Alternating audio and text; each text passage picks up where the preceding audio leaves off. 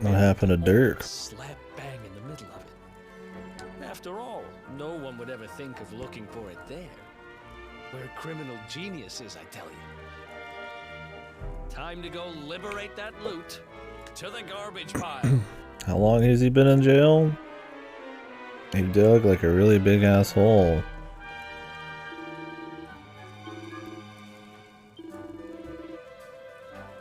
10 gold coins, my friend. That's like twice as, 2.5 times as much as the nice part of town. This guy's fucking crazy.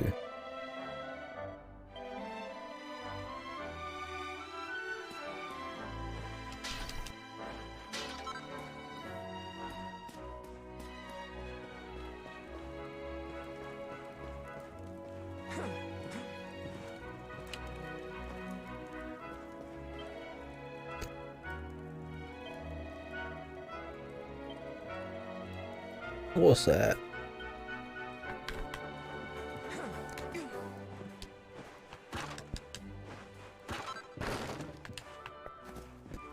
Fucking smacked, man. Well, we already got a lot of variety for towns.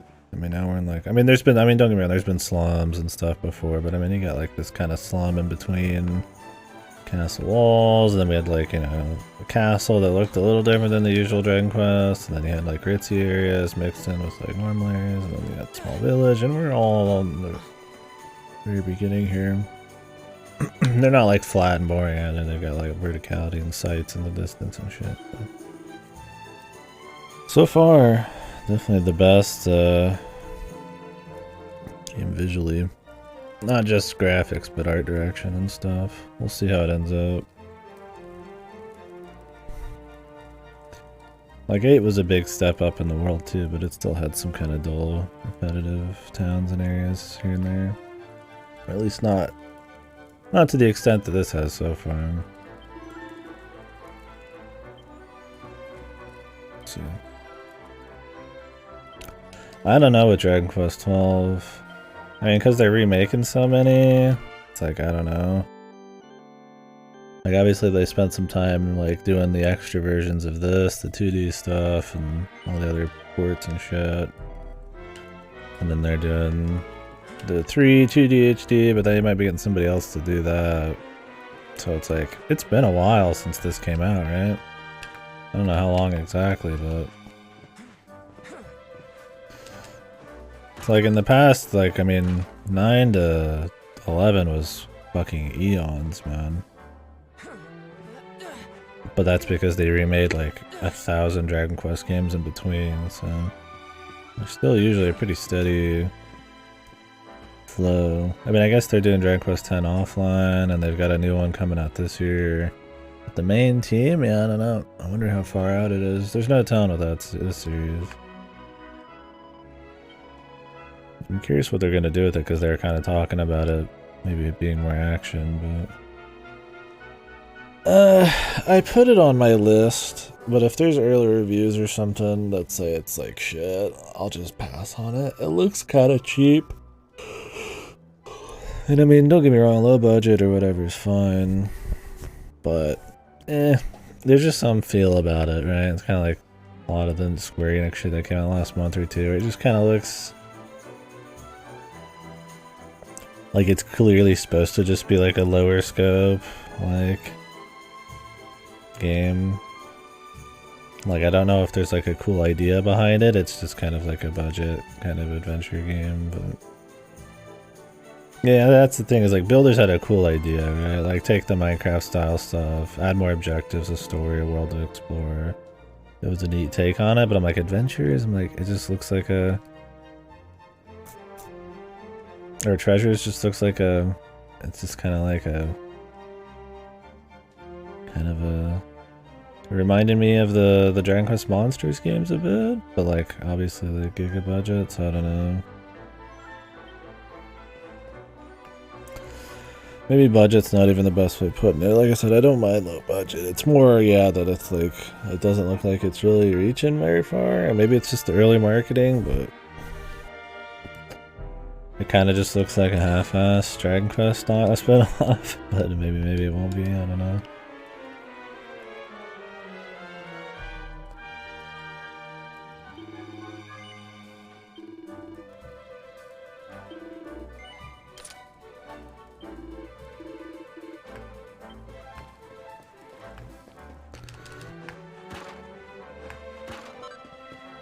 Horse manure, hell yeah, dude.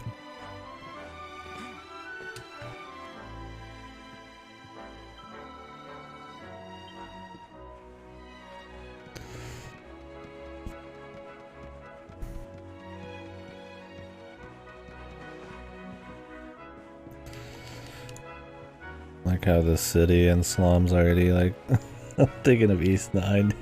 It's already Mogs it. That was like the whole game of East 9. Don't be like too hard on East 9,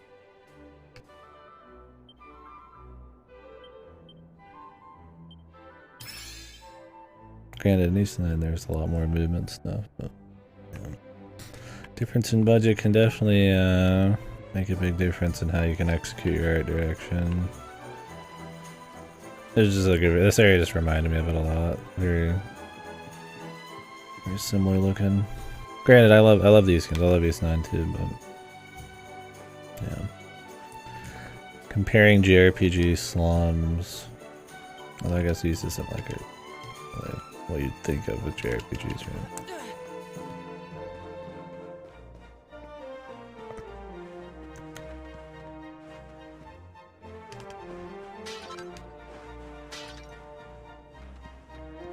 Just an action RPG.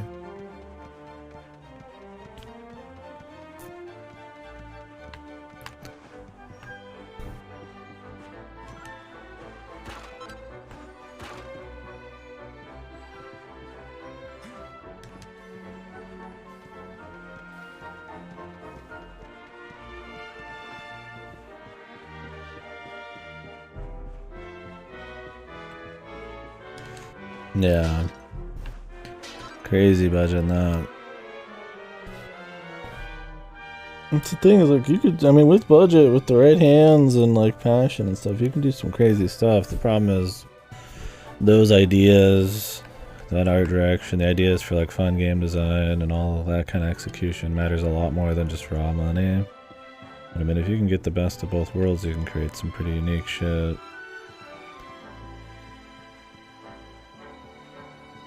Don't see it like super often. The more money something has, the more risk averse they're gonna end up being.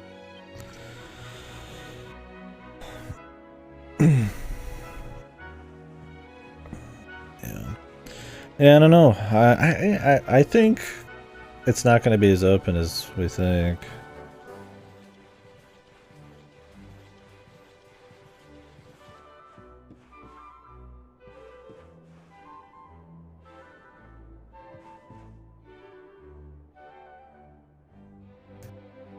Do you think? I feel like the scale here and secrets and stuff. I mean, I guess there was scale now. Maybe it feels like less scale in the East because you're like running through it really quickly. Maybe Mog's a bit exaggerated, but yeah, I don't know. I don't expect much open stuff in FF7 Remake 2.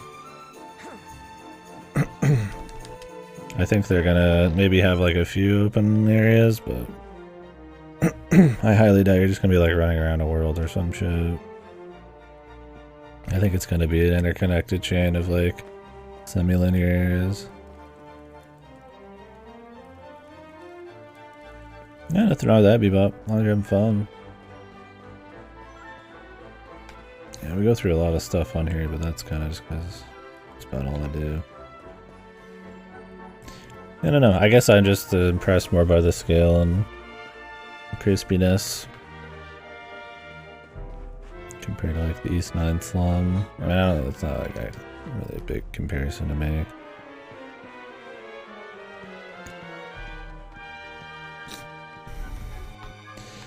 I just think East 9's maybe city felt a little bit more meh. I don't think there was as many cool sights or art direction wasn't as good. That's kind of what I mean. And so the slums are kind of a good example. They're much bigger. It's attached to a different part of the city that's like got way more variance than 9's. I mean, because of the speed in this, the secrets feel a bit more juicy to find, stuff like that.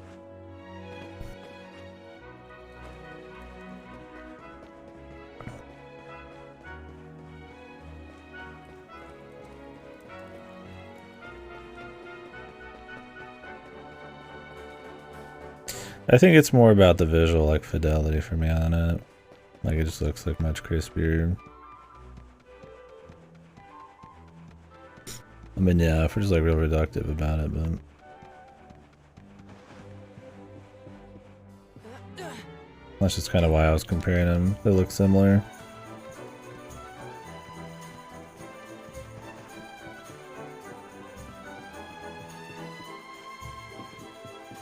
To me, these look like much crispier.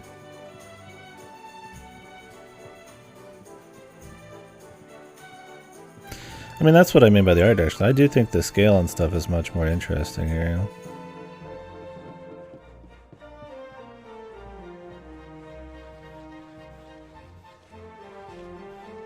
There's a lot more color too. I mean, maybe it isn't just the graphics.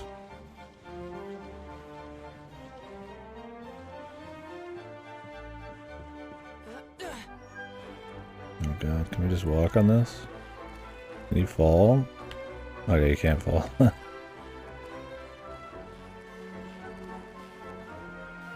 Yeah, Persona 5 is super long.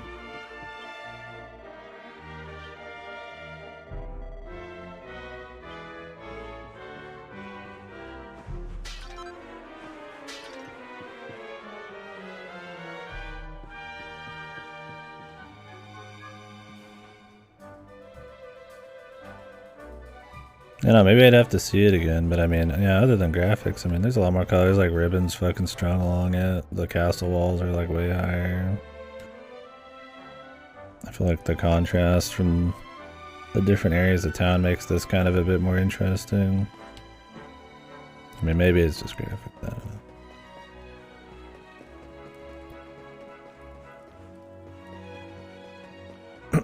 know. Yeah, you're probably right on that. I think East 9 feels smaller because you can just like run up the walls and shit. Where this has like a, you know, slower movement, you're slower, you can't climb up a bunch of shit, so it doesn't have the same sense of like scale in East 9. I guess that's that same argument that like MMOs have for not having flying mounts. Like once you start being able to just fly everywhere and move at like max speeds, it kind of ruins some of the immersion and sense of scale and adventure. So maybe that's part of it.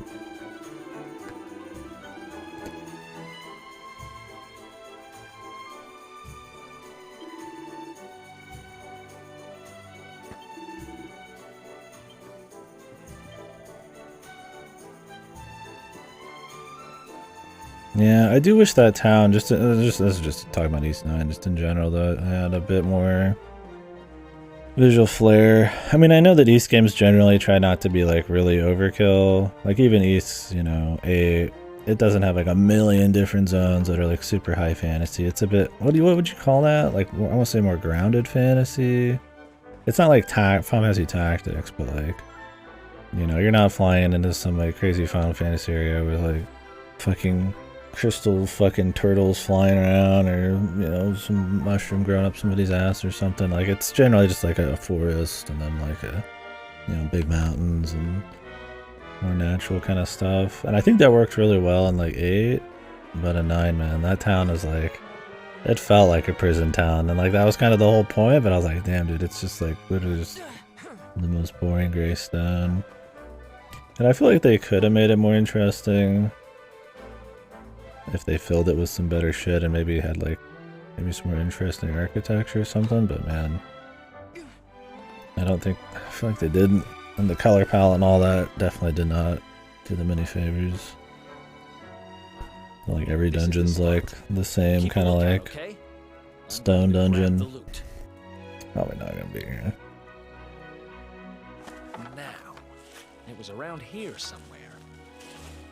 It's definitely here. I'm 1,000% sure. 1,000.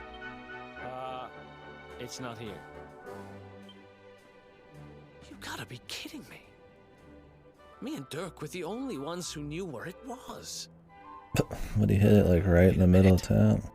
That rat! He must have done the dirty on me and taken it for himself. Damn it! I should have known. A thieving little... Wait till I get my hands on it. I'm gonna find him. And you're gonna help me. Okay. Yes, sir. The inn we used to crash at is just over there. Come on. It's the only one with an upstairs. You can't miss it.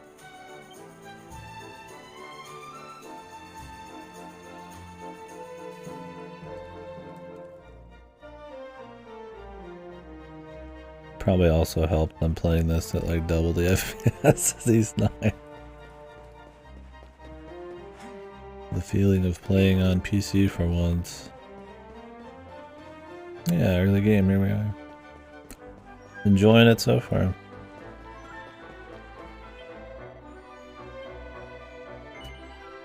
Give me that info.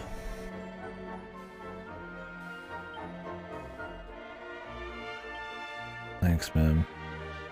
Bananas are juicier than you think.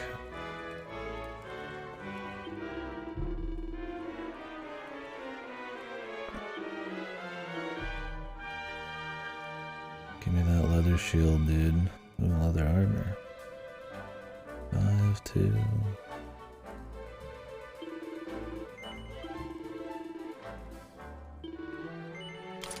Equip.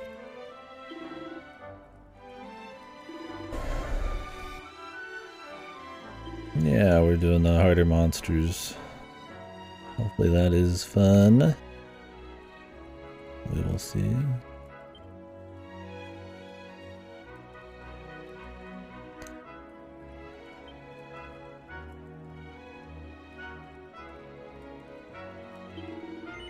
Oh wait, they said we could safely sell these.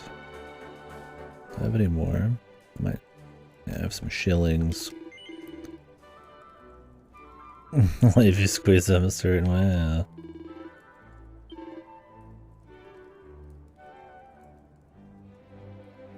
Yeah, we'll see. So far it's pretty impressive. Definitely more impressive than the other ones, but with a game this long, obviously that initial novelty, that presentation could wear off. And then issues with the combat or story or something could sink in, so we will see. Yeah, I played through 1 through 9 recently. Well, recently, in the last 2 years, we've been going through the series. They've been comfy. They're enjoyable. I don't think the series. I think that I don't consider the series like godly or anything. I think I respect them, how traditional they try to stay. And how they seem to try to find little ways to upgrade themselves through presentation or quality of life or something, while still keeping that core spirit, the same spirit and essence and all that. I think that's good, but it's a double-edged sword where I feel like they all run together and they never really go much farther beyond that core that they've introduced in the first game. So enjoyable. I haven't like hated any Dragon Quest. They're a good time, but yeah. I'm hoping to enjoy this one a lot. Big upgrade in presentation, but obviously that's not all a JRPG is. So, saw nothing wrong with solid entry series. You can almost replace the 11th any number and it still works. Yeah, I'm kind of fast though there. We're gonna do a tier list and series discussion when I finish this game, but I was saying it earlier. I'm gonna have to like look up videos and like rewatch some of my playthroughs because I honestly I couldn't remember the difference between a lot of these. A lot of them run together, and not just because they're similar, but because some of them don't have as much remarkable shit in them. Sometime after getting ship, I just stopped playing every single time. Yeah, I don't know what to tell you there, but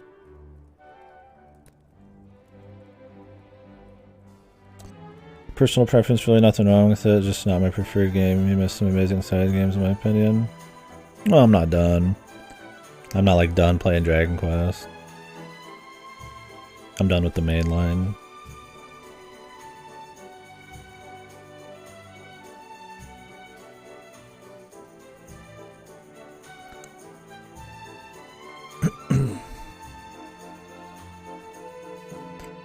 But yeah, we've been doing the 1 through 11.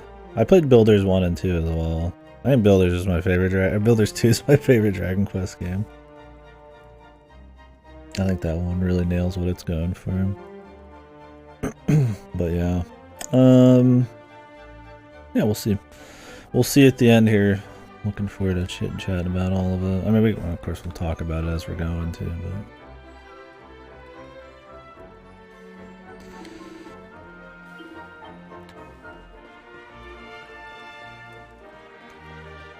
Dragon Quest is just the quintessential JRPG. It's solid there, but yeah, if you're looking for anything more than that, then it can be lacking to some people. Yeah, I'd like to do Monsters, Joker, Rocket Slime, maybe the Moose Woes. I don't have as much nostalgia for Dragon Quest, so a fan service game is not as enticing to me, but yeah, we're not going to be like pushing it like I have been with Dragon Quest the last year or two. I'll just kind of play them as I want. I might play Treasures when it comes out this year.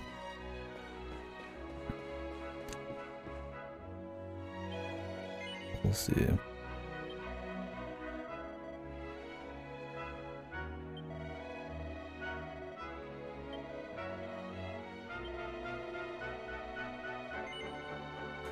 I don't have any money. He wants to sell me something for 100 gold. I feel like I'm gonna get tricked.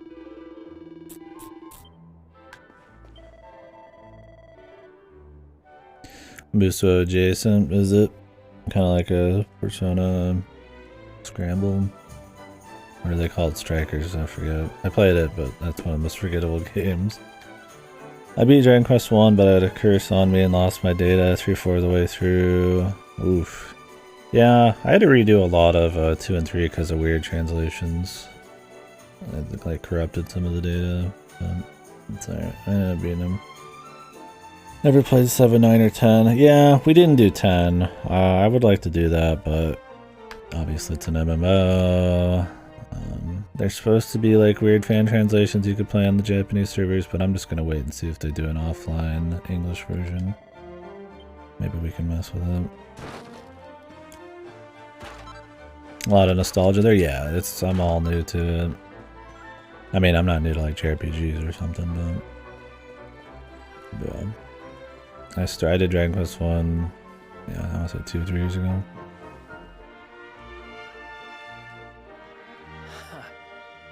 This whole place hasn't changed a bit. Back in our thieving days, Dirk and me used to lay low here whenever things got hairy. Ruby? Ruby, you there? It's me, Eric. There's something I need to ask you.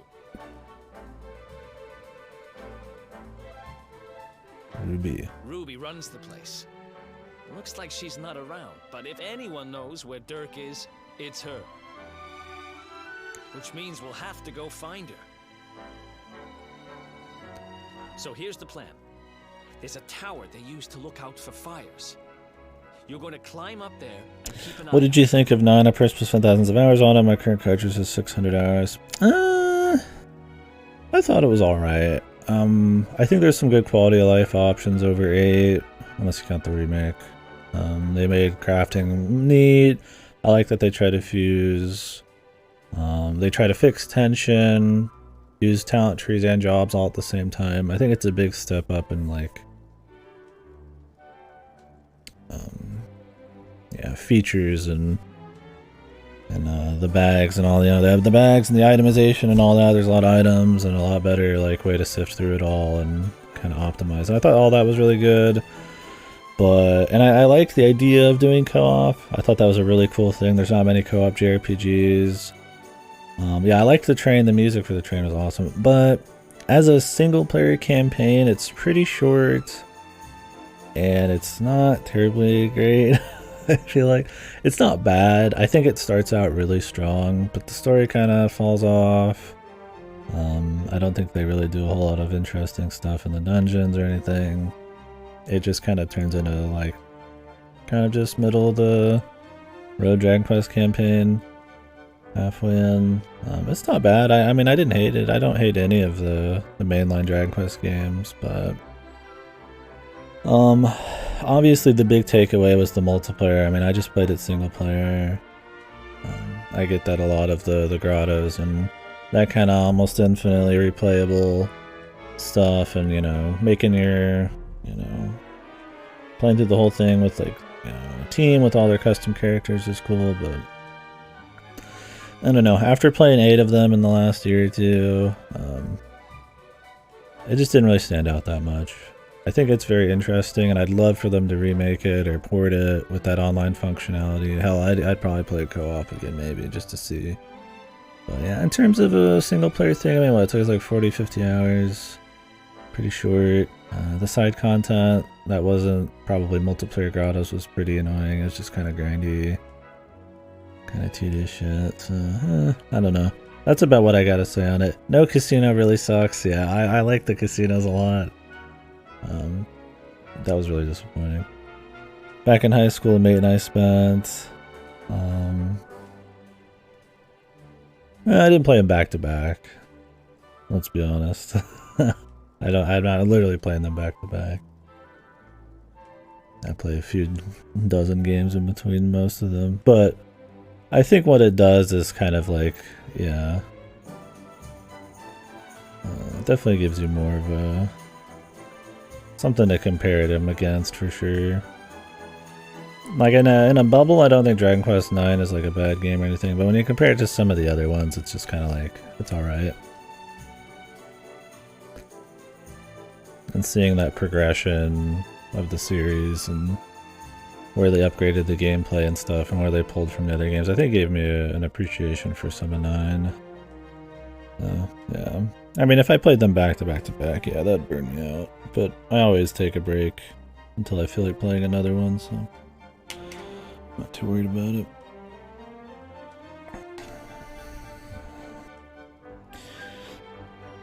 High school mate, I spent 3 days playing co-op on it, no sleep, because you get dungeon maps or just boss fights from previous DK games. It's fun. Yeah. I mean, that stuff seemed really cool. I think it's a really neat idea. We were just talking about co-op and JRPGs. How I wish there was more of it. That'd be kind of neat. I mean, you get them in like some Western RPGs, like your CRPGs like Baldur's Gate and all that. But it's not super common, so it's kind of neat seeing them try to do that with Dragon Quest. And obviously they expand on it a lot more in 10, but yeah, so I don't know. Check a couple of other spots. Don't worry, you can't miss her. She's the only redhead in town.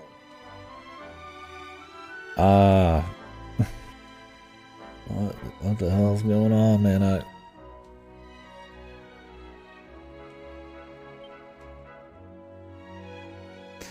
I go, I guess, a lot more detail into it at the end of the playthrough. I think I have it on YouTube or something, but yeah. Not bad for sure. I'm not trashing anybody who likes it or nothing. Like I said, Dragon Quest for me is, none of them have been like insanely standout. I mean, I respect their influence and I respect that they stick to their guns, but you know, I've not really considered any of them like trash. I've called them, people probably sick of hearing me say it, it comes like the fast food of JRPGs, man. They're just kind of like, you know what you're getting, it's comfy, you know, it's a good time, but you're not gonna go like, tell your mama about it or something, you're not gonna go tell your friends, that kind of thing.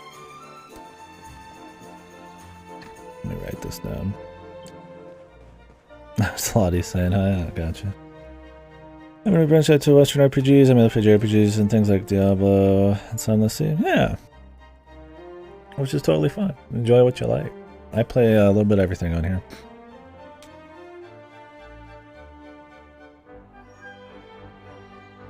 Yeah, exactly, Dove. And that's what I respect about it, I think. Is that they do stick to their guns. And I've compared them to Pokemon a lot, and that Pokemon sticks to their guns, but they need to innovate. They don't find good ways to up the presentation, they don't find good ways to change the gameplay up, they don't tell great stories, they don't, I feel like, try to find a way to improve exploration that much. At least in the time frame the series has been out, right? You could say that they've done that, but in the entire length of the series, I feel like Dragon Quest is trying to make more strides. And that's kind of what I respect about Dragon Quest, is they keep the same core, they keep what people like, but they find ways to upgrade around it so that people still get what they like, but like they don't just like ignore technology, and they don't try to have some kind of like vision, or push some kind of vision in the games. It's a double-edged sword because there's times where I feel like they could go big, they could do something crazier, more interesting with it, but it's like at that point that's what the side games are for, so I respect it for sure.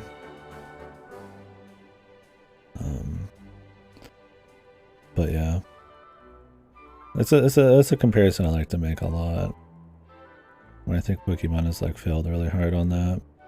Dragon Quest I feel like still tries. There are two games that are about traditional values and sticking to what the fans like, but I think one actually tries to like improve and the other kind of just doesn't. It's interesting. Yeah, I mean it's partially the fans' fault. I mean Game Freak might be incompetent, who knows, but I mean yes, we're gonna play some of their games here soon. They're non-Pokemon games. We'll see. But it's one of those things like, yeah, it's like the fans are gonna cry if they change something.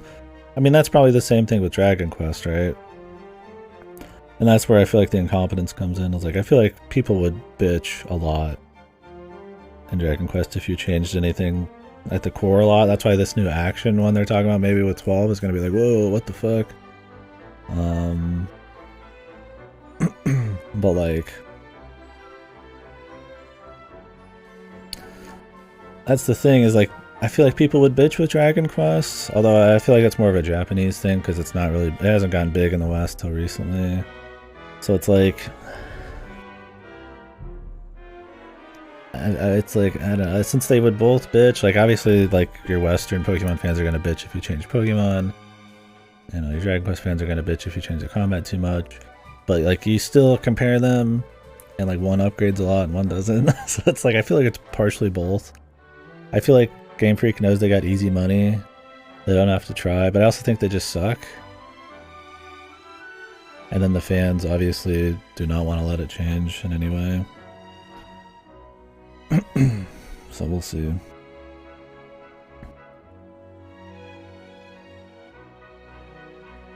Yeah, that this has a 2D version and stuff. Like they go kind of above and beyond for the fans and shit in this, but it's never at the cost of like some kind of like, you know, upgrade. It never feels like they're just cheaping out or anything.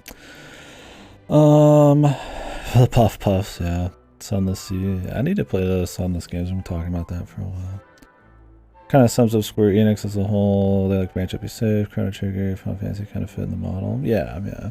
Final Fantasy is known a lot more, I feel like, for mixing up the aesthetics and gameplay styles, but that's kind of what it's about. And then yeah, they just make like a lot of side games for sure within this series. Game Freak's games are not without vision at all. They're not in any way safe. Yeah, I'm not talking about Game Freak as a whole. I said Game Freak was maybe incompetent. I didn't say they didn't have any game with vision.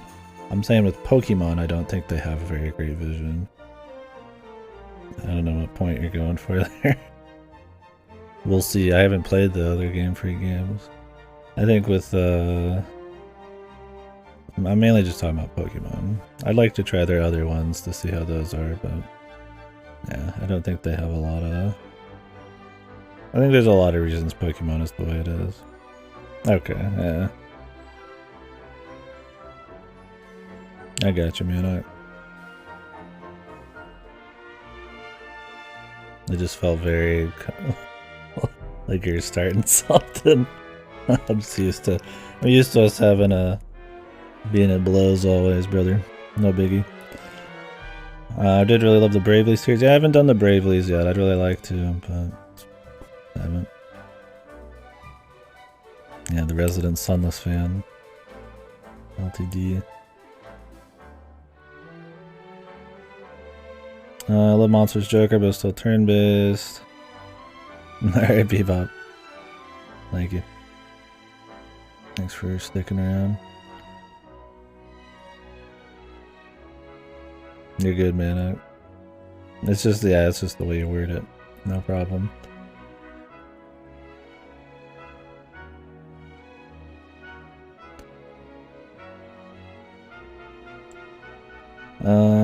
Yeah, I don't know. We'll have to try out some other Dragon Quest spin-offs, but I'm curious what they're gonna do with 12.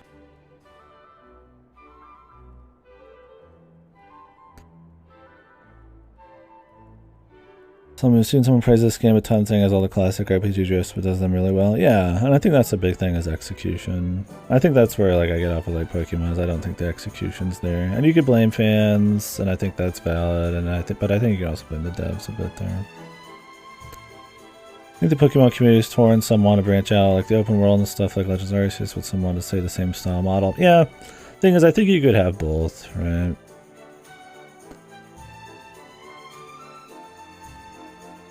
I don't know. You just see other series that are like similar, like SMT, like expand on their exploration, or Dragon Quest, right?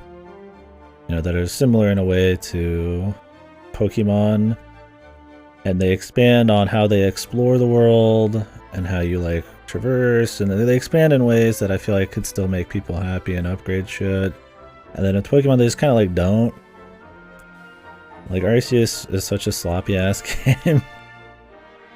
It's like, well, they have infinite money.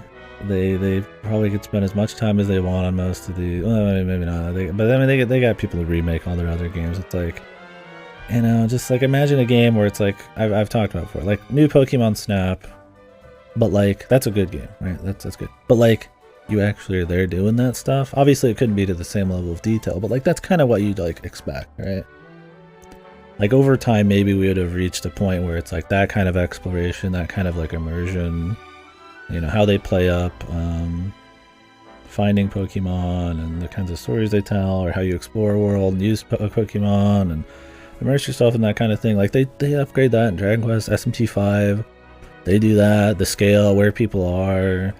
It's not just dungeon grinding or anything. It's like they're trying to mix it up, and it's like you just don't see it in Pokemon. And it's like Arceus feels like such a sloppy version. You're getting games like Xenoblade and like Breath of the Wild and all this kind of shit that like Elden Ring that like do this kind of like big hands-off scale stuff, and then like Pokemon comes in like 20 years too late attempting to do it, and it's just like such a sloppy job. So, and it's like it's always like weird to me when people give it like a bunch of credit when it feels like it's like 20 years too late and it's like a pretty poor job of it. So it's like I don't know, man. I just think that like people should just have higher standards with Pokemon. I mean, there's just like plenty of stuff with less budget, less scope and all that, from not as well-known series that's like pull off these kinds of upgrades without ruining like the core of what people like, but then like Game Freak doesn't. Yeah, SMT is one of my favorite franchises ever. I like SMT a lot. Big fan. We just played Soul Hackers though, that sucked. Soul Hackers 2. Soul Hackers 1's one of my favorite games. Soul Hackers 2 sucked. That hurt a bit, for sure. And sorry if I'm not playing right now, we're having a conversation. Let me catch up, sorry. 200 hours in solo, so I'll buy any game as Dragon Quest. I mean, there's nothing wrong with being a fanboy for a game. That's the thing, is like I'm not like trashing, even though I say it's like partially the fans' fault on Pokemon. On an individual level, who cares? You just like what you like, play what you want, who cares? But like in the whole like collective, it's kind of like well, people should have higher standards and they should put the torch, I feel like, to under the asses of Game Freak a little bit, because they could have something better for their money. Don't you want to see Pokemon be like awesome, like really reach its full potential? The tech's there. I mean, you could get closer now than you could a long time ago. It's like, you know, they just don't. I feel like they just take you for a ride, right? And it sucks to see. That's where I kind of blame Game Freak a bit. Let me see here. I don't think the fans are to blame at all in Pokemon's case. Just look at the national dex, the most basic shit to do, keep things happy. Yeah, see, that's the thing.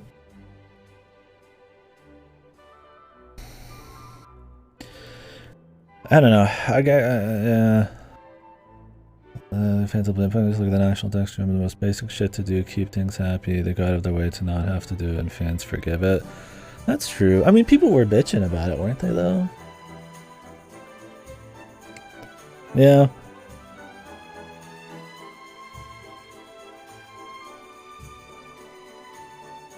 I mean, isn't that partially the fans' fault? That's what I mean, we're standards, I guess, right? Like, you should be pissed at Game Freak, right? I mean, if the national dex thing, it sounds reasonable. And if you felt that they needed a cutback on the amount of Pokemon to deliver higher quality worlds and higher quality animations on the Pokemon they did put in, that's fine. And I can understand people being okay with that. But when the game comes out and Sword and Shield's a huge piece of shit, and they don't do that, then it's like, okay, you shouldn't be an apologist for Game Freak anymore. You should be like, well, fuck you, because I paid $60 for this. And you get these crappy ass animations, and you don't get any of the quality that you'd expect from a decision like that. So it's like partially Game Freak bullshitting people, being super incompetent, but then yeah, also on the fans, I feel like for being apologists when they shouldn't be. For me, with the fans, it's more like maybe less the values they have, and more just like how there's no standards for Pokemon or something. I guess that's similar. Alright, I'm catching up. I'm like way behind. I'm talking good on SMT. There's people probably hate me or something by the time I'm done with this. I was upset with how quickly they released Arceus after Gen 4 remakes. Like, we got BDSP and 2 months later banned Arceus. Yeah, it's because they it was a third party. I mean, Game Freak didn't remake BDSP, right? That was third party, which is why they were kind of iffy. I mean, they try to have a Pokemon game or two a year because they sell like insane amounts of money, right? And that's partially part of the problem. It's stuff like, you know, issues with like Ubisoft games, where it's like really low quality sometimes, but you know, hey, who cares? You get the money, and apparently Pokemon fans don't care a lot either. I definitely think more time in the cooker for a lot of these, but I think also probably Game Freak probably needs to suck less, but. You know, I'd like to try some more of the Game Freak games. Like Manok said, they've got apparently some vision, which would be cool to see. I know almost none of them are reviewed well, but hey, who cares about critics, really? Including myself, I guess, if you consider me a fucking critic. I don't know. We're just talking. I like the conversation. Like Gen 5 and Gen 7 are actually trying to do something a bit more, and then the gens right after. That's kind of how I felt with Ultra Sun and Moon. I feel like Ultra Sun and Moon actually try to like mix it up, and then people kind of got bitchy about it. It's like you could actually like use Pokemon to explore more. They were trying to kind of do away with the gym thing a bit. I don't think it was crazy, but I liked what Ultra Sun and Moon did a lot more than I did like X and Y and stuff. And I feel like that's where you can kind of lay into fans a bit, because I don't think it like hurt the core experience of Pokemon, but there's like these traditional things like gyms and stuff, which really like who cares? You can have the same experience as a gym or like a dungeon like in some other kind of way, but like I mean, they were still kind of there too, but it's like you see people bitch about that kind of thing, and it's like it's just such a superficial, weird thing, because the core of Pokemon is about capturing Pokemon, seeing them in the world, and then the battle system, right? Like, you know, I think those are like the big things. I don't know if, I mean, exploration's fine and all, but I don't think anybody's been like, wow, the exploration for Pokemon's really good or something, but that's where they could upgrade. I don't see anybody being like pissed about it. But it's like, are gyms really like, is that like a core tenet of Pokemon? Is that like that important? It's like, I don't know, man. Digimon Survive. Yeah, I haven't played Survive yet. I've heard it's more of like a VN and kind of a weak one at that. SMT Force Mind Reduction. SMT, I think my favorite, weirdly enough, Strange Journey Redux. That's my favorite too. It's not weird at all. You got good taste. Or that's probably my favorite. I've got like a revolving set of favorites for SMT. But Strange Journey Redux is really good. If you like a game, like it, but don't ignore its flaws and act like it's a glorious, perfect thing. Yeah, I agree with you on that, Randlos. I think that's a thing that's definitely a problem nowadays. People like hate when people are like critical or something. I think there's nothing wrong with like being critical or being like trashing on something or just talking about negatives on stuff, because that's how you create better shit. Didn't the Sakurai just release a video that said that too? Sakurai's fucking... There's this curious contribution on his YouTube, man. It was a video about, I think, it was more about developers trying to like not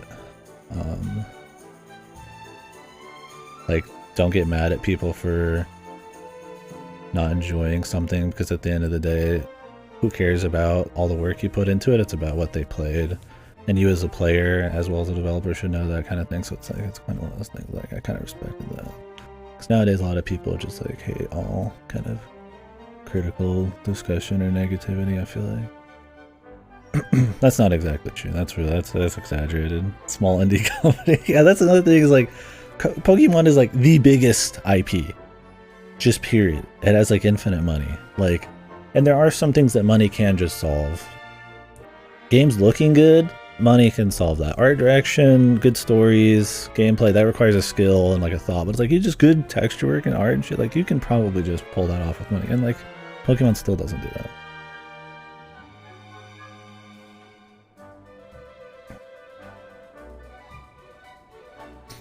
Disney has some games with flaws that I loved. Spectrums is so good. I wish like LucasArts was still a thing. Talking about Disney games. Well, that's not really Disney. They own Disney now. Or not, they don't own Disney. Disney owns them, sorry. Yeah, the National Dex. For me, in the National Dex thing, talking good on S&T and bad on Pokemon, the KD special, I feel like it's valid, man. I think S&T has improved over time in ways that make sense, and they handle spin-offs well. I mean, I guess I probably got some bias.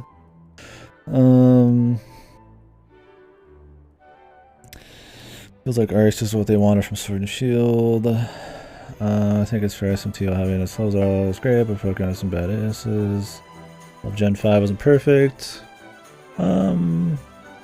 I quit playing Pokemon at Heart Gold. Back in the day, I just burned out. But recently on the stream, not recently, last 3 or 4 years, we played through all of them, up to the newest ones. And yeah, I'd say Gen 5 and then Sun and Moon were probably the best ones out of all the new ones. But yeah, they have that problem where they still kind of... In a vacuum, maybe you could say yeah, Gen 5's the best one, but I feel like bigger strides, especially after Gen 5 needed to be made. And I feel like they've been resting on their laurels a bit at this point. Gen 7 with a tiny sense of an actual vision. Why do I get so hated? SJ Mystery, I just want to see how does this stream consistently, so I'm bringing people I like. Yeah, I don't know. Oh, look, a sexy lady. Oh, this lady. She's pretty standard Dragon Quest. They make some, Toriyama makes some pretty good looking folks. Dudes and chicks. His art's is cool. I think it works well in Dragon Quest. He does all the monsters and shit, right? Does he do everything? I think he does everything, right? Like all, not literally everything, but like all the characters and monsters and stuff. I think he does. I've always said that. I mean, I said it earlier today, but yeah, the monster designs and character designs and stuff. That kind of like light, kind of comic feeling look is such a memorable, important part of Dragon Quest that they've kept very consistent over the years. There's good names, fun animations, cool, fun little ideas, and I think just the general tone and look of the game allows them to kind of do cool things with monsters, and I'm glad that they've kept that up. But I think a lot of the final bosses look more generic. They just look like fucking like some Piccolo, but he's a wizard or something. I don't like shit like that, so I think the general monsters are really cool. Sorry, I'm still catching up, guys. Try not to like just leave a thread untouched, but that means I'm like slowly catching up. There's so many conversations. I disagree on Pokemon. I haven't played since Gen 1. I reckon I play some decent games. Pokemon fans hate these video games. I think it depends. I like I said, it depends on what you like in Pokemon, I guess. I think Pokemon still does capturing like a team and like kind of like, you know, evolving them and kind of like staying with them and getting attached still really well. I don't think that's because anything Game Freak's done in recent years. I think they just struck lightning with the original, and they've kept that going. Something like SMT is not focused on you staying with a monster and like kind of developing like a kind of a connection, if you will, right? Because you see it, you know, level up and all that. That's just something they did good in the beginning, and that's just still been like what people like at this point. So like, I can still see enjoying it for that and all that. No, you're joking, okay. Developers should focus on throwing shit at another developer out of jealousy like happened when Elden Ring launched. Oh yeah, a lot of people were shitting on Elden Ring. I mean, it's not a good look, but whatever. I mean, people say what they want.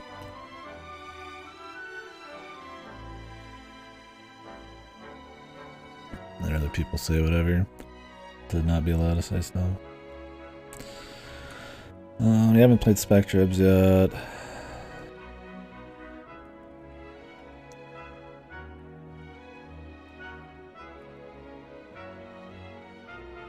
Oh, I got you, Count. Yeah, I mean, I agree. It's definitely not a good look to, like, bitch about. I mean, I get you're gonna be angry when your game doesn't do as well as the other game or whatever, but yeah, I think, like, pulling, like, a David Jaffe and, like, shitting on it when it's, like, totally fine, like, with Dread or whatever, it's like, you just kind of come across as a jackass. I'm sure I say dumb shit all the time like that, too. A Pokemon game with SMT5's atmosphere? Holy fuck. That'd be awesome. Imagine that guy making the music.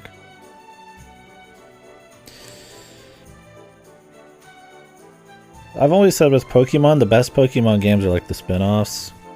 Usually stuff handled by other developers is really solid. The Snap series is really good. I've heard the Mystery Dungeons are great. A lot of people like where Coliseum kind of goes in ways.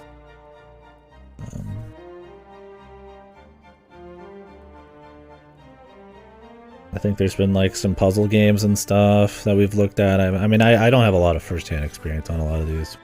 Mainly just Snap and shit like that, but...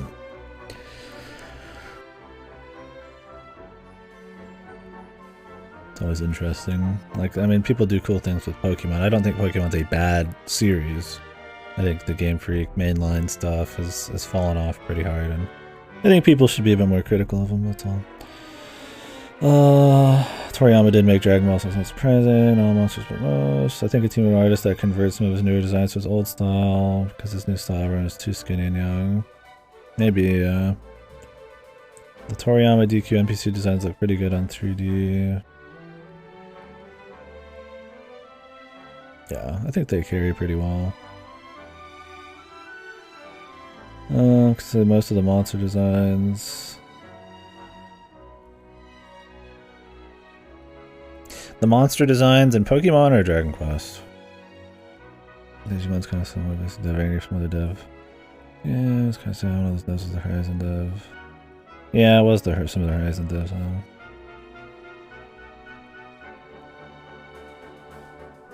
Pokemon? Okay, yeah. Yeah. I mean, I'm definitely partial to the first few gens.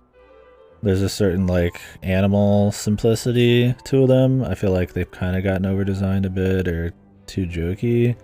But I still think they're better than, like, most of the competition, right? I mean, obviously SMT is totally different style, but, like, you know, stuff like Ni no Kuni trying to do it. I guess there's not that much competition, but they don't really hit... You know, something like a Monster Sanctuary, they just don't... they're just kind of like, whatever, right? You may die. I'm in the same spot. We've been talking. That's the stream.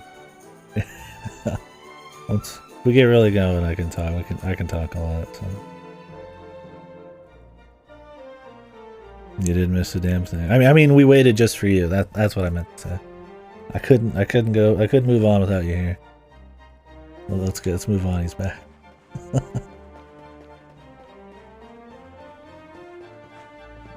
I'm just kidding. Welcome back. We've just been talking a lot.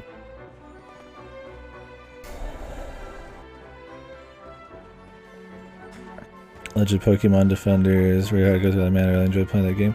Well, that's why I always say, I think it's fine to just enjoy what you want. Who really cares, right? Like, I mean, at the end of the day, it's like, yeah, You know, I do wish people had a bit more standards with Pokemon, but at the end of the day, in the grand scheme of things, who really gives a shit, right? It's just video games, it's just you enjoying your free time. But I mean, I don't think it's fair to say we're just not allowed to talk about something critically or say something should be better. It's still like a medium with like skill involved, with billions of dollars involved, with bazillions of players involved. I think it's totally fair to like be critical of stuff and talk about shit. But at the end of the day, you gotta think of it for what it is. It's just video games. It's just whatever, right? Like, you do you. I don't think it should let it like bother you or anything. But yeah, I gotcha. The ugly side, yeah, for sure. It's just kind of something I've seen. I'm not pointing that at you. I don't want you to think I'm targeting you or something, but it's just something you see a little bit more nowadays. People, yeah, definitely don't like. I mean, criticism, negativity. But I think it depends on how you do it. I mean, some people are just like, yeah, nasty, just trashing on stuff and have nothing really to say. I mean, everybody's going to do that to a certain extent, but I think it just depends on how that kind of conversation gets carried. Thanks, Sam. Yeah, 30 years old now. Talking about children's Pokemon games. That's the good stuff. I'm not a simp, but I felt sad for Alex and the new Chunda, even if it gave her the best future. The neutral ending.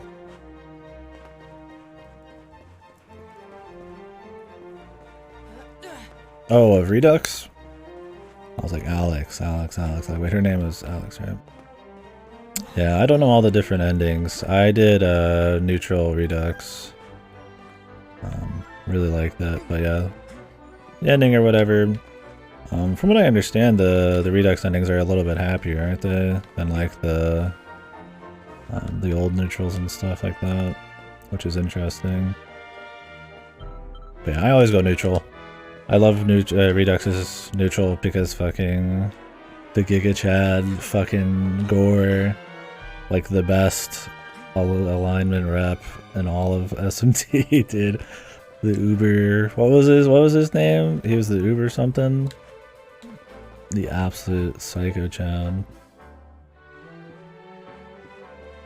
Uber Gestalt, dude. Holy fuck. Yeah, I did the new neutral ending. Loved the dungeons and the fights. Really good difficulty. Shekinah was like super hard, but I liked it a lot. A 40-minute fight. Where's Ripper, dude? Ripper needs to have his PTSD flare up from Shekinah, or whatever her name was. Yeah, sure, Con. Yeah, I've been meaning to do more ROM hacks for stuff. There's some Ocarina of Time and Mario 64 ones I'd like to do. I've done some Banjo-Kazooie ones in the past, but should probably try like a fan take on Pokemon that isn't like Monster Sanctuary, which I think was good. I had a really good combat. Maybe not the Metroidvania parts, but the rest was good. Damn your job. The hardest fights for me, I think, were what you'd expect. It'd be what's her face? I already forgot her name. The final boss in the normal game, and then Shekinah. I love that game. That's great. I mean, if you're gonna go up to everyone who's having fun with something and say, "Actually, it sucks. Stop doing that. You're an asshole." Yeah, but criticizing wanting better is healthy. Yeah, I think so. Yeah, just being like a contrarian just for the sake of it. It's like whatever. Like I'm not like afraid to like something popular or, you know, anything like that. It's like sometimes I feel like I have to say that because nowadays people are kind of weird about that kind of maybe negativity. It's deemed negative. I have to be like, hey, it's okay to like what you want. I really don't actually care that much. But I still like to talk about stuff. Mem Aleph, that's what it was. How I forgot.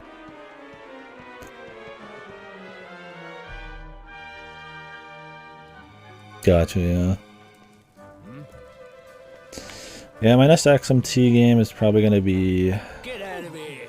Get the fuck out of here.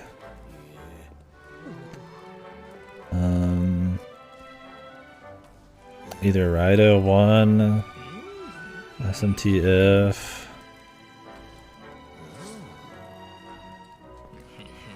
Or Persona 1? Oh, thanks for saying that, Con, yeah. I feel like it might be a bit overwhelming for some people. Whoa, Jesus. Maybe I should let some conversations drop instead of hit up everything, but I just like to talk. Well, folks. Good dog. Good doggy. Stay. What the hell is going on? It's like a fucking skit. Awooga. Oh, now I'm awoogan.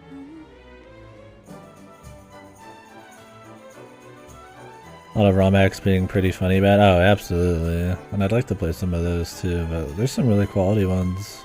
Like Banjo-Kazooie, The Jiggies of Time was pretty much just like another Banjo game. I mean, maybe sometimes it was a bit harder than, you know, kind of like maybe a bit more annoying than some parts in normal Banjo games, but overall it's like, I mean, it's pretty much just like playing another one, and like it's a good example of like a really solid ROM hacker mod. I know there was some Gothic 2 mod that came out. That's supposed to be like amazing, and there's like a lot of like big full like Skyrim games and shit. And I'd like to mess with a lot of those, but we have so much to play always. Burn Babanga theme from Chrono Trigger. I just think of old like cartoons, man. Their eyes are fucking flying out of their fucking skulls, and their tongues are rolling up, and they're drooling and shit.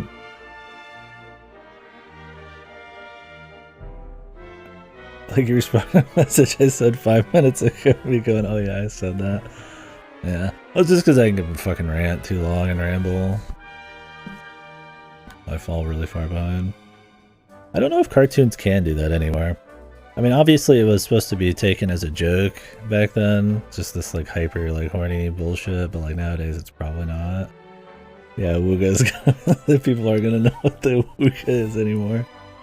I mean, you could get like, I'm sure stuff in Cuphead does it, but maybe not because of like some chick walking across the screen. They might just do it to do it. Yeah, ooh, ooh, and then the fruit rolled up fucking mouth and this tongue and shit.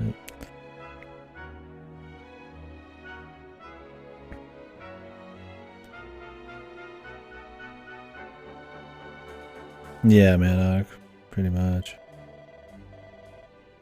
There's a bunch of different versions. I mean, there's so many different versions of it back then. What is this old lady's problem? Okay, I guess we're just supposed to sneak past the guy. Because that's why it's quotable, because like everything was doing it. It's kind of like a staple of those old cartoons, but Can't find Ruby anywhere. Obviously that style's not around as much anymore. You saw her heading back to the inn? Great. Let's head over there and find out what she knows. I can't get a read on the accents for the main characters, man.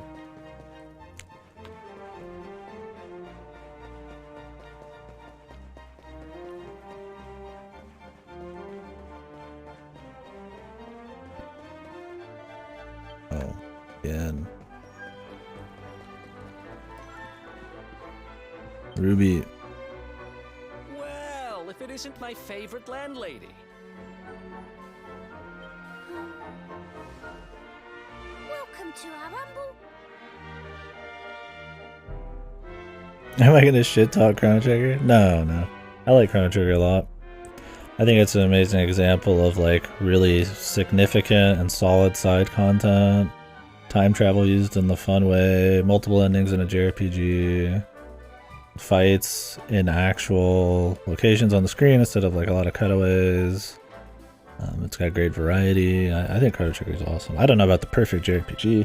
I don't have nostalgia for it. I played it for the first time within the last like 8 years. But it's really good. I have like a Famicom card of it sitting over there. I got in Japan. I mean, everybody has a problem with like some games being overly revered, because no game can really live up to that. Like Ocarina of Time, like I think Ocarina of Time is amazing, but like Can it live up to the god pedestal people put it on? It's like no game really could. Except maybe like Outer Wilds or something. I gotta shill Outer Wilds every chance I get. You know, everybody already knows about it. But yeah. The perfect RPG? I'm not good at singular favorites like that. Like, what's the perfect thing? It's a good question. If anybody has like a... They think they do have an answer to that, I'd love to talk about it, but... For me, the amount of thought and discussion that would have to go into me actually picking what's, I think, like the quintessence or the perfect JRPG or RPGs, like, would be a lot. The answer is Everhood based. I like the time travel in 13.2. I thought the game was pretty as fuck. 13.2 is my favorite of the 13s. I thought that was cool. Great music. One of my favorite Final Fantasy soundtracks. Raiden Historia's got awesome time travel as well. That's a good RPG. Pokemon should be revered. It's perfect in every way. Based. Fucking Giga Chat answer. Do you think there's any issues with Pokemon? No. Based. For Chrono Cross, I love the huge character cast. I love the music in Chrono Cross, but I haven't actually played the whole game yet. We plan on doing it. I had waited to see if the new port was any good, but it was supposed to not be, so I'm just gonna play like the original. I have a fucking PS1 disc of it sitting over there.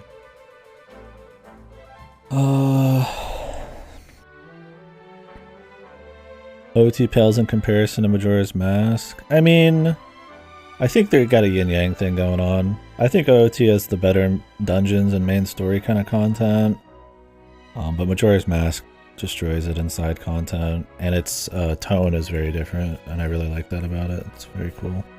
That's what's cool about a lot of Zelda games, especially the 3D ones, is they mix it up and kind of do their own little deal. And that's where people shat on Twilight Princess a bit. Even though I think that game's still really good, but... yeah, they're just different. I think that's the best way to do it.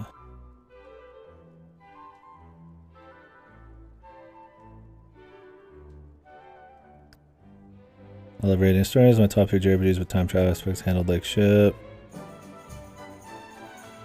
I just think it's a really good JRPG with time travel. I mean, is this the actual time travel not handled super well? I don't know. I'd have to go look over some of the details in it. I mean, you just jump around a bunch of timelines, right?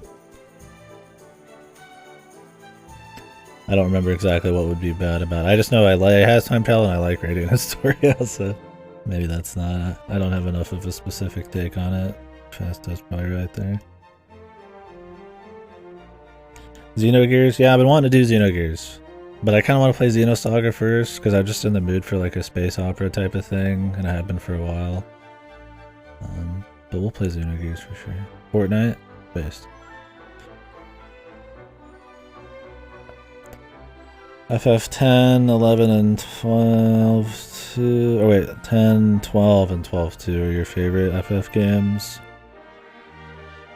12's definitely not my favorite. I haven't played Revenant Wings yet. My favorite Final Fantasies are probably like 6, Tactics, 10.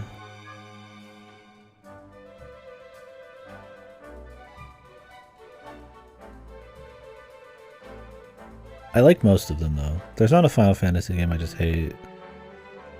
And I've played all the mainline and a good fair bit of spin-offs. I mean, maybe there is. I'd have to look through my list. But...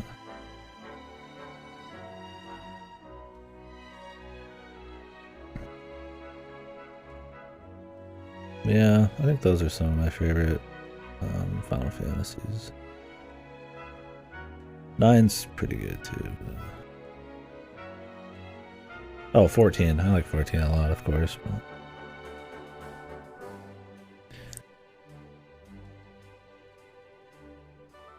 Majora's Mask is unique compared to others Zelda, and it's really cool. I don't want to play it again. Yeah, it's not as easy to replay either because of the extra thought put into the time travel stuff. OT is much easier to just pick up and go. It's kind of like with Banjo-Kazooie versus Tooie. Tooie's just a lot more involved, where Kazooie's just more replayable. Oracle of Ages is even the best Oracle game. Oracle of Seasons is trash.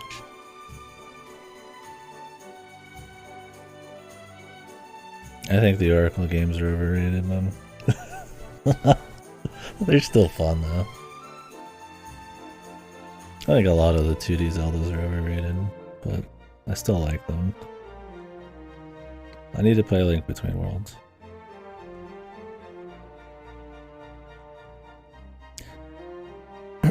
I didn't say that they were like too popular. I just don't see anybody say anything bad about the Oracle games. That's kind of what I mean. And I'm like, I don't think they're like that good. They're good.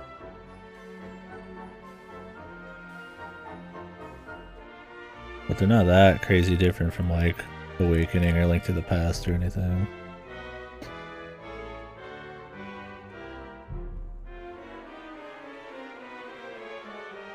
Say something bad, Sam, so they could not be overrated anymore. That's actual CBT. Yes. I mean, I still enjoyed playing them. I played them for the first time, like... Those are the last 2D Zeldas I played. I played them like 3 years ago, 4? But yeah. I did the mixed part too. With the witch boss or whatever. They were definitely a good time, but... No, it's one of those I feel like they're just a bit limited by the hardware.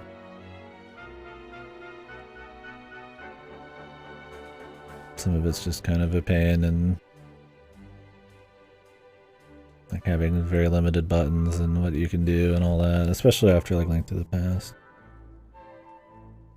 It's fun, man, but yeah, I don't know. For the 2Ds, I'm much more into like Link to the Past and Minish Cap.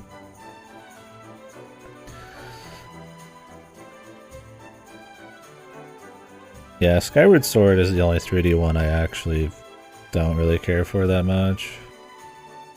Faces of Evil and Gamelon. Playing those, they weren't actually that bad to play. They're just horrible in how they handle the material.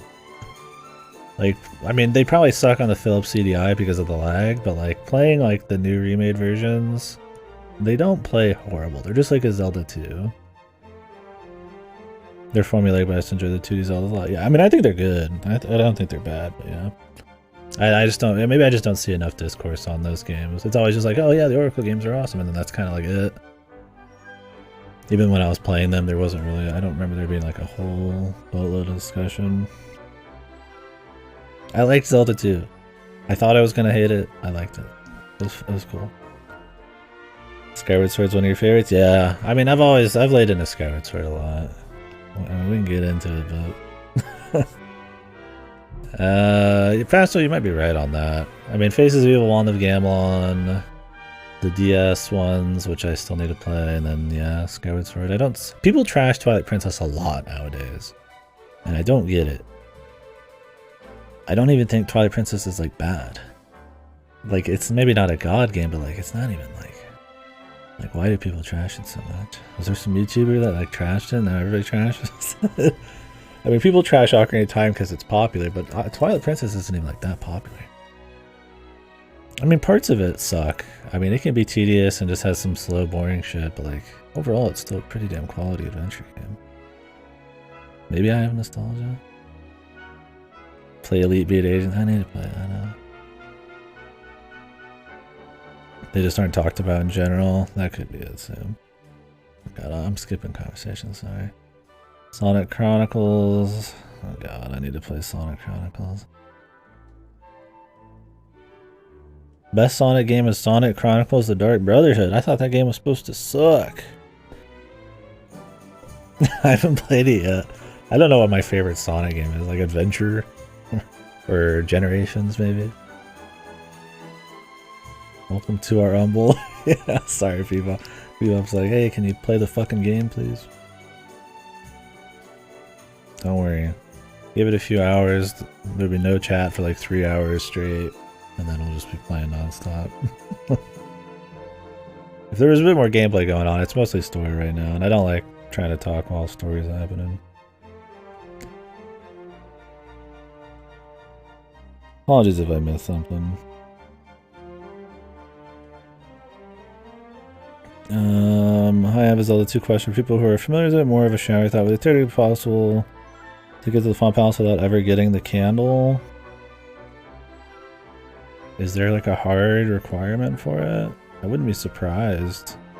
Maybe check the speedruns. I wonder if they do that. Oh, they might just fucking sneak to the end. I don't know. Yeah, see, I haven't played Sonic Rush or Rush 2 yet. But yeah, I've only played it the one-time tracker. I 100%ed it, but I never experimented like that. I wouldn't be surprised though. I'm sure that is a totally answered question somewhere though. I would not be surprised. If it's theoretically possible to skip it, I'm sure you can in like a speedrun or something. Welcome to our humble. We're just in awe or beauty right now.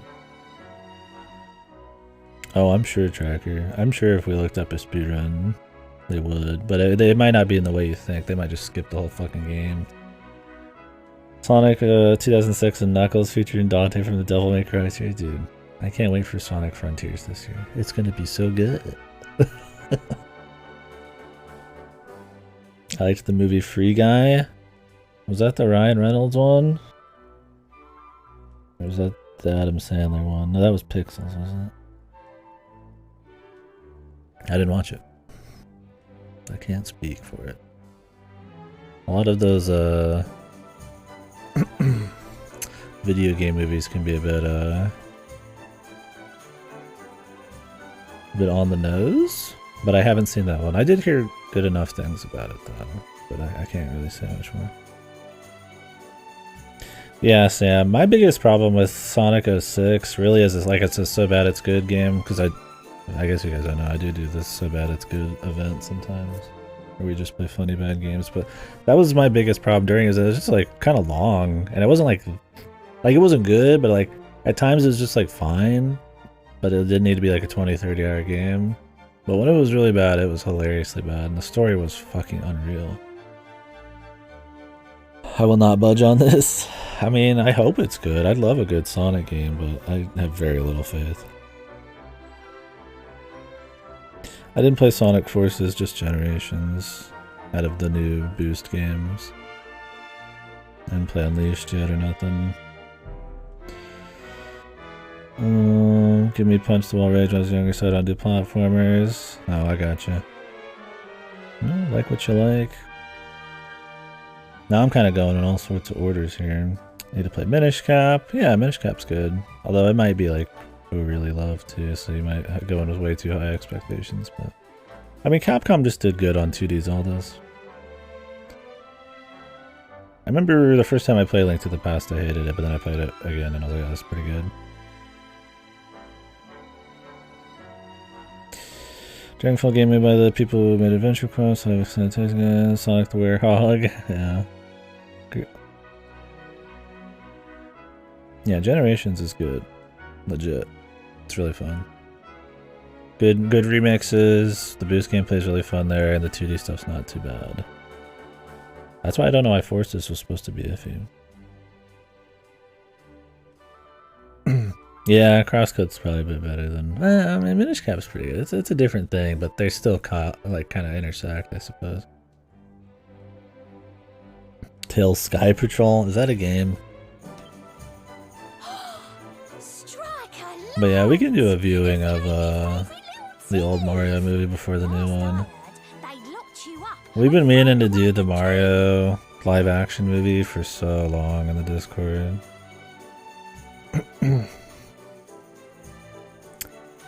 Yeah, I mean like what you like, man. We did that for So Bad It's Good too, and yeah, it wasn't even that funny outside the beginning. Getting the true ending was just kind of a slog. Not a horrible game, but yeah, I don't know. I'm definitely more partial to adventure out of the 3D ones. The Mario live action movie is legendary. Yeah, it seems absolutely fucked. Oh, this is a real game, Tails Sky Patrol. I don't know if we'll end up doing like a Sonic full series playthrough. I would just play the games I didn't play, but I've played quite a few of them, so... The thing is, like, Sonic's quality is so all over the place that it wouldn't be as exciting probably to do as like, oh, let's play the Zelda ones or something. We did a Kirby full series playthrough earlier this year, and that was manageable, because there's a lot of spin-offs, so you can mix up the gameplay, but it's like Sonic, it's like, I don't know, man. We'll see. Hang about. You've gone and escaped, ain't you? Didn't Nintendo announce recently, like, they created, like, a movie production studio, right? Like Nintendo Studios or some shit? Well, I know not to stick me big nose in where it ain't wanted.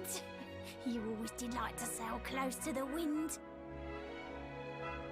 Yeah, apologize if I missed anything, folks.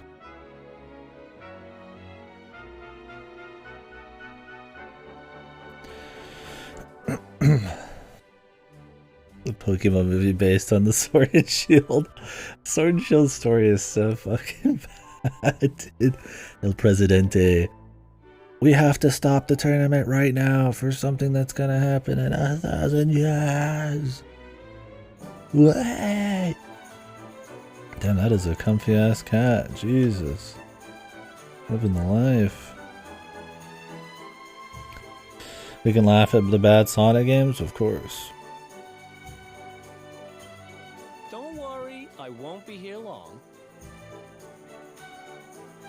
I just need to know where Dirk is. Have you seen him? I laugh at most of them. Dirk, eh? Now there's a name I ain't heard in a while. Hey, thanks for hanging though. It was good chatting with you. Maybe we'll catch you around. Yeah, Sam, it's just so fucking ass, man. And I'm fine if you're gonna not have much story in like a Pokemon, or it's just kind of crappy or something, but like, I mean, we're still gonna talk about what's there, and like, there's a fair amount of story regardless of that. So like, I'd almost rather them just had a bare bones fucking like Pokemon 1 story or something. Didn't he open some So fancy goofy. shop up by the Yeah, later, castle? no. Yeah, that was it. Raking in the cash he is, or so they say. Yeah, the new Pokemon game seems to be taken from Arceus a That bit. can't be right. We'll see if they upgrade it in There's crazy. big enough ways. Where would he find the money? Smell you later. Wait a second. I'm thinking of Gary He sold driving the away damn- with like a bunch of the half-naked rat chicks in his sold car or the whatever. damned orb. Old school Pokemon.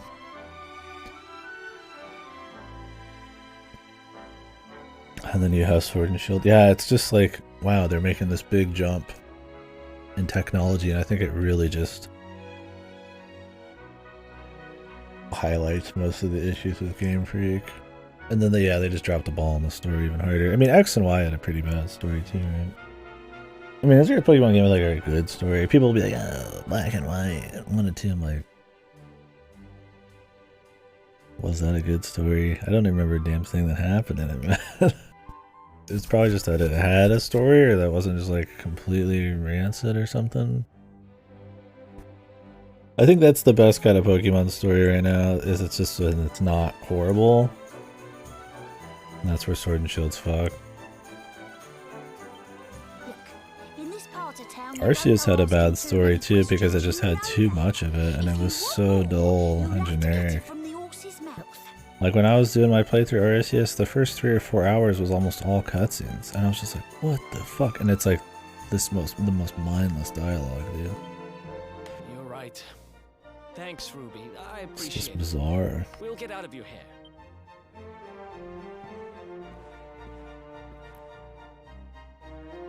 Skull Beanie guys in Sun and Moon. That Guzma. traitor. I think his name was He Guzma. sold me out and sold the He has the orb. best song in And that also he game. could move up in the world. Well, I'll get what I'm owed. You'll see. X and Y is the one with the guy who has the fire hair. And that's all I remember, and it's really bad. I beat Team Flare and dropped the game. Base. Let me find the Guzma theme.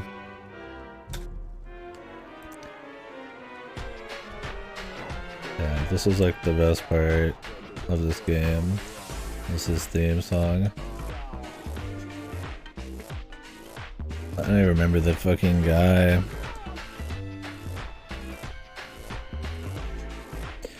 I thought that team was cool in Ultra Sun and Moon as well. They had like that kind of like cool like punk area or whatever as their base.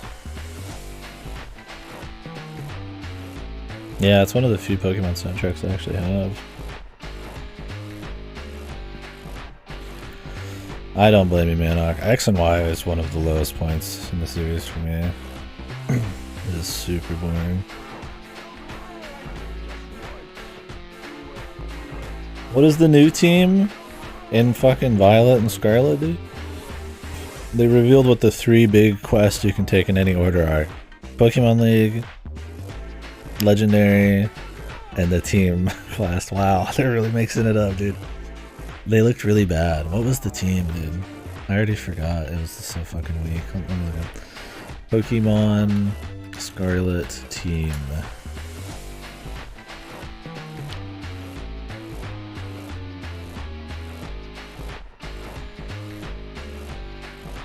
Team Star.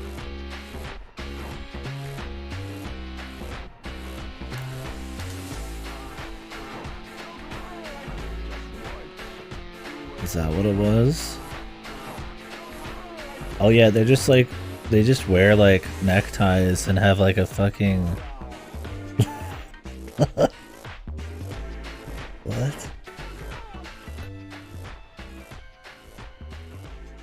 Yeah, dude. That guy. My biggest thing with Pokemon writing in X and Y is the fucking townspeople dialogue. Legitimately, I think, like, every time I read some of it, like, you ever just get that feeling you're just, like, of boredom, that just tinge of boredom? Every time I read something and I was just like, oh, it just hit me like a bullet every time. It's just so bad. Just planted berries? Yeah, nice. Absolutely base. Berry man.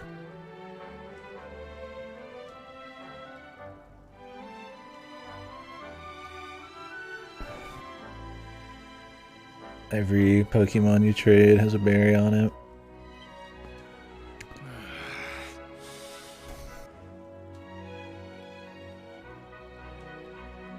But we'll need to get past that sentry if we're gonna head uptown and find him. Yeah. X and Y, like, Sword and Shield story is boring and, like, ridiculous, but it's so stupid, at least makes it, like, kind of funny to laugh at, like, memorable in that way. X and Y is just so bad, it's just boring. It's forgettably boring shit.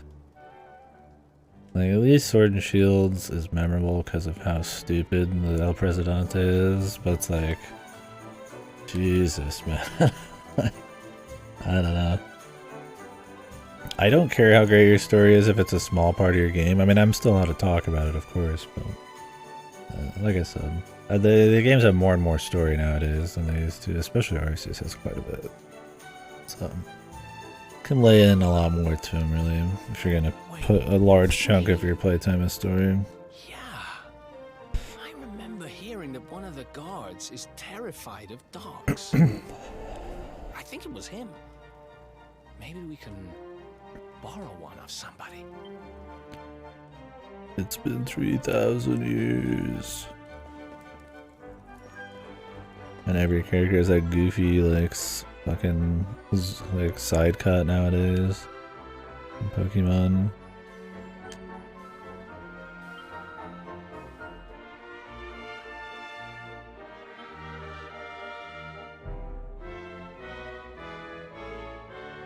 You're having a giraffe, ain't you? Okay, I ain't got time for this. Go on, sling your look. Jesus, my guy's getting absolutely fucking steamrolled by this chick.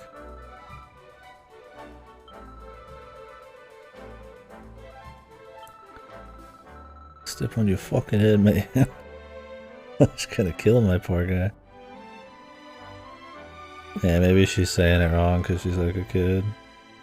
Yeah, this guy just walks up with his hood on. Give me your dog. He's like, you fucking what, mate? I mean, I would love to be. I mean, if Gen 9 is good, I'll kneel, baby, on stream. Like, I would love Pokemon to be good. I'd love to be surprised, but I've got no like I have to have like Pokemon stay bad. Like, it's a huge part of my identity or something. But yeah, I don't know. I'm just extremely skeptical.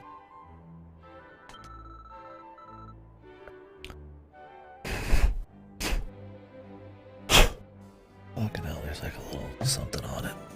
It's a little...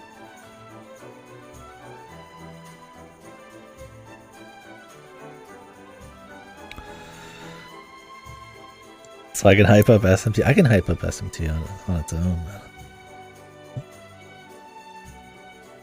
No need. But yeah, nice to have the springboard in this Pokemon tree.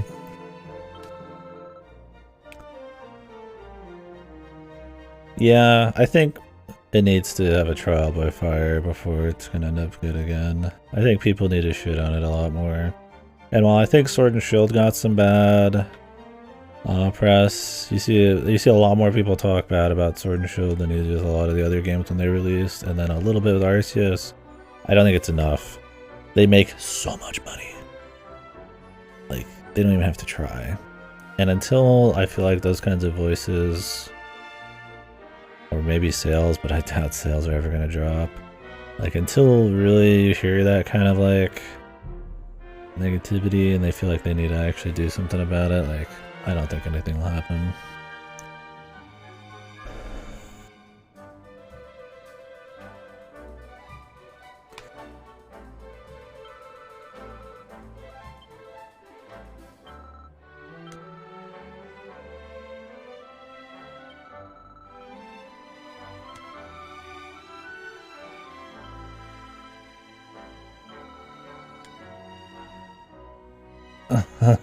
I didn't say Holy Water or Buzzberries. I want them both, otherwise no deal. Jesus, this chick runs a hard bargain, but I mean, whatever it takes to use your dog.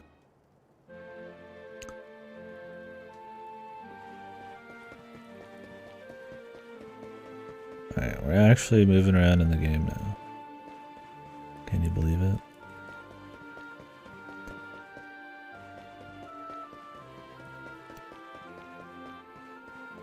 I mean, normally I can just play and talk just fine, of course, but there's a certain level of conversation that's heavy enough where it's like, okay, I need to stop. And I don't want to, like, not pay attention to cutscenes. Oh, I have Buzzberries already. Good. As far as I'm concerned, Pokemon's never good in the first place. Let me just go on this nuclear shelter before I continue on. Now, I don't know about that. I might shit on Pokemon a lot. Oh, and I missed some comments earlier about somebody talking about a friend who played Pokemon, my bad. I think for what Pokemon did on a handheld, the amount of like content and like Pokemon and like the designs and all that they pulled off, and like the original gens and shit was pretty admirable for like, I mean, a Game Boy game or a Game Boy Color game. I think they do a good job of that. I mean, you had other games like SMT and stuff that were still doing like Monster Collection and shit, but how they pulled off, like, you know, for its time, like monster collecting where you stuck with the monsters and how they evolved, and like I said, the designs and all that, and the simplicity, I think it was pretty good. I think they struck lightning with that. It's a very kind of addicting model that people can trade, they can fight. You know, you didn't have much stuff that did that at that time, and I think that's objectively a good, like, they did good there. I think they make pretty big upgrades.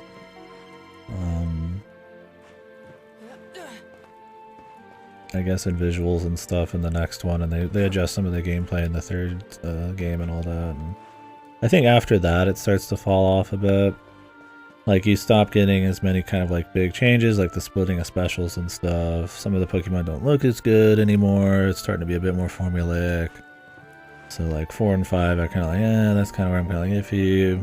They start doing a lot more remakes, which while they're fine, it's like, you know, they're still a bit disappointing, but I think after that it really drops. I think after Black and White, it's like, I can't even call many of them good except maybe Sun and Moon, but I think at least saying, yeah, if you gotta show some respect for the originals, I think those are at least good.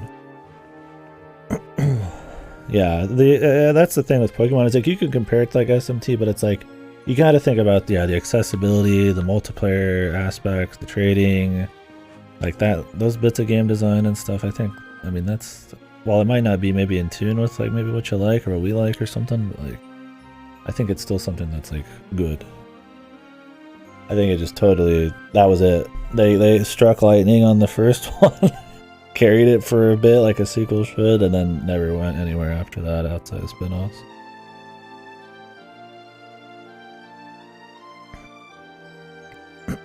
I never liked Pokemon either, but then again, I'm 43. I mean, that's totally fine. I mean, I definitely didn't say you gotta like it, but I think, I mean, objectively, you could.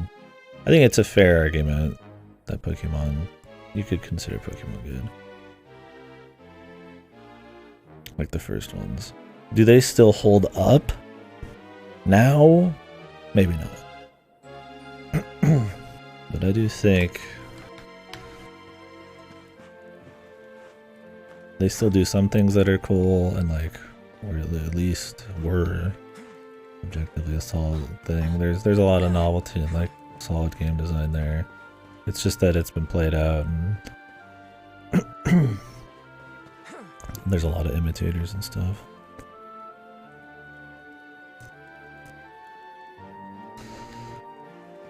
Yeah, I'm sure if I went back and played Red and Blue right now, I probably wouldn't like them a whole lot. But I mean, that's the thing, is that's where like dated stuff comes in with games. Only Pokemon game I played is Black and White. Wasn't really my thing. Yeah. I don't know. I've definitely never wanted to like replay a Pokemon game anymore. I've definitely fallen out of love with the series. I fell in love with the series before I started doing a lot of streaming talk shit, so. Like I said, after Heart Gold, I was just done. After Gen 4, I was kind of done. That was a long time ago, right? So. I don't have like some kind of soft spot for the first ones, but I think, I mean, while things can just get viral and big, even without having like any objective quality, I would like to think that usually there's like a little something people liked there. Especially when there wasn't some kind of gigano psycho marketing, I'm sure, behind it, like you do with like a Marvel movie nowadays or something. Trying to get on that clothesline for 15 minutes, yeah. I'll have to go talk to the girl here. My father has played more Pokemon games than me. Oh, really? I didn't know your family gamed.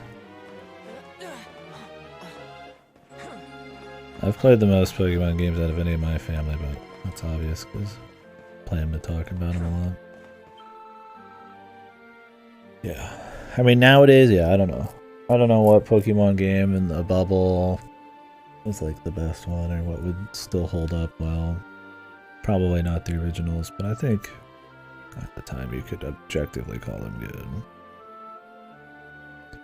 Oh, really? My dad started a Pokemon file on my Gold and then deleted my save on accident because there's only one save file in Pokemon. I thought that was really... I mean, I didn't think it was funny then, but I didn't say anything. I was like, oh god.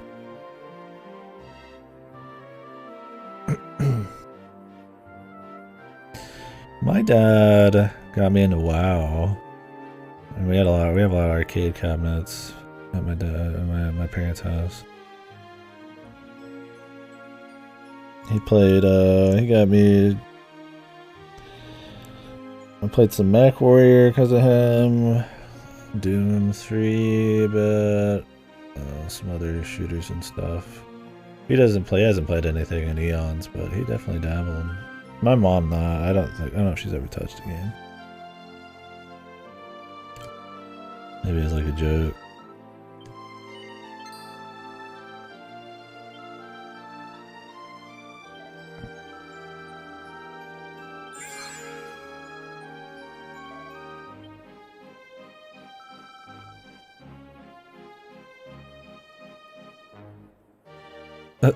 I figured she was gonna give them to the dog anyway.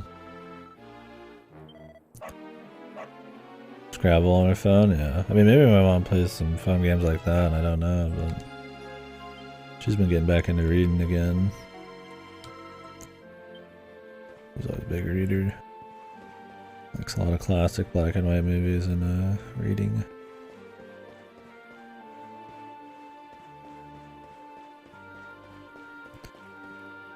Around pure marketing, that's the reality. Yeah, I mean nowadays for sure. I just think that, yeah. Halt! This gate leads to the nice part of And I'm gonna be real right now. Pokemon Snap and new Pokemon Snap are objectively good and still are good. I don't even. Maybe you could say that like the original Pokemon is good because of like gimmicks, and those don't hold up as well as gimmicks do. Or maybe at the time, you know, like novelty. I mean, right? Like I mean, the multiplayer aspect, the collecting bullshit. You know, Pokemon. The snaps though are legitimately, maybe they have a novelty to them, but like those are legitimately still pretty good. But wouldn't say the entire series is ass either, but yeah. Modern Pokemon and like most Pokemon games though are pretty fucked. Whatever.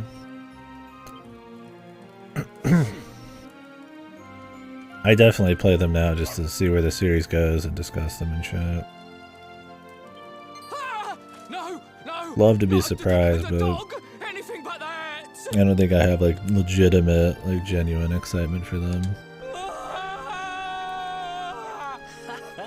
Worked like a charm. Now to head up to where all the rich folks live and find out what the heck Dirk thinks he's up to.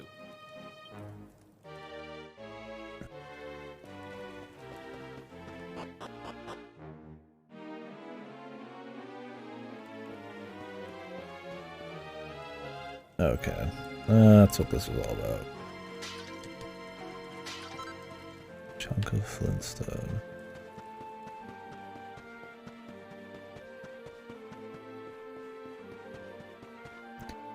I should save just in case. Gotta save all those hours of doing nothing.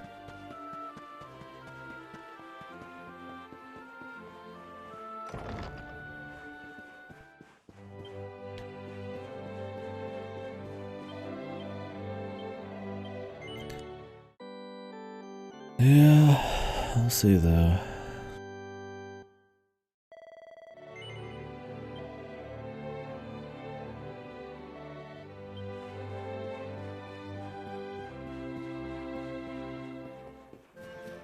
Keep praying, folks.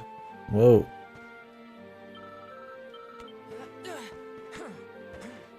Like how she recognized me instantly. Oh no.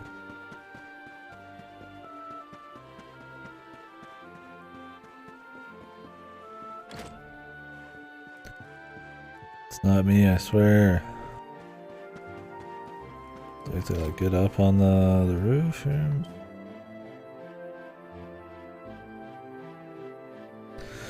Oh, that guy. No wonder he's got a new place, man. He must have sold the shit. They were talking shit about him. This is probably why we have to do this, because there's guards at the front, they'll notice us. And, okay. It all makes sense.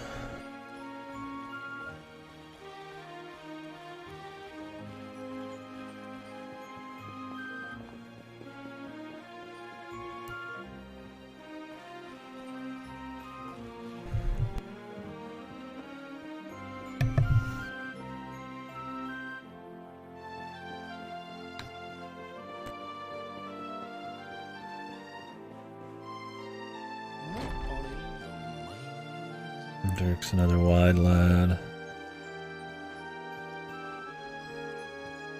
Word feud. I don't know if I've played much Scrabble. Welcome, welcome. Feel free to browse. You'll find we only stock the very finest wares.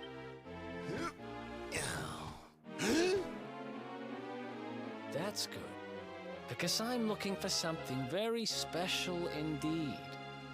Happen to have any orbs in stock? Orbs in stock? Eric! Long time no see, old I pal. hope he just fucking knocks him out. Oh, I was really hoping he'd just fucking destroy him. My brother, my compadre, my I was word feud an actual thing. crime. It's It's really you. Or were you, I thought you were large making a joke, but I might be out of touch. I'm so happy to see you. You have no shame, huh? Get your backstabbing hands off of me! Ugh. Destroyed. You always were full of it, Dirk. But this really takes the cake. Admit it. You sold me out and sold the orb so you could buy this place, didn't you? I never. I promise you, I never sold you out. I was worried sick about you. I only opened this place to try and help you. Oh, yeah. And how does that work, exactly? How does you opening this place and lining your pockets while I rot in Meanwhile, jail help me?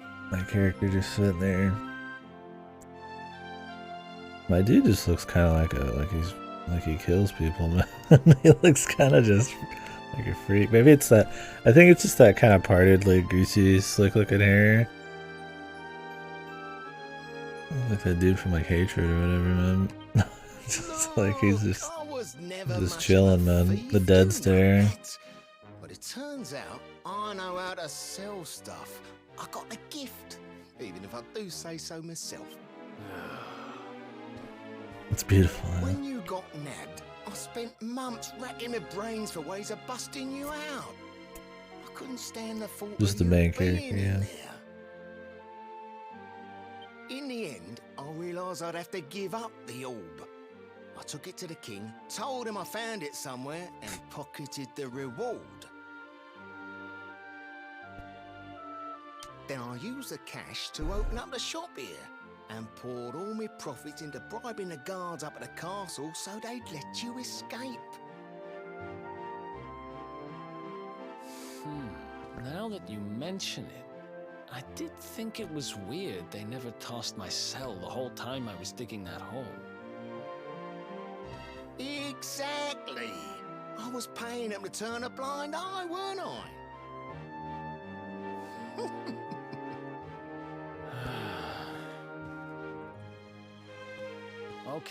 Okay. I'm sorry. I'm sorry I doubted you, partner. That's the spirit. Eric, old pal, it's so good to have you back. Surprised I just believed this guy and gave him a reward Now, we don't even know where it is. for bringing the orb back when they just think he's the one who stole it. Yes, we do. Right this way, gentlemen. Wanted to give him a fake.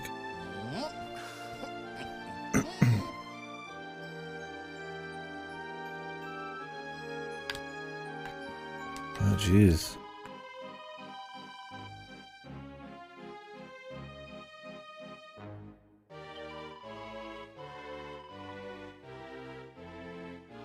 It's a rogue.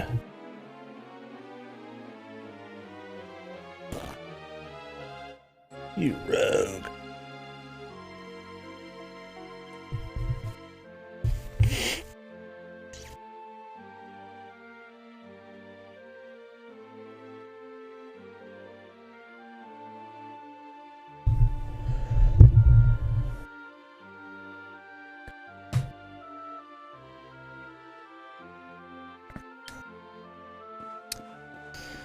What else we got hiding around in here?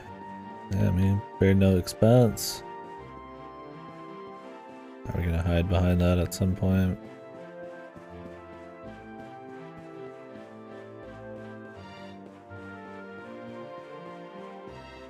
Ooh, stuff.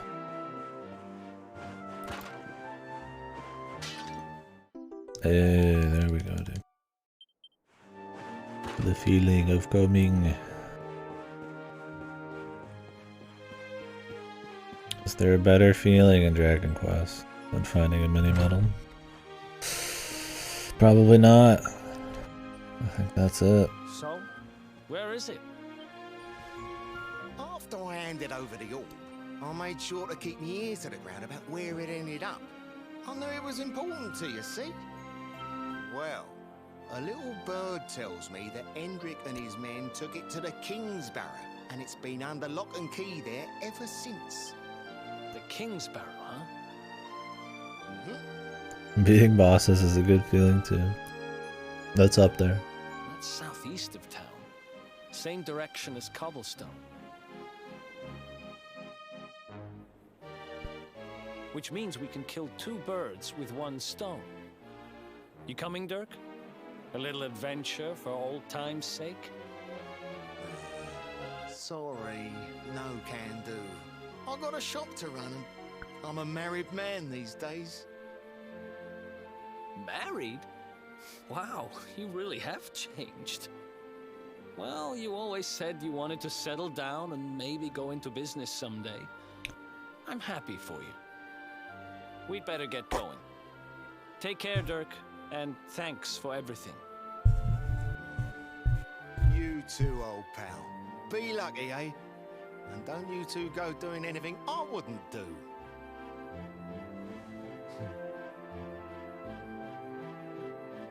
The south gate is crawling with guards. We won't be walking out that way. And Hendrik's men are too uptight to take bribes. Guess we'll have to go the long way round. If we skirt round the hills to the south, we should be able to approach the King Sparrow from the other side.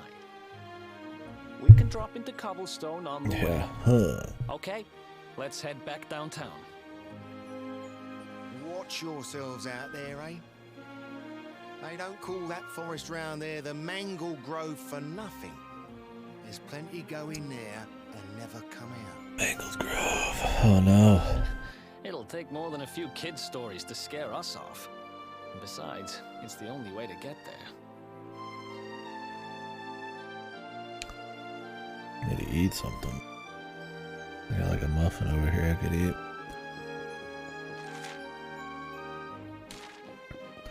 Alright. Well, let's get out there. The Mangled Grove. Can we just walk out the front door? No, that's what they're trying to say. Gonna have to go the long way.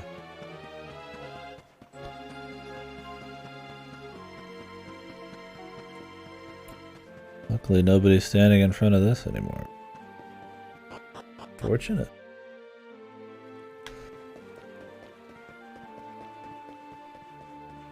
Did you get your dog back?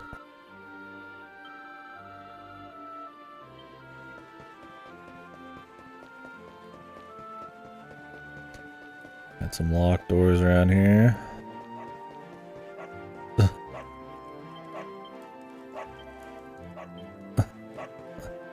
Get fucked, brother. The god dog. Whoa.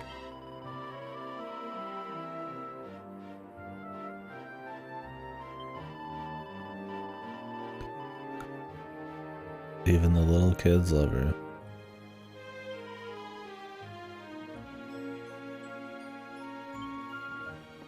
They talked about the guy like hiding or whatever.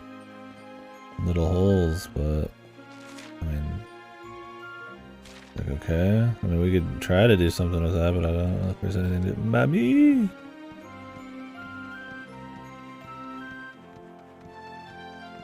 I like silent protagonists just fine.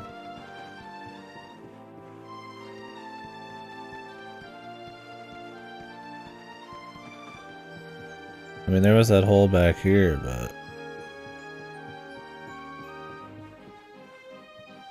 on the other side, but I don't think there's anything I can actually do.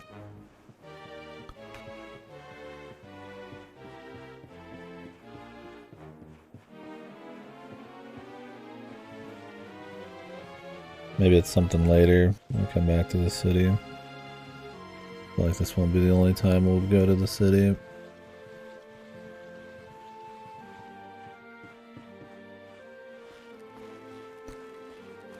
He's just looking at it. It's going something. Going good.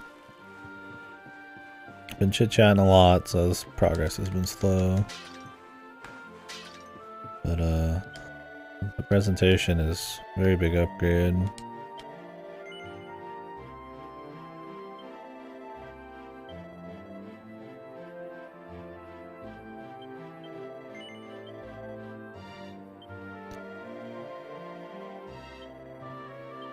What the fuck?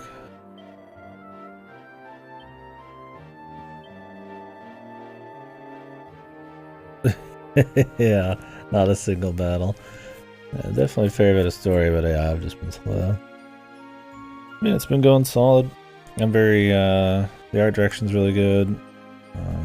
We'll see how the fights are and how the world design is, but seems like they're going for a little bit more density than just size, but that might change later, so we'll see. I having objective markers and such, yeah. I feel like exploring around towns and reading what people say is more important in the first few Dragon Quests, but I feel like they've still tried to keep that kind of a thing to a certain extent.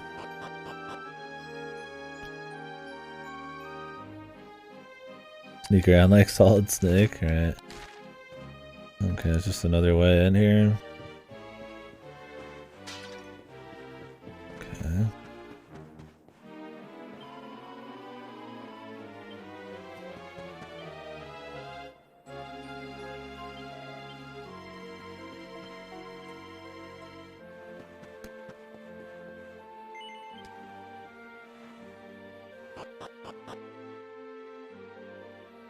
Problem is you kind of have to climb up here to even get to this, so it's not really a shortcut. It might just be the only way there once that guard goes back.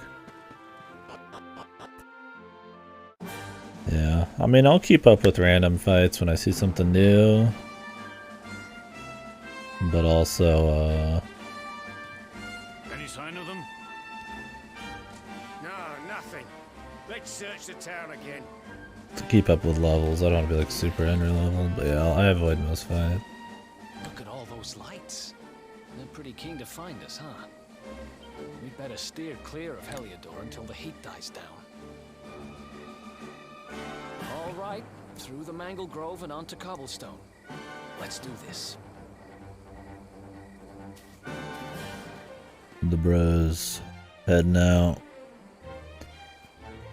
Well, so far the side characters actually have dialogue, which is cool. Or more dialogue.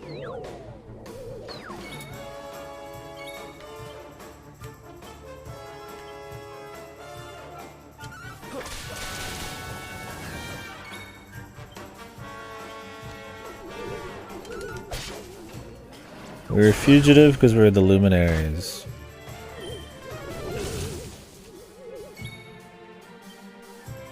No shy box. I don't know if I could turn any more on right now.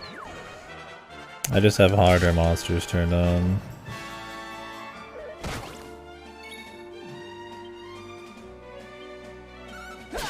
Was Shypox just made them like get embarrassed or something in fights, was it? Does it just like randomly make you skip turns or something? Yeah, man. We walked up, said we were the luminary. And then,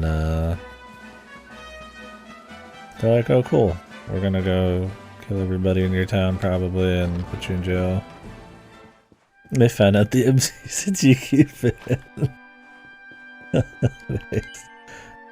Straight to jail. Not yet, that's the mystery.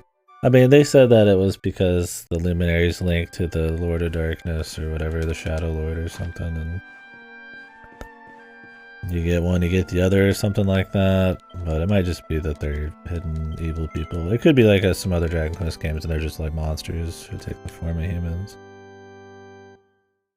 New game hype, yeah. We'll restart the whole thing.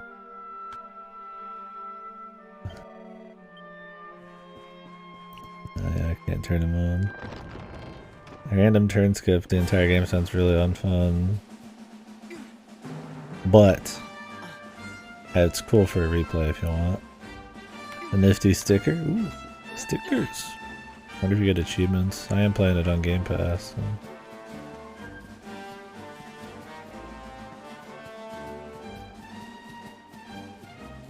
Yeah, I thought that was funny. I'm guessing there's gonna be actual, like, needing to read NPC dialogue to find shit. It'd be funny. Or fun.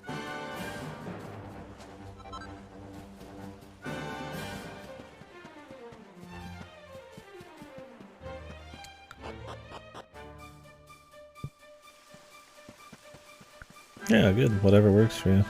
Yeah, I was just told this is recommended, so I'm giving it a go. So far it's been fine, but it just depends, right? Like I said, Dragon Quest combat's never been something I thought had like really godly depth or anything. So I've always been like kind of, oh, this is an upgrade, just a boomerang straight up. But I don't have the money for it. Never something I consider to be like really godly. Fun, but not like crazy good or nothing. So suffering through it doesn't sound like super interesting, but maybe once the combat's gotten a little bit juicier, it'll be a good time. I mean, I definitely understand turning it on if the game's like completely mindlessly easy or something, but alright, 70 for 2, 90 for 2. What do I want to save for the boomerang? I almost want to save for the boomerang. I don't have much money, man.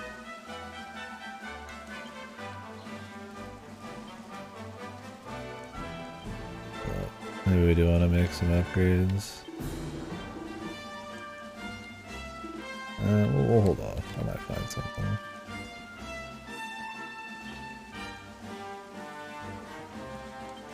I mean, I think that's fair. You should assume that the default is the intended experience. I think that's a safe way to go. That's where, I mean, I usually tend to do that. There's harder difficulties in games that are just a slog. They're just really boring. They didn't put much time into it. They change how you play in a way that's not as fun.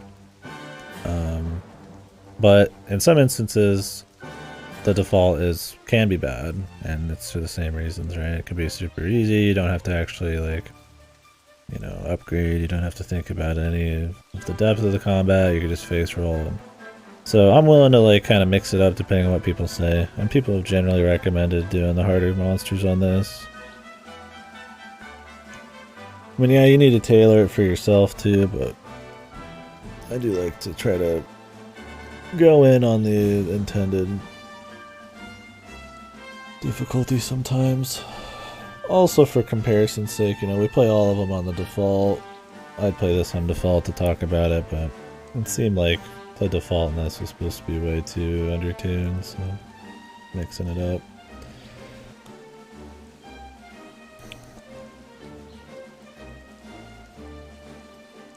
I want to play hard mode, they would have called it normal mode. Yeah, and that's the thing, is like, you could argue that, like, I mean, nowadays normal mode maybe is dropped to be easier than the past because accessibility and you don't want to make people feel bad, that kind of thing. So it's like, I don't know, it's a weird deal. I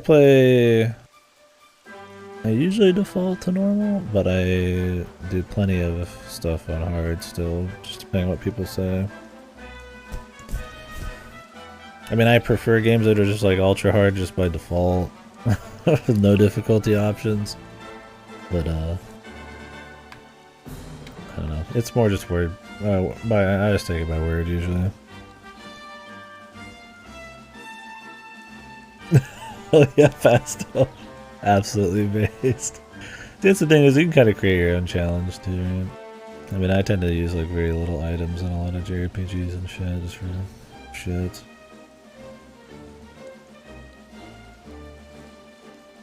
But yeah, Bebop. It's definitely good to challenge yourself and all that.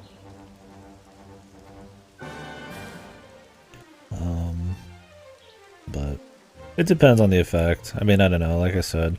Like I played I use this as an example. Wolfenstein Old Blood. And I played that on the hardest difficulty just because I wanted to start just doing it more.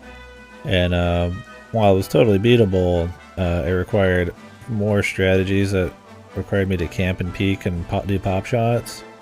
And the game flowed much better and was more fun when you could just fly around and swap weapons on the fly and shoot shit. So it kind of like made it so you played less of the game how they wanted and played it more in a kind of like conservative way, and it kind of made it worse because of it. So it's like that's a kind of an example of like it being bad.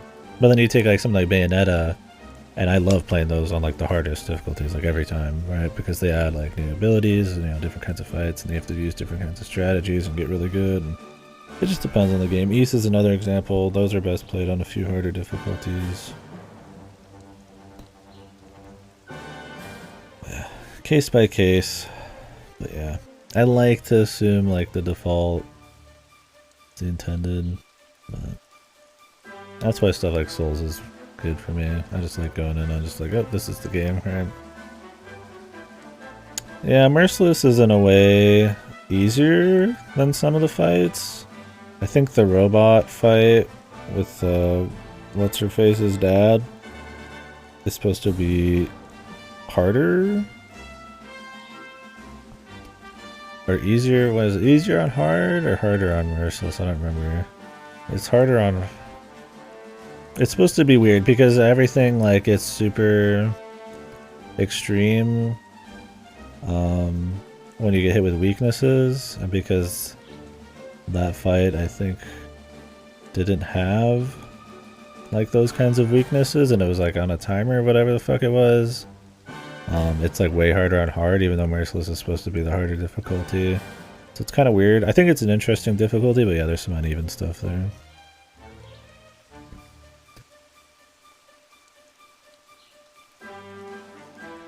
Yeah, and that's not to say I don't like difficulty in games. I mean, I love it, but some of my favorite games are like super hard.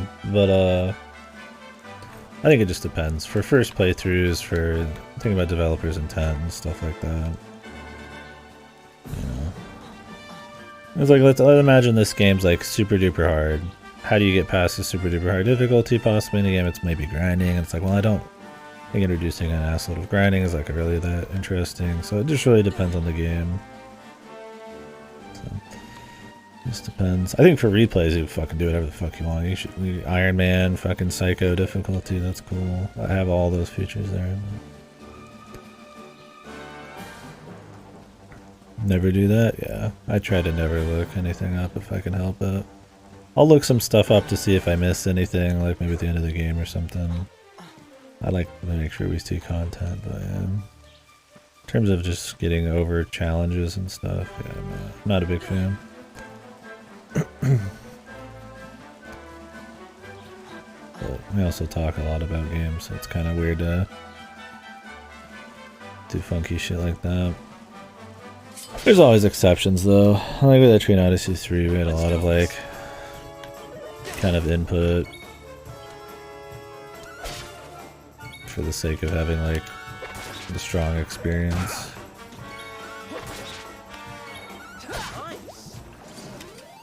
Who else wants some?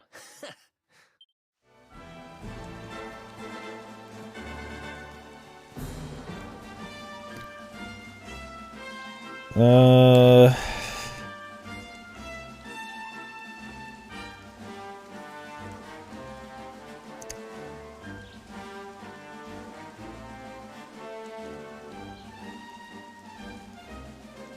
I don't know. Depends on what you want. Like, normal's not too hard, but I mean, it's still a pretty good time. But if you actually want a challenge, then I feel like Merciless is the way to go. Because at least it does something, like, different. Getting technicals, which is stuff based off of status effects, and weaknesses is, like, a huge deal, because you get, like, fucking if they're, like, supercharged. So playing by the game systems is, like, rewarded way more. Royal is stupid easy? I don't know. I watched somebody play through Merciless on Royal, it seemed like a good time. I personally played the vanilla game on normal. It was a good time. I think Merciless is probably the more unique way to go, but I'm a veteran gamer flexes. Yeah, I don't know. I don't know what people consider the way to go. I can only speak from my experience. You could change them, so if you don't like the Merciless gimmicks, then yeah, maybe just go to hard. I mean, you know your SMTs, so. And while Persona 5 has a little bit more, I guess, mechanically going on than a lot of SMTs, it's like not like that crazy, so. Still Persona.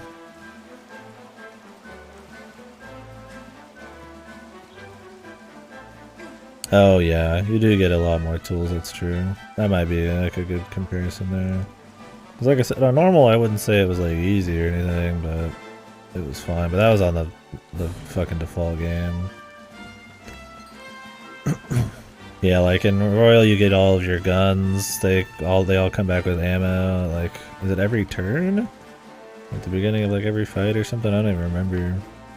I mean, the original didn't do that. So you can actually like spam guns more and stuff. Whoa! What the fuck? Every fight, yeah.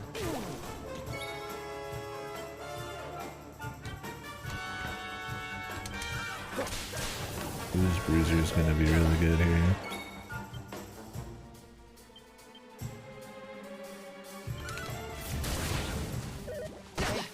You okay?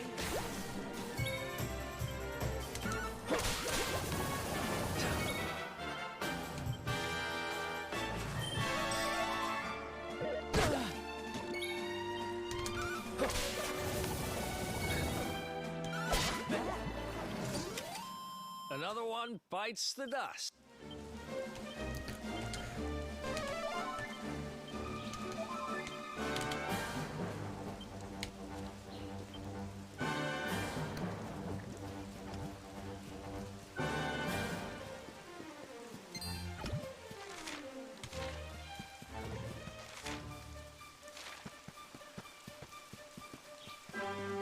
People management, anything, the gimmicks, no joke, yeah.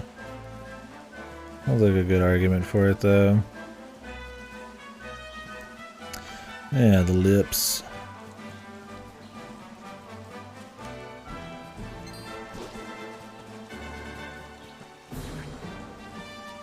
That's my weapon not equipped. That is equipped. How the fuck couldn't I attack? Like bugged?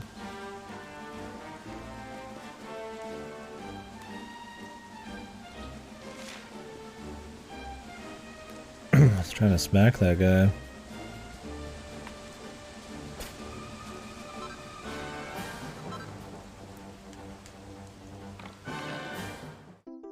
Hey.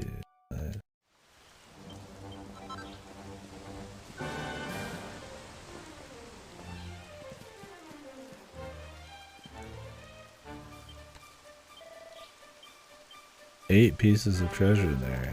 What the?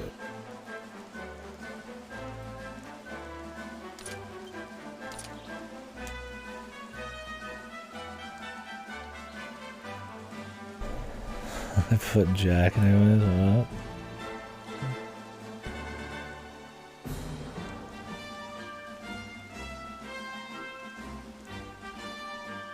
Is Jack in like every single one of these? Because he can do every fucking job. Is this just like secretly like a Stranger of Paradise fucking advertisement?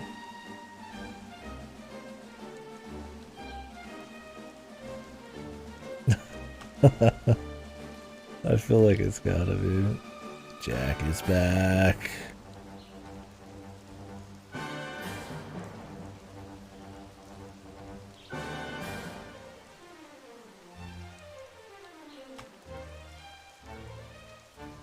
He's not even like his character's a thief or anything like some of these characters are. This guy's in that same pool. He's just fucking Jack, dude. Okay, you can only smack when you're like near them. Gotcha.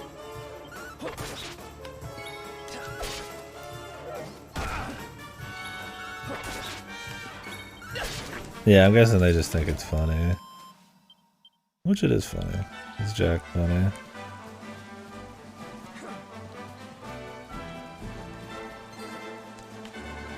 Yeah, you can turn it off if you want and have like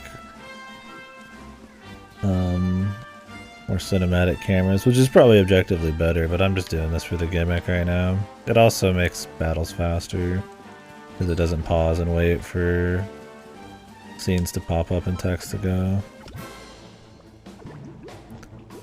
Let's do this. I guess since I'm gonna be like slamming through stuff super quickly, it's kind of like not really a point.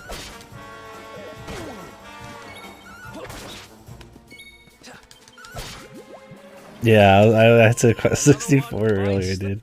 You can even escape by walking into the outside. Is this a Quest 64 sequel? I need it. That's my clickbait title. Quest 64 2? The Pogger's face. Quest 65, yeah. Poggers? The treasure chest is empty, but it's the size of a fucking planet, dude. You can't do that. Why was that a game? It's super comfy, man. I really like the that kind of really early 3D like fantasy environments. But yeah, it's not that great of a game. It's pretty fucked. But just the feel of adventure and like those early like N64 environments was just kind of comfy, man. The music and shit. But yeah, it's a little fucked otherwise. The dungeons were my least favorite part. They're so just boring, man. But yeah, it's a valid game. What was it called in Europe? It was like fucking... It was something crazy, right? It had some crazy names in other countries and other regions. Look at that! A campsite! And just when we needed one. Still a fair way to cobblestone. Racing it a million times is an incredible arc. Yeah, it was surprisingly a lot of speedruns. I used to watch Peaches do it a bit.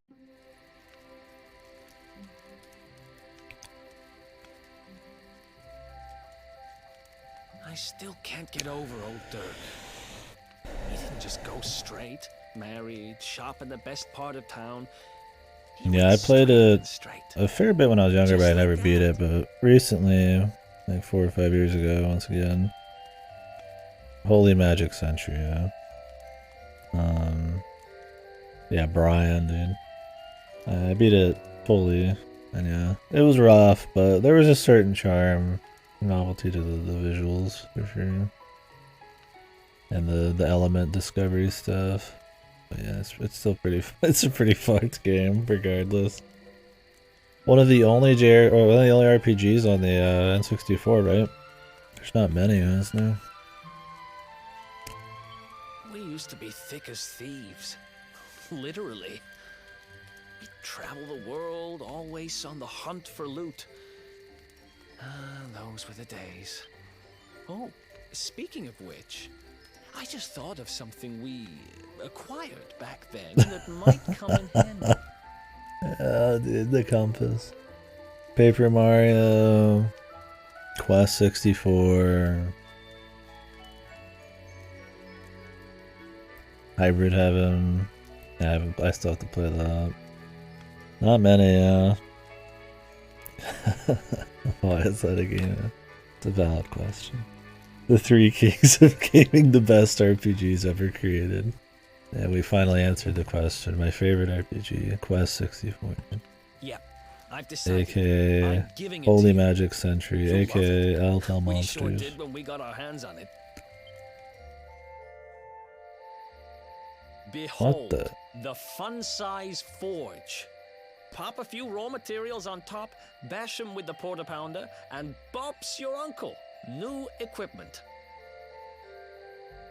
And I'm not just talking steel swords and the like. Wooden boomerangs, a natty new jerkin. You name it, this thing can make it.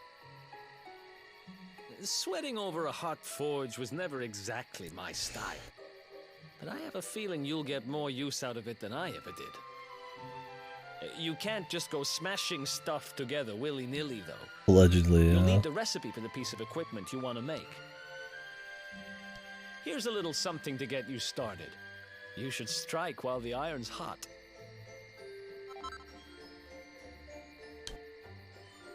I'm not making anything with iron. There are recipes hidden all over. Oh, great. I just bought an iron sword, or bronze sword. Are always a good bet.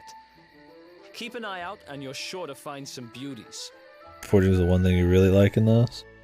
Yeah, I hope it's big, big improvement. I mean, 9 made some improvements to 8, but it still was kind of a pain because of like the rarity of some minerals and materials and all that, and how you just didn't have like a need for a lot of items, and like they're just kind of like a pain in the ass to get or have the recipes for. We'll see.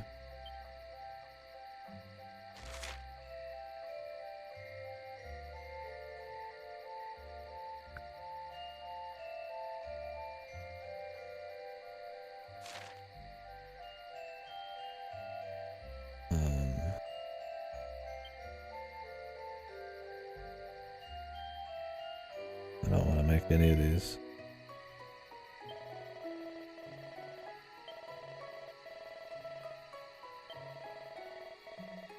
Can I try things without a recipe, or do you have to have a recipe?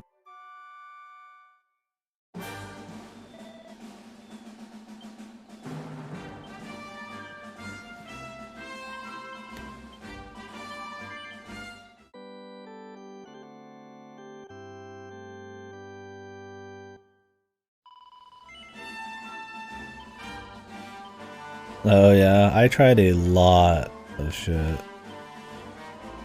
in Dragon Quest 8.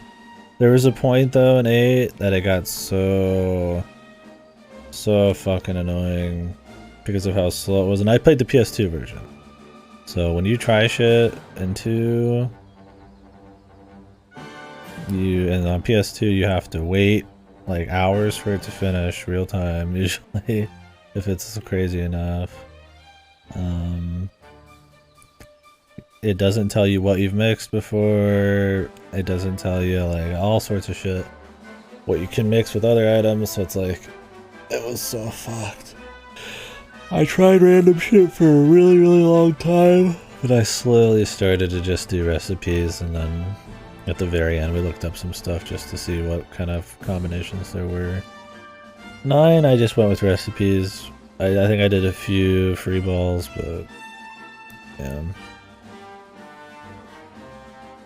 Oh, this you have to have a recipe, okay. Yeah. So in this it's only materials. I like that better, because then I could sell equipment, right? That was one of my problems in alchemy, is like I just held on to everything until like the very end. What is a perfectionist pearl? Rework an item.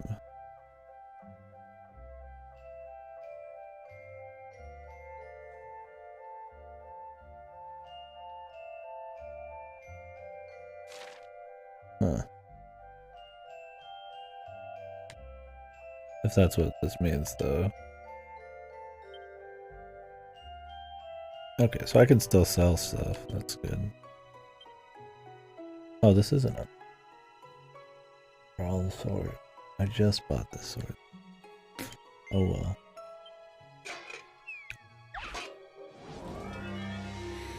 I'll sell it. I can sell it now. Oh my god, what is this?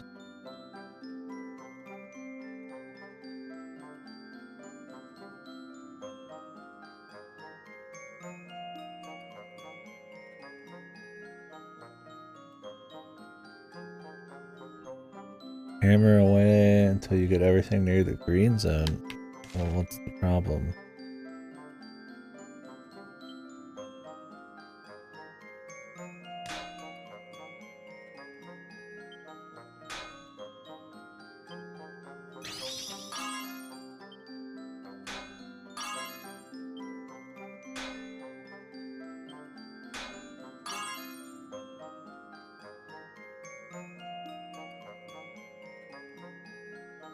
I mean, is that it? Is it just random? Is there even a skill to this? Focus cost.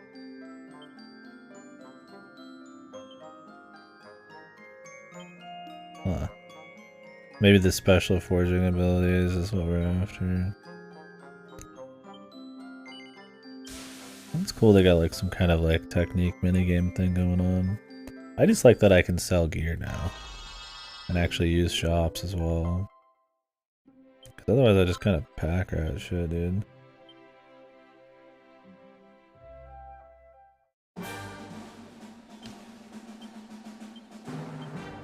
I imagine that's why they did it.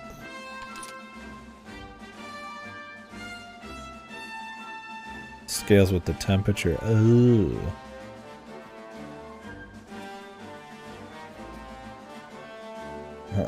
I'll have to definitely have to get good at that.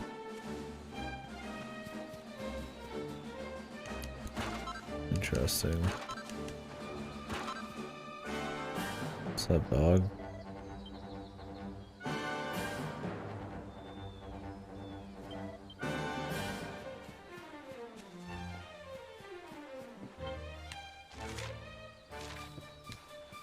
Stop following me around.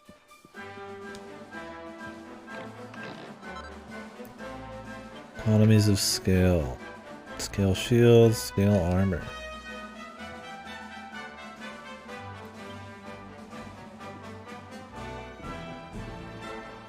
Yeah, I mean, I do think the novelty of being able to mix, like, anything possibly is cool.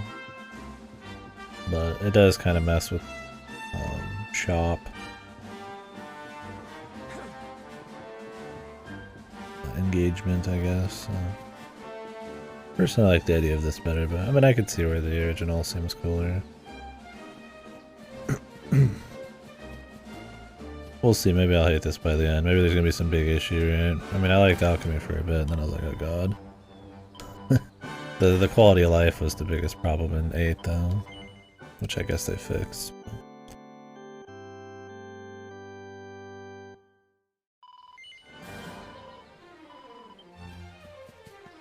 Why are you following me around, dog?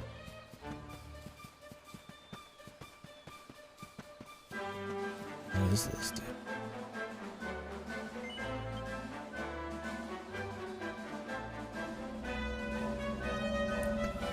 The beanstalk.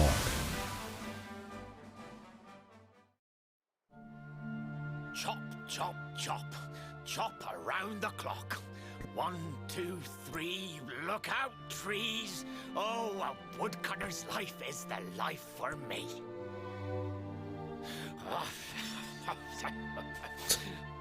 What in the world? I repaired the bridge only yesterday, and now some blighter's gone and destroyed it again. If I ever find out who did this, I swear I'll... Ta-da! You called? Tricky devil at your service. I went to a lot of trouble to smash up this stupid bridge. I'm not about to let you fix it again. Here, get a load of my devilishly tricky shapeshift beam.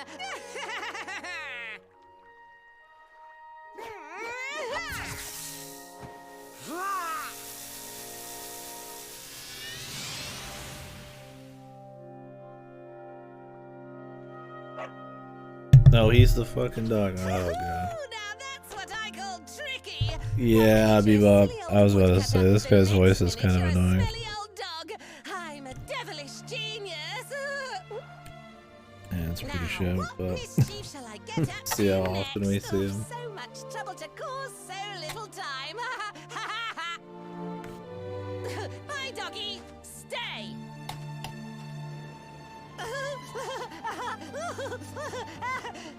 Ooh. An empty treasure chest. I think I've just hit upon my most devilish trick yet. But I already went over there. What the heck just happened? You touched that plant and then I saw all this crazy stuff.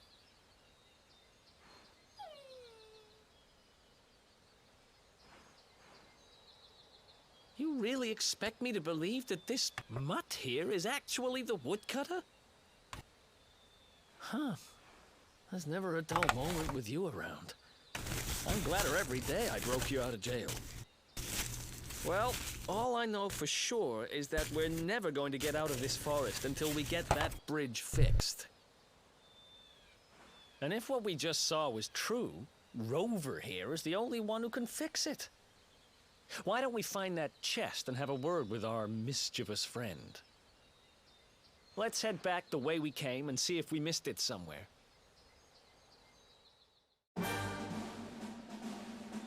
Yeah, sure.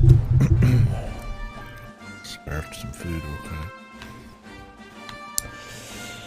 Though, probably want something a little larger here in a few.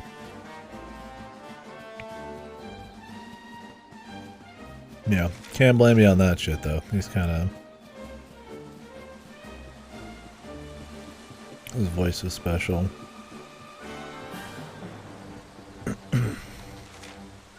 These guys look really hardcore.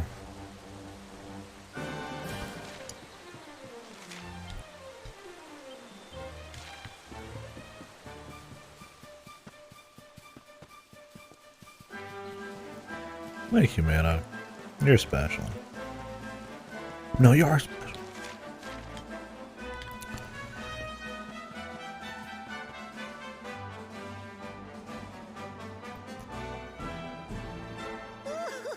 Oh, I should have made some scale armor. Next victims. Introducing the one, the only, Tricky Devil. Hello. Hi. Hey, you're supposed to be shocked by my devilish trickiness. No? Time for plan B then. Take this! Ha!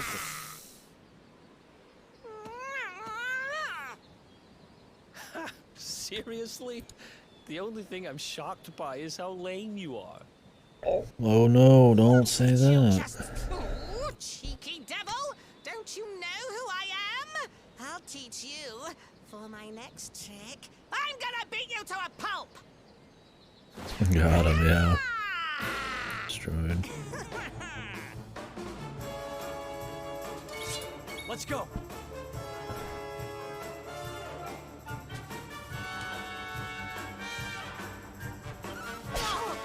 He killed me. I didn't upgrade my armor, so I feel like he might get me. We'll see.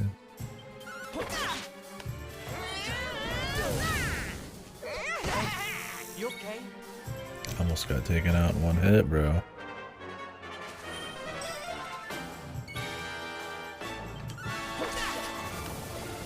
The problem with the boomerang is it just does absolutely nothing.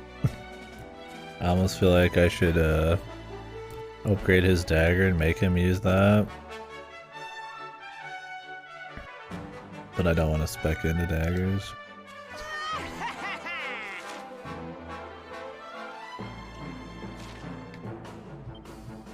Maybe I should have some single target thing anyways. No, he can equip a copper sword too.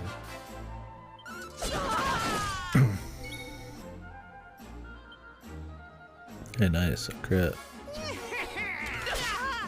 Tricky beam!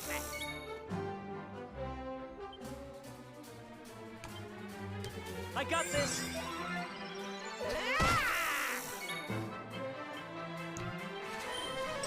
Thanks.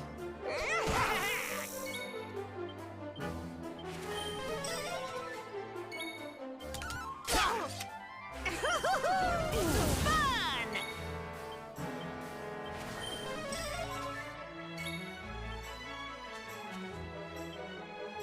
Here.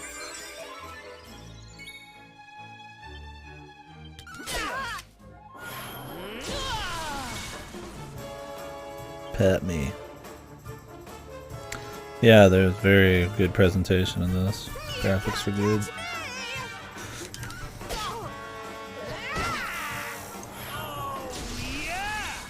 Oh, yeah. Don't die on me.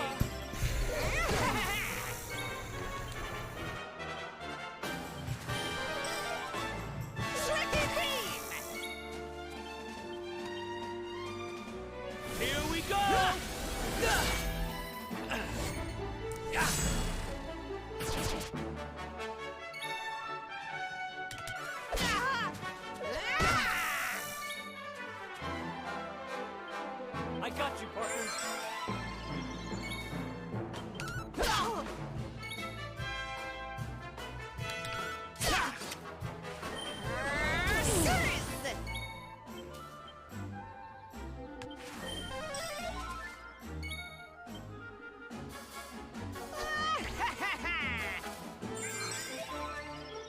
Tricky beam! Yeah, the protagonist looks alright, but Eric definitely looks better. Yeah, when you're pepped, you get like just better stats, but you can also do a super move. So you probably should only use pep when it's about to run out, but I don't know if you can tell. Like Katana's, yeah. He's got his little he sheaths it and unloads it, yeah.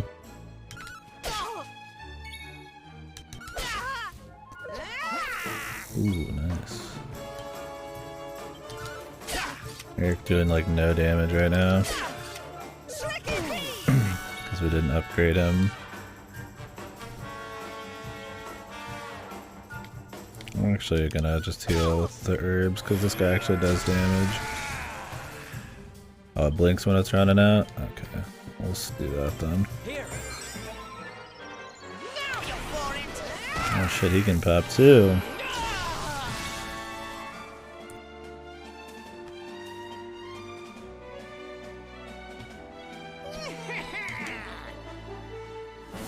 Let's go ahead and just use it though.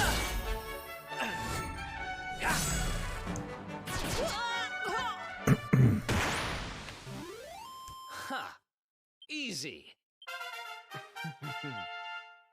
Nice. So this is gonna be the problem with speccing into boomerangs. Is I feel like on bosses, it's gonna do absolutely nothing, man. Are daggers even good in this, man? Nice. What'd you guys use? Never get to see it die. I'm gonna give it some time. I'll just purposely walk into a fight and get toasted, I'm sure.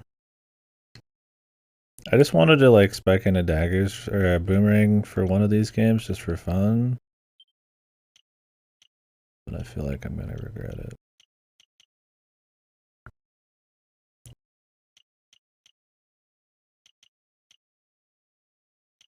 The AoE? Oh, it is AoE. I figure there's gonna be some like OP fucking one-handers, so I'll just use one-handers on him. Yeah, that's the deal, is like they're really good against the group, but I might switch to daggers. Because this fight made me regret not having daggers on him. And dual wield seems interesting. We'll pivot. I think you can respec for some money. I don't know if I can yet.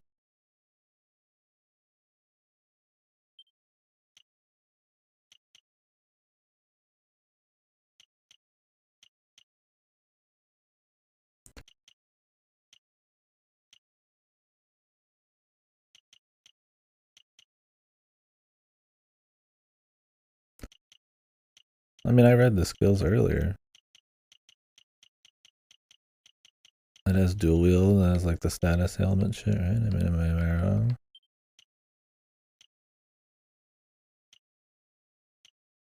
I read them all before I picked Boomerang. But I thought that Boomerang was gonna not have this weird accuracy problem it does. And then fucking hell, it's really bad against bosses. Might just use it for trash fights and that's it. But I probably want to respec. I don't know how much it's gonna cost.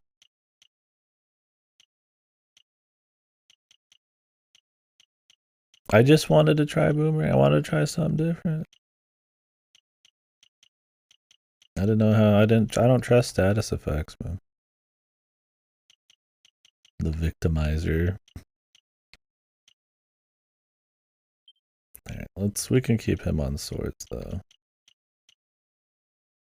No trying. I was like, I just wanted to be like, cause I always pick like, yeah, the try stuff. I was like, it's Boomerang, man. I wanted to see what it was like, but I don't think it's worth it after this fight. I regret my words and deeds.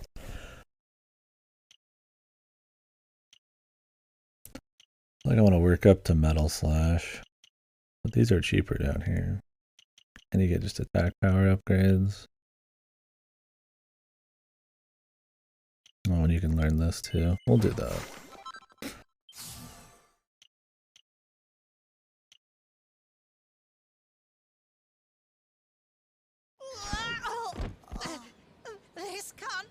happening? Looks like the joke's on me this time. Hey there, you two. I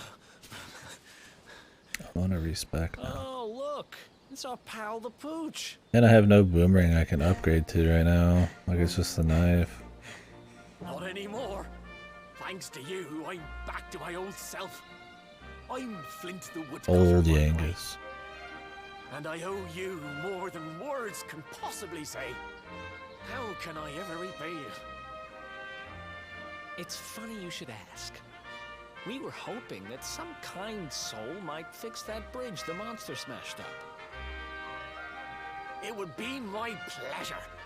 Why don't you go back to my cabin and put your feet up? I'll have it mended for you in no time flat. Put your feet up. I was hoping you'd say that. Much obliged. Let's hope the giant cyclops down there doesn't, fuck with it. Damn, that was quick. Sorry to have kept you waiting, but I'm happy to announce that the bridge is fixed. In fact, it's even sturdier than ever.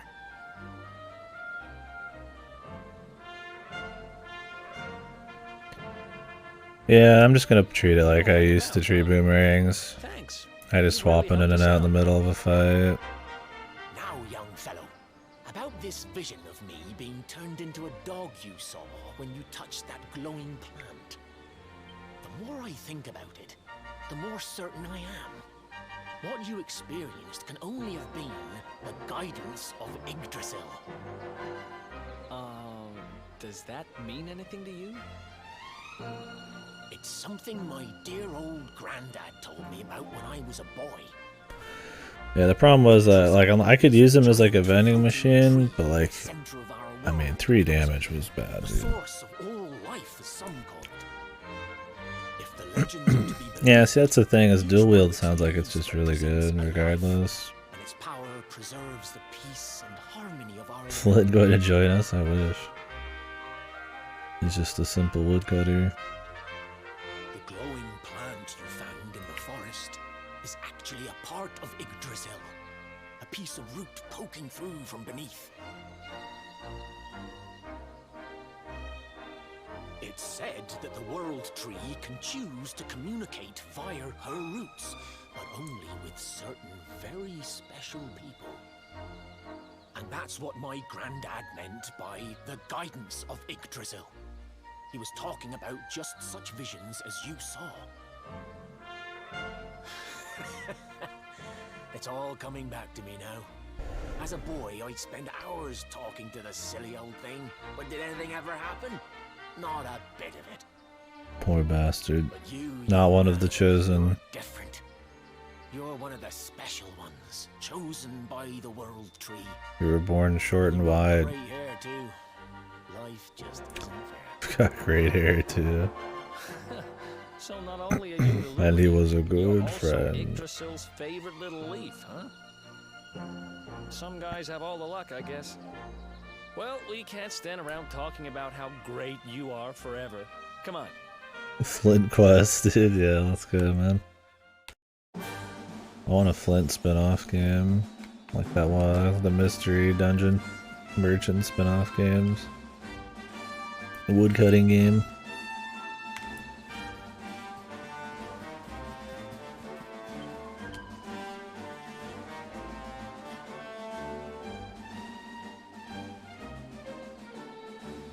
So when do you get the ability to respec?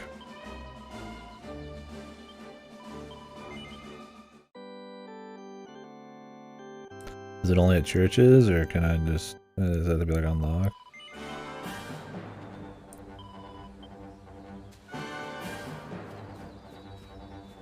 Well, at least it's just 1 point, won't be a big deal.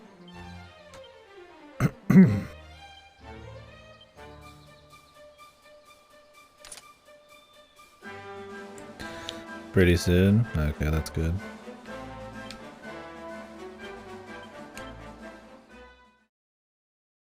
Yeah, I don't remember my androids as well as I'd like to. Yeah, one skill ain't gonna change much, but I figure on this difficulty I'd like to optimize. I'll have to see how much it is.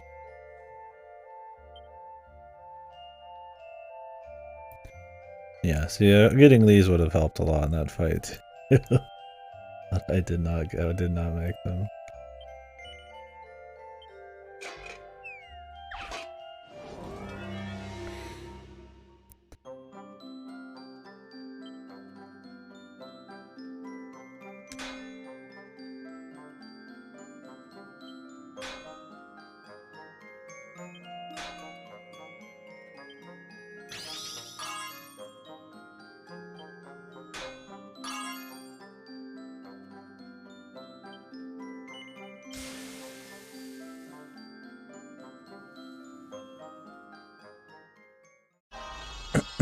What was the android they introduced in the DBZ Fighters game?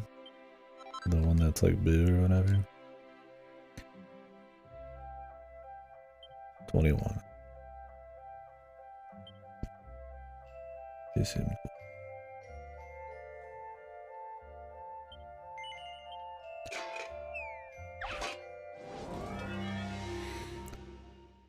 This forge looks like a fucking little baby tool, man.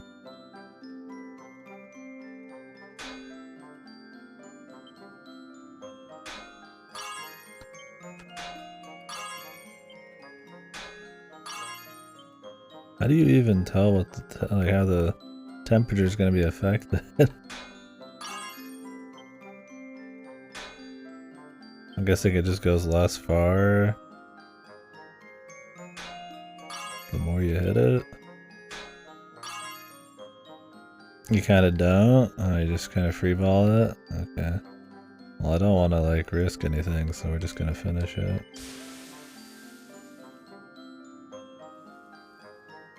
Okay, I gotcha. That's what the pearls are for, I guess, if you just could like figure it out every time, it'd be too easy.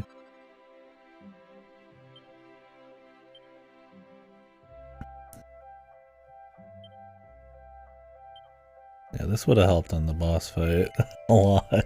I totally forgot to do it.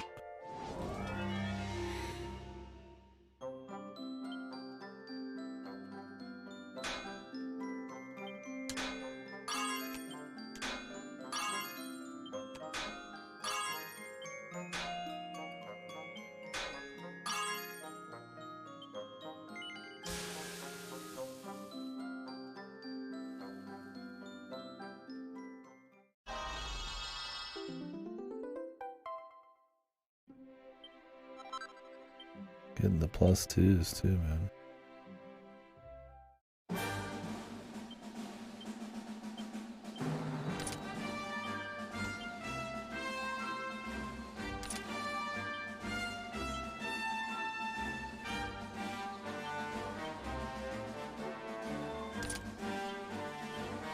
Well, at least we survived.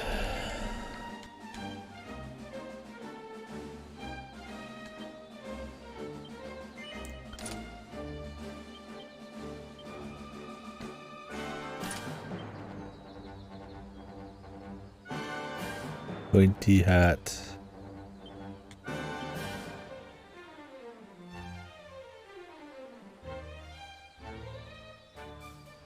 I'm enjoying it so far, Papa. The visual upgrades are huge, right? So far the pace and everything's been fine.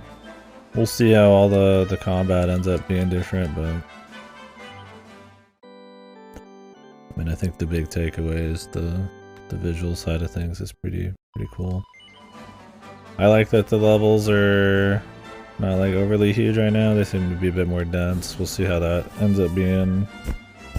Some good quality of life, you know, they got like horses already and they've changed the crafting, but it's cool.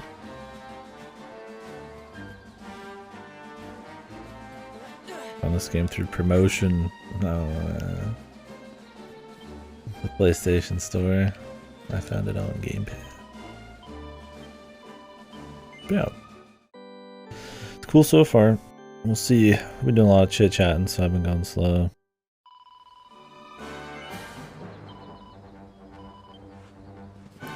Found it at the game store. Oh yeah.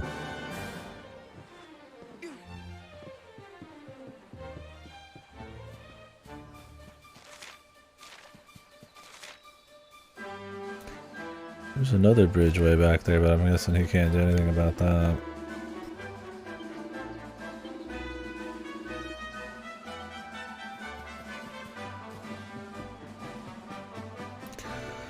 Yep, enjoyable so far though, for sure.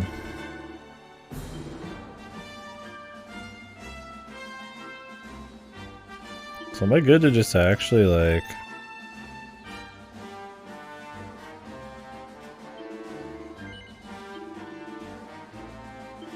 sell items? Is it like okay? Am I allowed to sell equipment?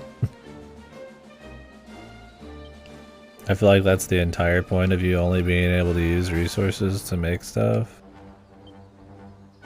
So you can actually sell and buy things and not feel like you're gonna miss out on something.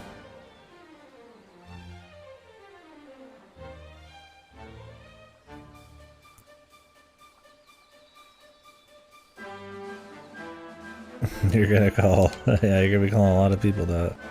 There's a lot of short, wide lads in this. I want some milk, cow. What? This cow's talking to me, dude. Short, wide laddies. Whoa! I like how that one just flies in.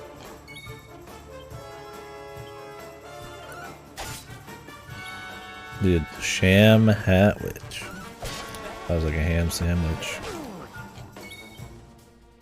I think that might actually be the joke. Ham sandwich, sham hat witch. Do you see? Little piggies and hats. I like it, man. The Dragon Quest puns are on another level because they actually like have the entire design, I feel like, based around the joke names. I don't know how they are in Japan, but at least it feels that way, right? Even if it's not the case, I feel like they make the names goofy enough that you could see it being designed that way. Ham shit what? Ham shit witch?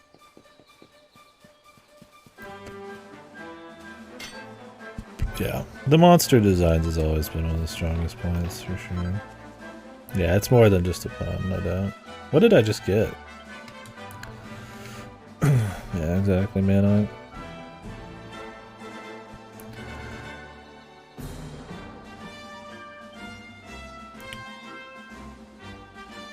From the chest.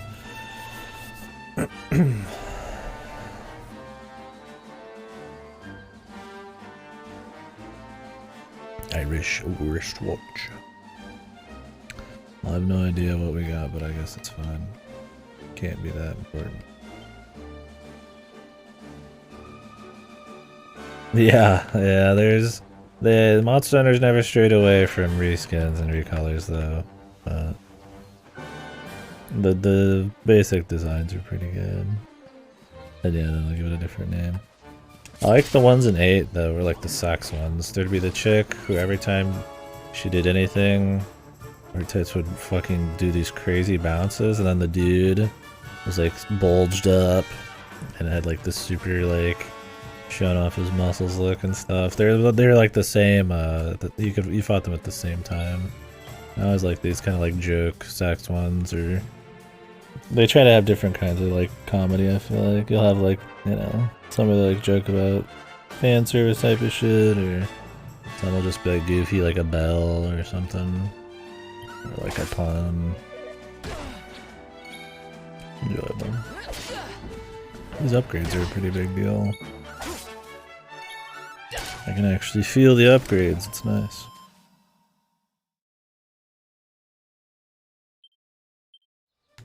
Monster Hunter.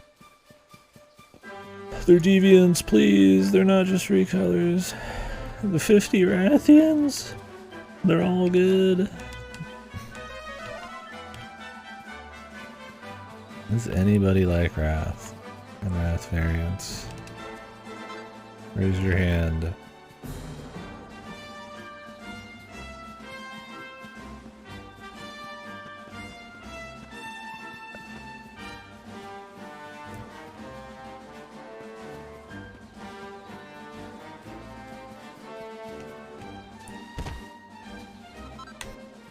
Boozberry.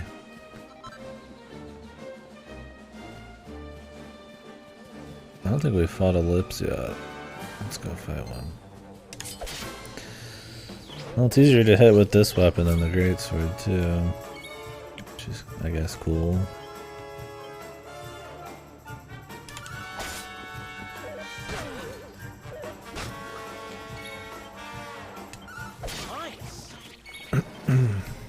Greatsword has a little bit of a wind up for preemptives. Oh, that guy can AoE. You gotta focus him down.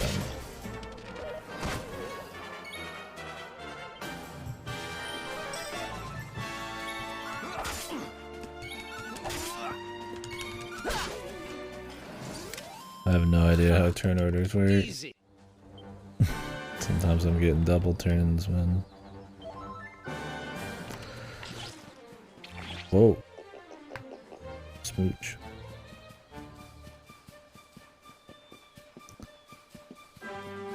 I think it only seems like double turns. It might be that like the turn orders ended and then you got another one or something. I don't know. Is there anything hiding out here? I feel like there would be.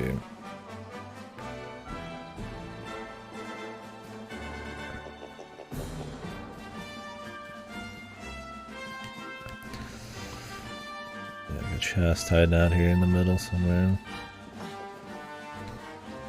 Maybe not.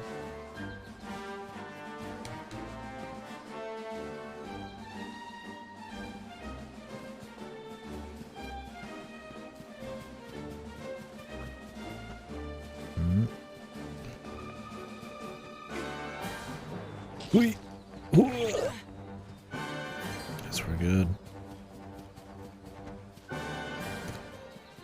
Let's move on.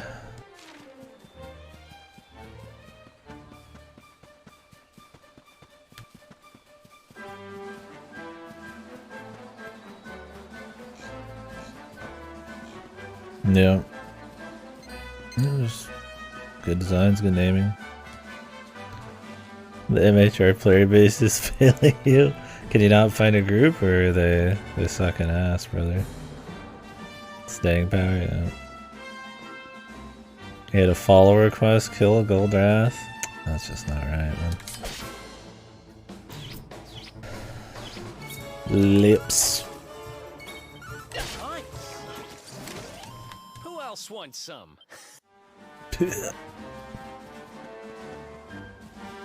Damn, you just can't find groups? I mean, those games are almost never dead. I guess Gold Wrath is farther in. I don't know. I guess people just don't want to fucking fight Gold Wrath.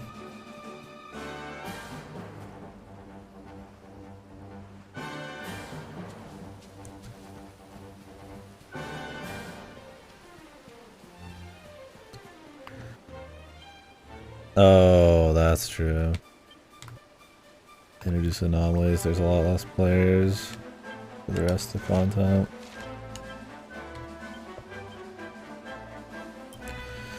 Two pieces of treasure. Where?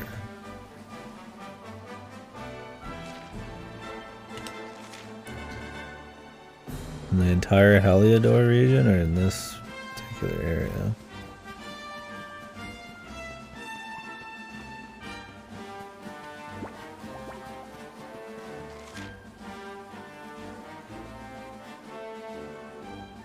Guessing it means the whole area.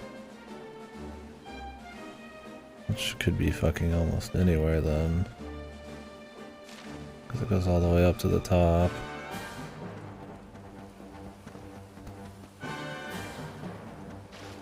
What are you farming Wrath for? No, here's one.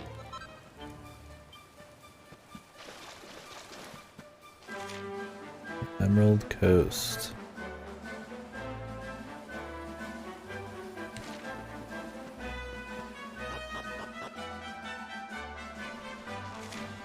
Was it Yangus? Are you gonna say Yangus?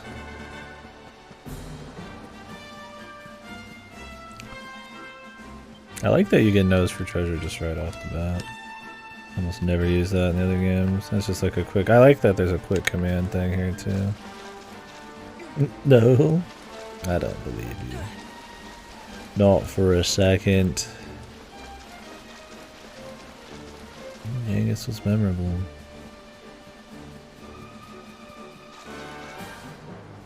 His voice acting, especially. Gov.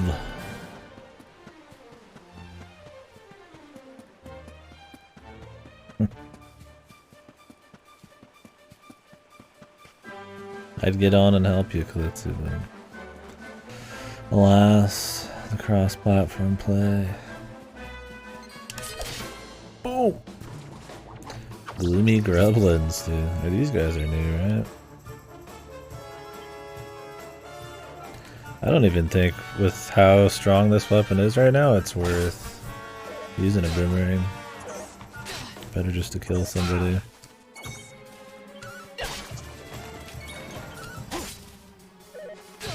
With the faster speed right now, this makes it way funnier. 'Cause they move like extra fast, so they look super goofy.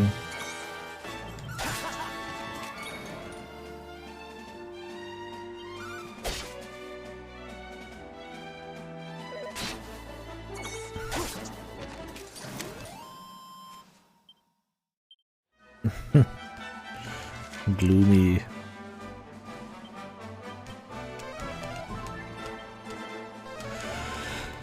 Only 25 HP. Super fucking depression meteor. Time to die.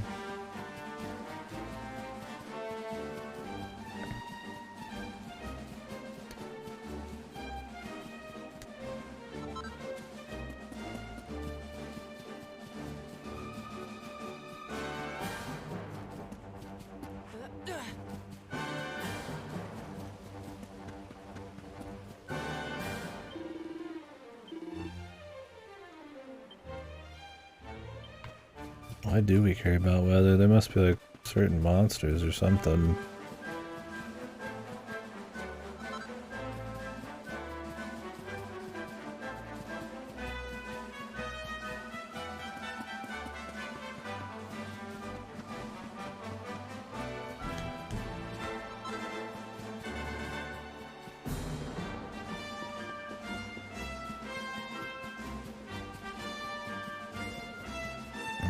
What are we?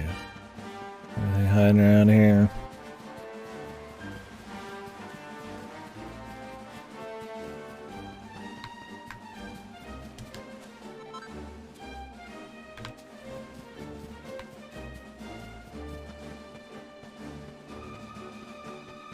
Doesn't seem like it. Could probably pick up a horse over here though. Unless we have to walk through like a small tunnel or something.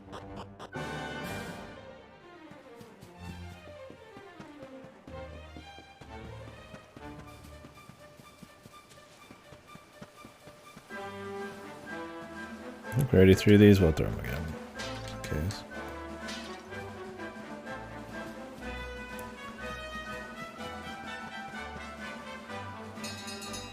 Ring-a-ding-ding! I wonder where the one item we're missing is, the one treasure. Might be an area I can't get to yet. I don't know where that'd be. Maybe up near cobblestone?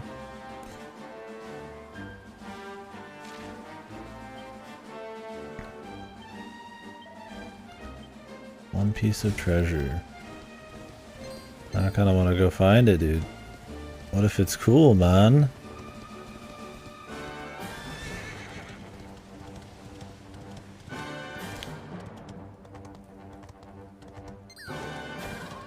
I don't know where I would have missed it though.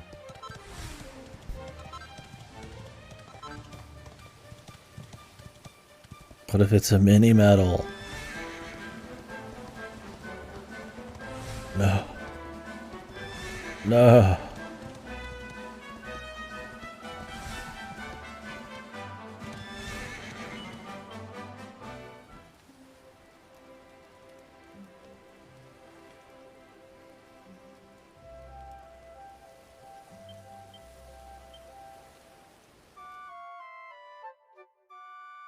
No.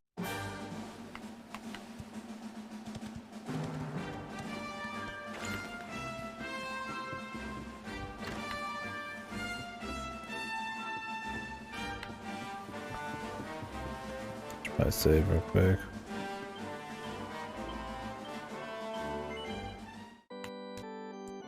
Yeah, it might just be something later though. Maybe up near cobblestone. I also don't know if it means it's something you could get right away or something that you have to get like way later. That's also a problem.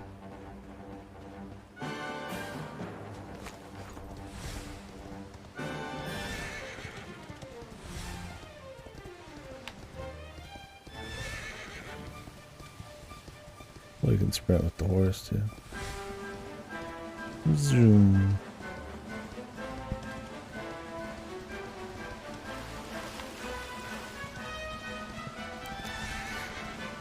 Gotta run through and check everything pretty quickly.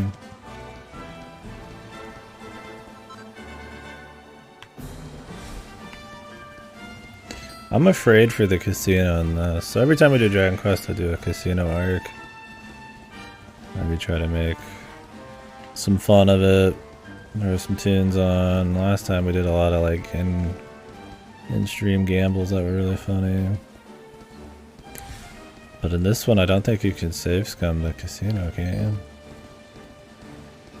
I don't know if you can make like a separate save slot or something and reload that. I think it was like, didn't you guys say it was like it saves every time you do a gamble? I mean, usually in these, once you get up to a certain amount of chips, you're just good.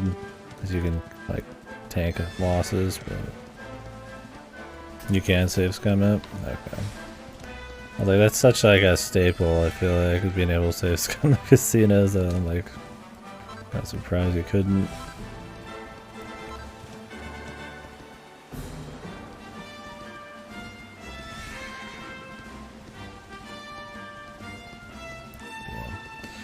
Casino arc. Gotta get the best shit from it.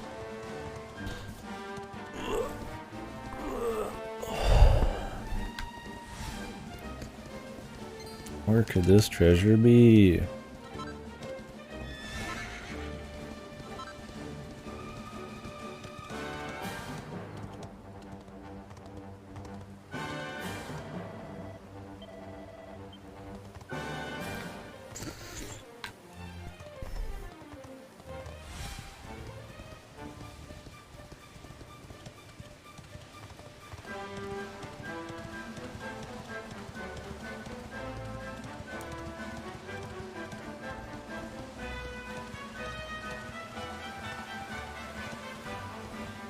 Possible it's something I can't even get yet.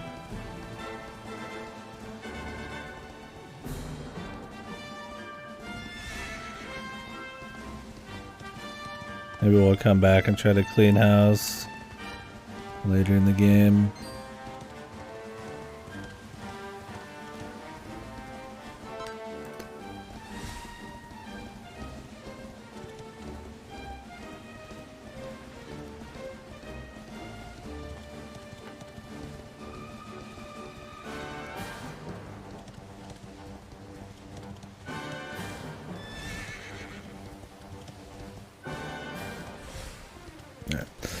To the Emerald Coast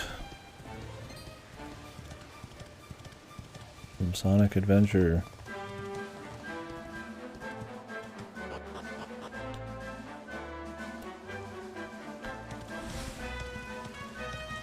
It's raining. Ooh. What is the value of raining?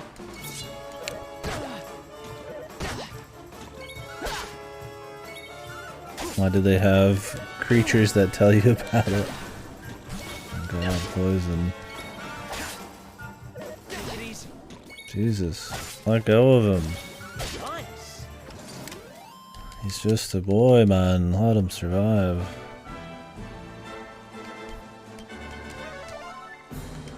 Or you stay poisoned. Whoa.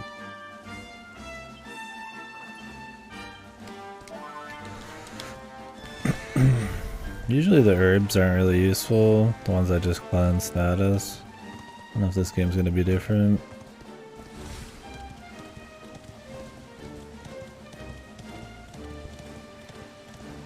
What the?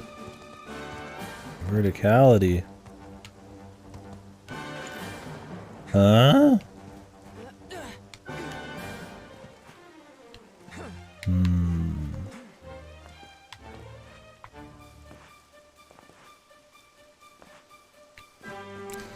I feel like there might be a little something later on. Oh no, you can get up this way.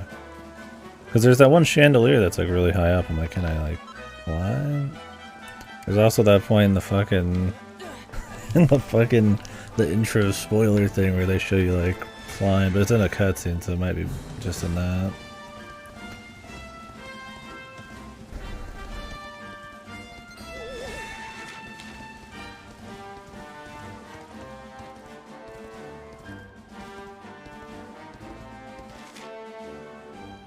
And all sorts of shit down here. What are these guys? The Steam lads.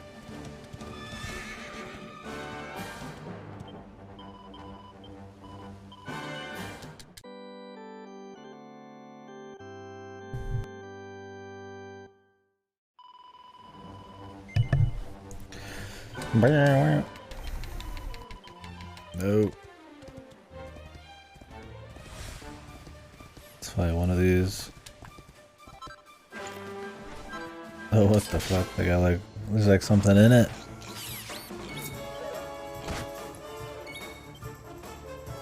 Exoskeleton.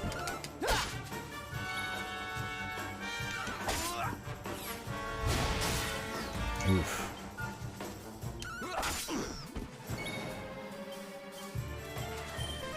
Thanks.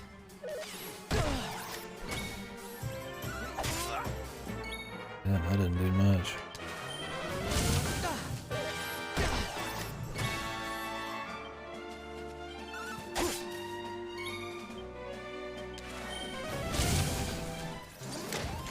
Who else wants some? Oh yeah. There we go. Oh. Wanted to use those, but I didn't.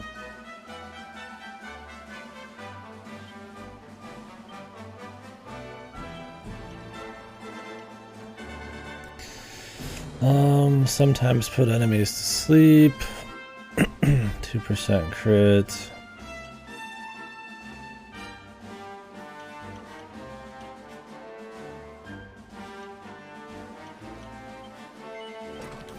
Just gonna go for this.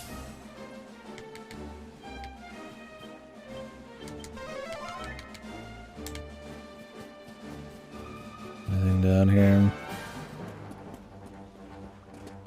You can kind of climb up on more stuff than you'd expect, so there might be more secrets kind of just up in these areas. Maybe where I'm missing shit from before. Alright, horse.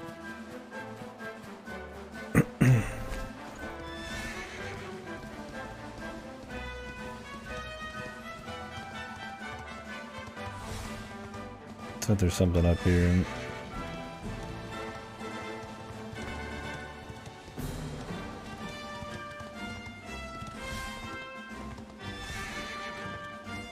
Nothing? They didn't just put this up here for no reason, did they? What in the...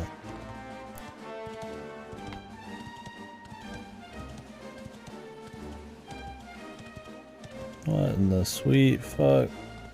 Not even a glittery, man? It's on the map and everything.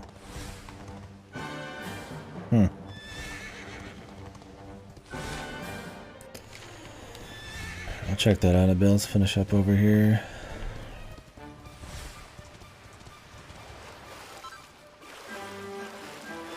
Water sedge.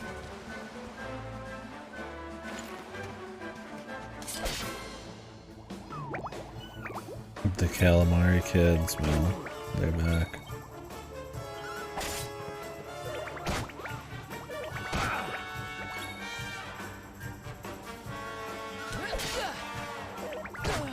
guy's tanky.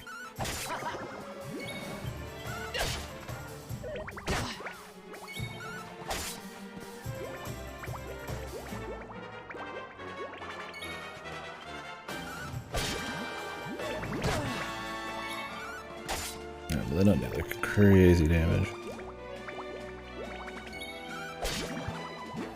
The horse is sick. Easy. Glad it's in the game. Sizz. How much do I need here? Sword stance is 7. I can greatly increase the number of parries performed. Parries. What even is it? I'd like to get to Metal Slash. Maybe we'll go through Dragon Slash though. That'll also put us up here.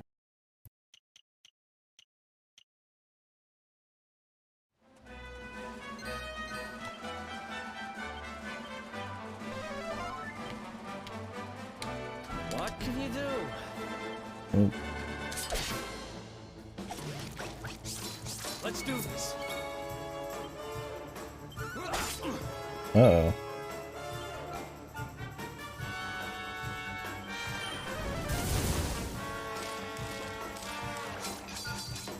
Thank God he's trying to summon, dude.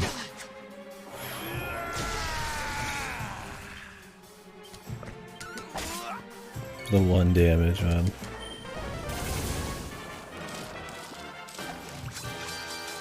Oh my God, he's summoning more.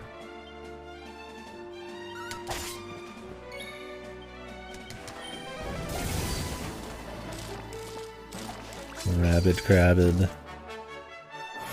Dude, they just keep summoning, man. Better to AoE. Oh, we can do this. Let's get that pep saves between fights. Although if you really wanted to be a dude, you could probably pep up before you walk into a boss room or something. That shit's always funky, but at least it's not like a meter that builds up that you have to sit on, right? Like, that's the problem I have with, like, meters that stay between fights, is you're always just gonna hold them until, like, a boss. Because you don't really need those unless, like, you know, you could just take care of a group of enemies and still have it for a boss. But, I mean, a lot of games just have, like, random bosses everywhere, so you know.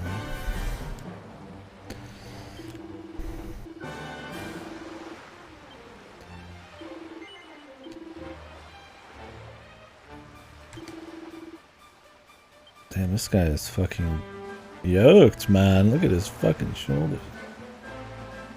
Can you teach me to fish, pal?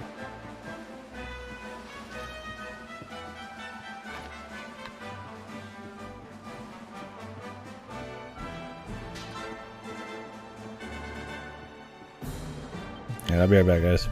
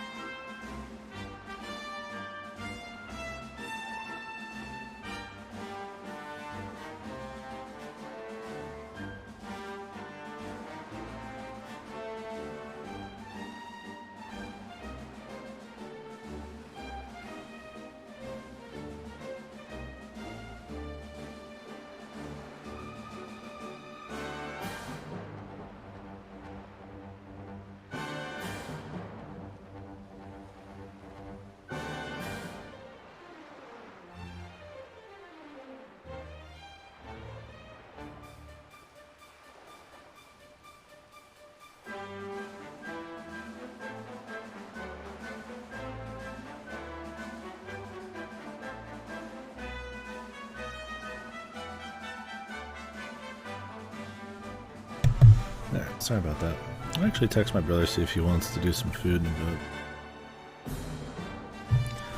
If he does, I'll take like an hour break and go do that. They're having like a deal somewhere.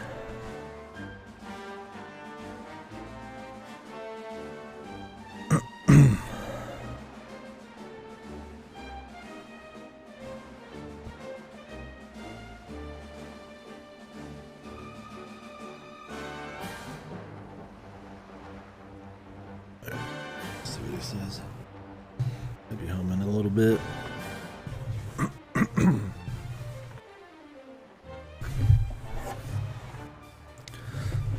His nose, man. Just be some playing around.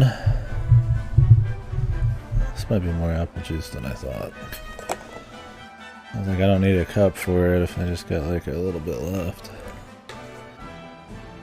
I don't really care about looking like a fucking degenerate on stream.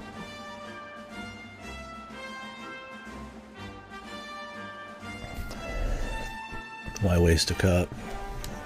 I'm the only one drinking out of it. Alright, motherfuckers. Let's rock.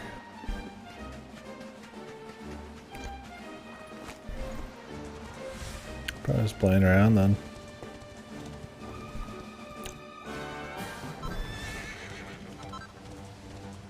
Like a dog. I go up to visit my parents, me and their dog. Rough house like crazy. I just spin my hand around as it tries to like bite it and shit. Play biting. It's like a puppy. Little puppy.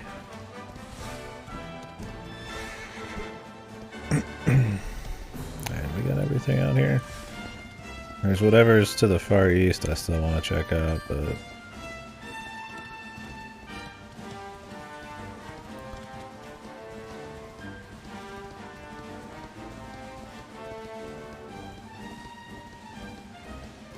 Fast horse.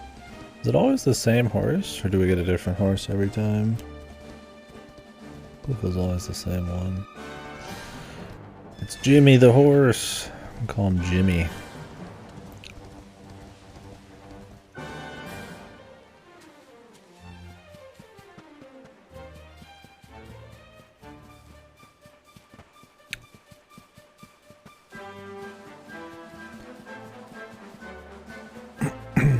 What do we got? Birds.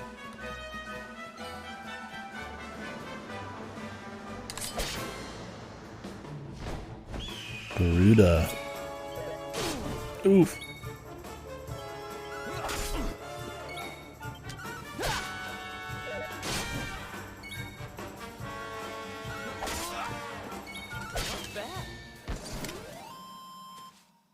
Glad you can see when they're getting low from the color of their health. You can take that risk to finish them or not.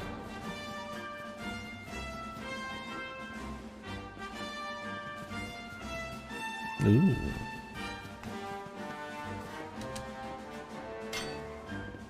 It's a little fucking hammer. Gold and silver. Silver and gold.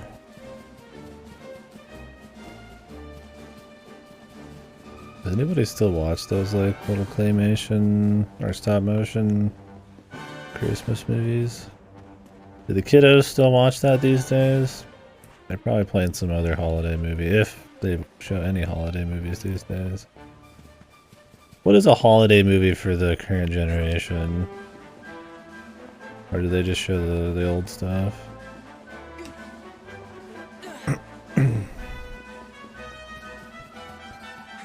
Anybody in tune with the youth?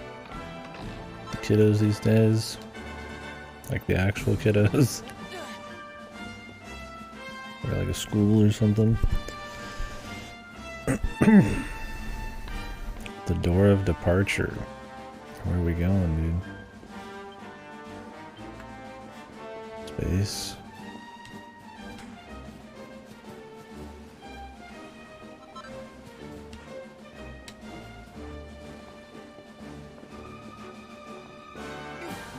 movie I was talking about was that Rudolph the Red-Nosed Reindeer. That old one. The fucking prospector does the silver and gold song.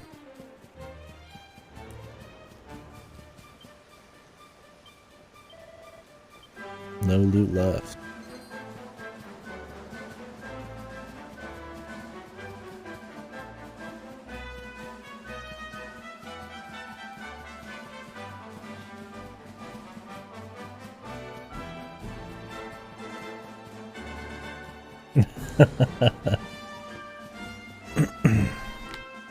That's totally fair. I mean, I don't know what's popular holiday movies these days myself.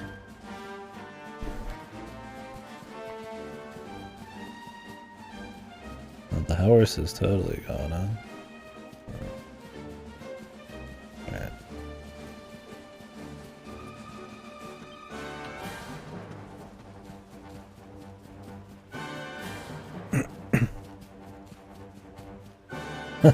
Yeah. What are the kiddos? Yeah, I always just try to play it off as like a funny thing. Oh, what are them kiddos doing nowadays? Oh god. Oh yeah, yeah. Sorry. The only way I could get rid of pre-roll ads is to play ads myself in the stream, which that would kind of interrupt the stream itself. So I'd rather just have the standard pre-rolls that you only gotta watch once. Maybe if I can make a living off the ads, so maybe I'd be more willing to take breaks and just pause the stream and just chill for a minute or two every now and then, but no thanks. I mean, I don't know what a holiday movie is for like a young kid these days. Yeah, I mean, that's a holiday movie for me. Yeah. You know, Cowboy Bebop movie and Die Hard, you know, those are holiday movies, but I wish the kids, like, you know, 13-year-olds, 12-year-olds were watching the Cowboy Bebop movie.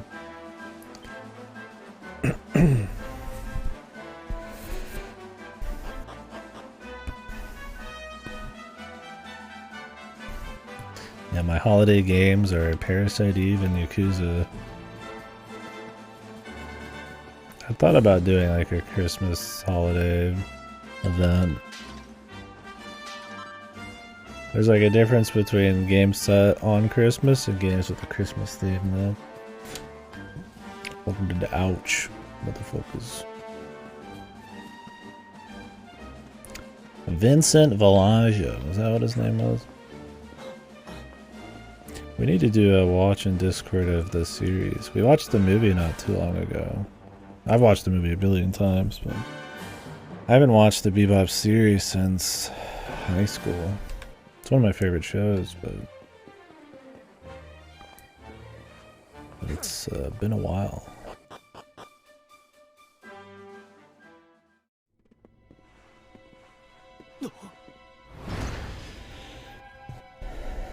Whoa. What the heck happened here? Who did this? Good morning, Redless. Huh? Are we gonna start seeing the evil?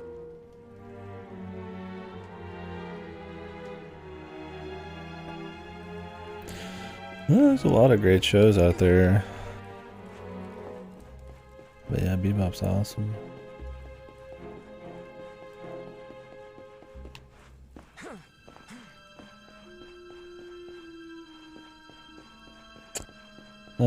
Perhaps some people ever drew me on as a show for Americans.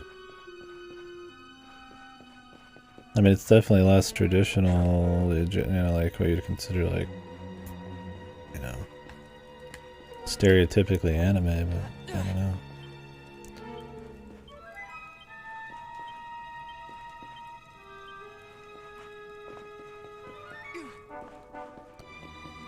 Don't know if I would say they made it for Americans.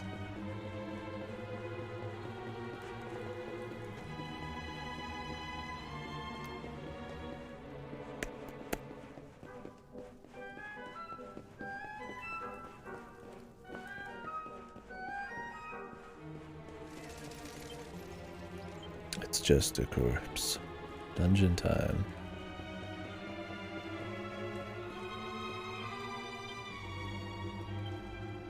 Hurry, the orb.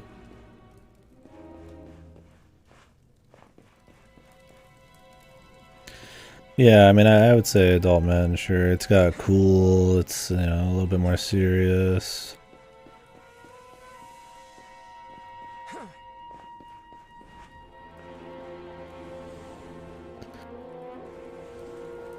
It strays away. It's got maybe more Western, kind of like...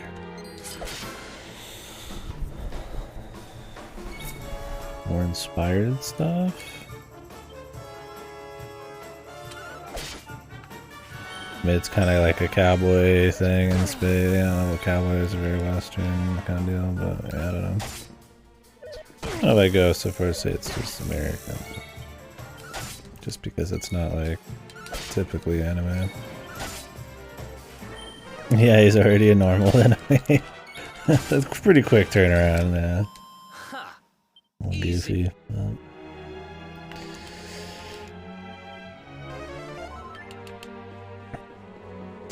yeah, we need. See, that's the thing is, like, I'd love to do some rewatches of some shows in the Discord, but oh, and if you guys want in the Discord, anybody can join. There's just like a link in here. We watch movies and shows and discuss shit and all the time. There's so many like shows and movies I haven't watched that, like, well, I do want to rewatch it. We always rewatch so many movies because there's always somebody who hasn't seen like some classic. But an anime is a bit longer. Like, I've wanted to do a rewatch of Standalone Complex at some point. Yeah, I think Edgerunners will do soon. Yeah, a new Trigun show, but I think it's CG, so I'm curious how that's gonna be. I mean, I like the old Trigun. I haven't actually watched Badlands Rumble yet. The last movie they did.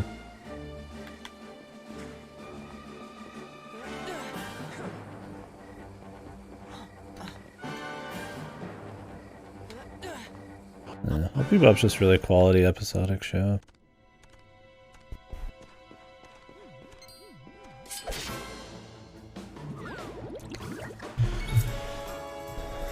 It's very good, excellent music, fun little episodic stories, but still pretty solid, like overarching story too.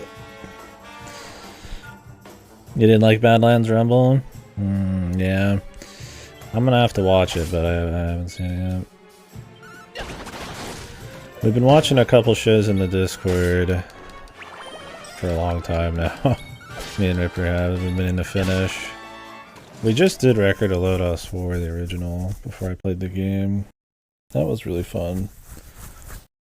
But we've been working on Kuroko no Basket and Hajime no Ippo forever. I think we'll do the Cyberpunk thing soon. Movie-wise, I've just been going through the classics. There's a lot of people who haven't seen like Terminator and shit, so I was like, well, we gotta watch that. Rurouni Kenshin remake? I just want to watch the Rurouni Kenshin OVAs. I don't even know if I care about watching the whole show anymore.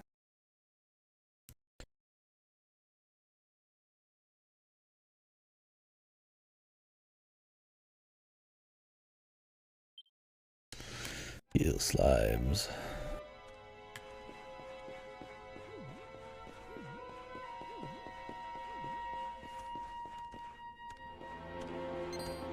So is it like a live action remake or something, or what? I actually hadn't heard about this Rurouni Kenshin one.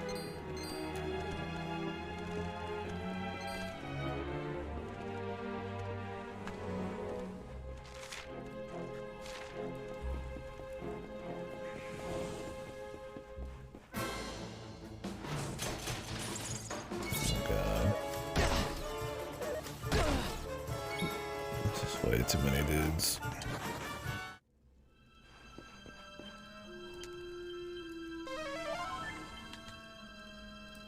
Oh, normally animated. Can I just not attack these? What the fuck?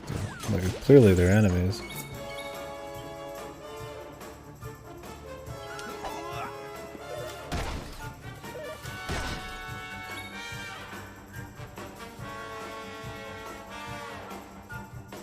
No, is it fast though? I never had strong opinions on it. It was like fun, because of the setting and the characters, but it was never like a god one for me.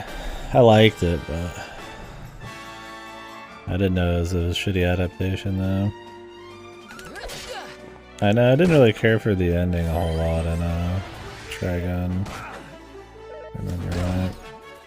Maybe that's part of it. God, dude. I just like underleveled. These guys are juiced, man. Trying to run in Dragon Quest, man. Always a hoot and holler.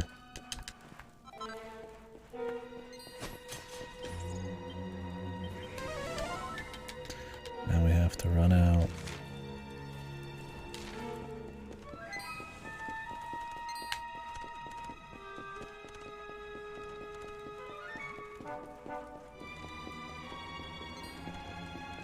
Those birds, man, you just do so little damage for how much they kick your ass, man.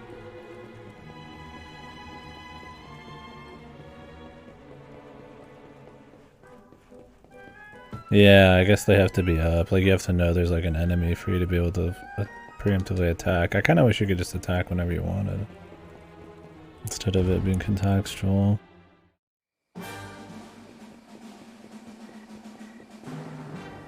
It sucks to have to pay for a resurrection.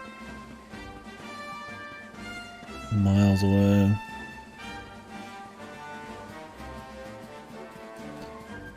Type for all the great scenes adapted and they're all skipped, really? Yeah. That's one of those that aired on like Adult Swim and all that shit, or Toonami, so I think it kind of has like an infamy because of that, but I liked it back then, but I haven't seen it in a decade and a half, probably. I'm not surprised.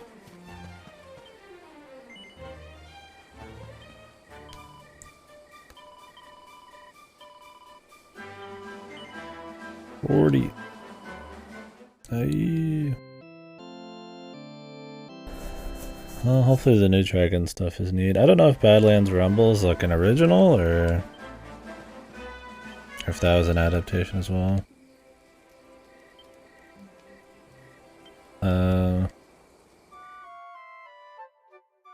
Weird. Sounds like it's worth a read though. Oh, really? Huh. This might as well be totally different.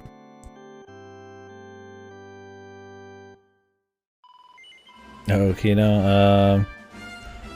Yeah, silly word that's lost its meaning over time. Usually Kino is supposed to be like in a literal way that people, or the way people would use it if they're being like serious. Something that's like cinematic or really good or awesome, like something that's like, you know, like the pinnacle, like the mixture of like storytelling and visuals, and it's just like a really godly part of like some kind of work or something. But like, because everybody uses it for everything, especially us, and we usually ironically, like I'll be like, oh yeah, that was really Kino, and it's like dog shit. Like it's like the opposite. It's kind of lost its meaning, but yeah, that's the idea. So I don't know, I'm trying to think of a good example. The bang scene in Cowboy Bebop in the last episode or whatever, that would be Kino. It's like a big, you know, big moment. It looks good. It's a big like story moment. It's just like objectively good, right? That kind of thing. I don't know. Yeah, you know, it's a sillier. We probably like overuse it, but yeah. Yeah, I don't use it anywhere else. I use it too much as is. Kino's fuck, yeah, exactly. Like the car chase with the bounty hunters and the mushroom hunting episode, like that's Kino, right? Yeah. It's one of those things, like I have to explain it a lot. The places I frequent and stuff use it quite a bit, and then I'm like, wait, people don't really use that much, and it's like I've destroyed the meaning over time in here as well. Yeah, peak media is probably the best way to put it. But it's used like ironically almost as much, if not more, than unironically. Saying it unironically is probably not even worth doing. Like we'll do it in here because they're like we're in good company, I guess. But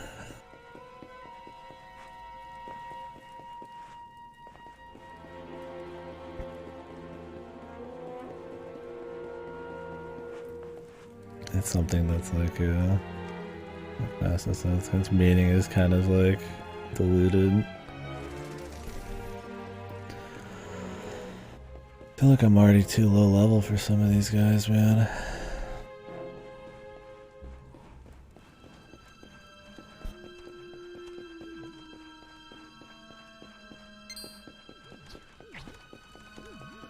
I like that they have the critters just kind of sitting around and shit. Oh god, dude.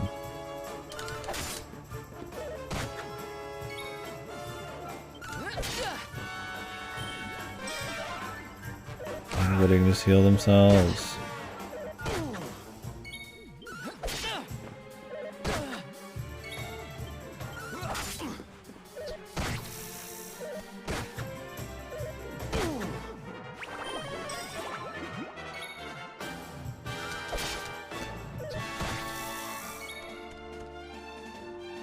How am I supposed to handle this many fucking heal slimes?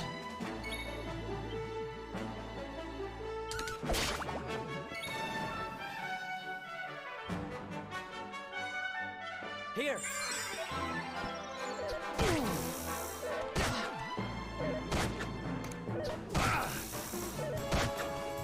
Jesus fuck, man. Are you kidding me? Oh, he's got like 6 fucking attacks in a row?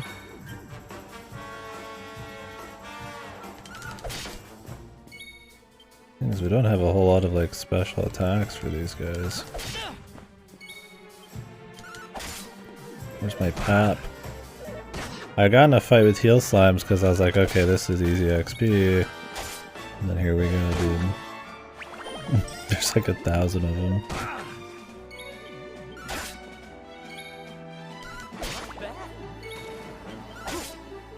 I could switch to Ooze Bruiser.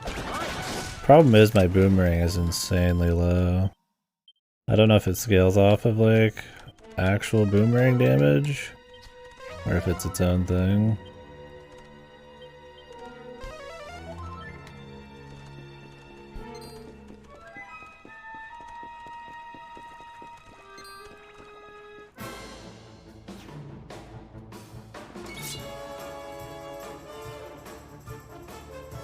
Yeah, Kevin feels very like Vosh, or Vash, what was his name?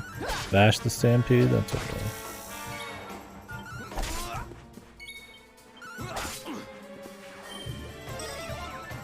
God, all these enemies that can full heal themselves.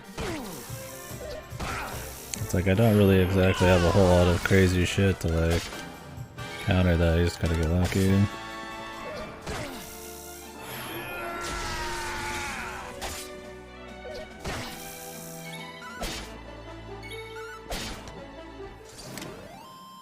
The pep.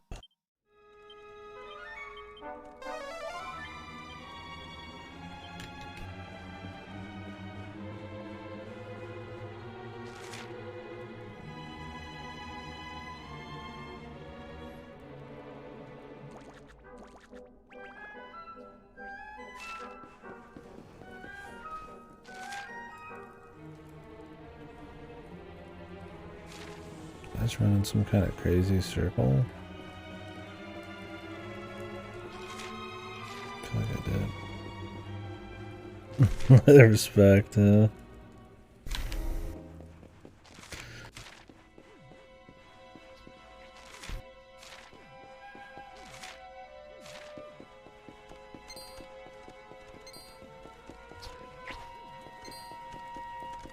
Oh, easy, Silent. That's mean, dude. Let's try these enemies out. A group of smogs.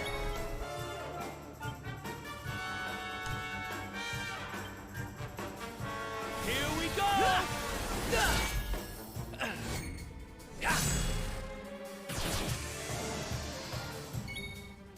The consequences of your decision. He's dodging everything. He's got fire breath.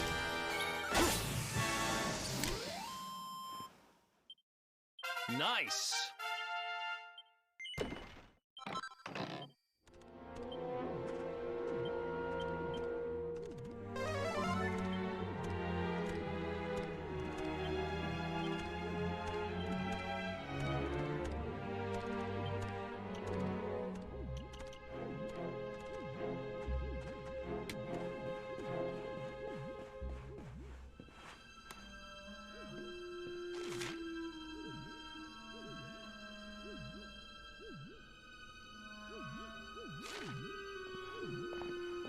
It's good so far. I mean, combat-wise, I mean, it's the same stuff. But,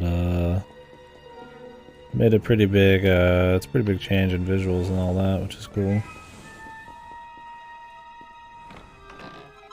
Areas are a bit more, I feel like, densely packed, which is nice.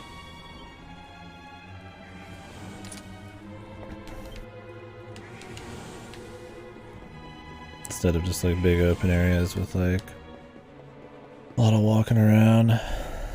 So, yeah, mostly just a visually big upgrade. We'll see as we go on combat and everything. I'm still pretty much at the very beginning. I've been talking a lot this stream, been slow. Story, we're not very far in that, but I mean the setup's fine so far. Next does have the potential to indeed be the best. Dragon Quest, or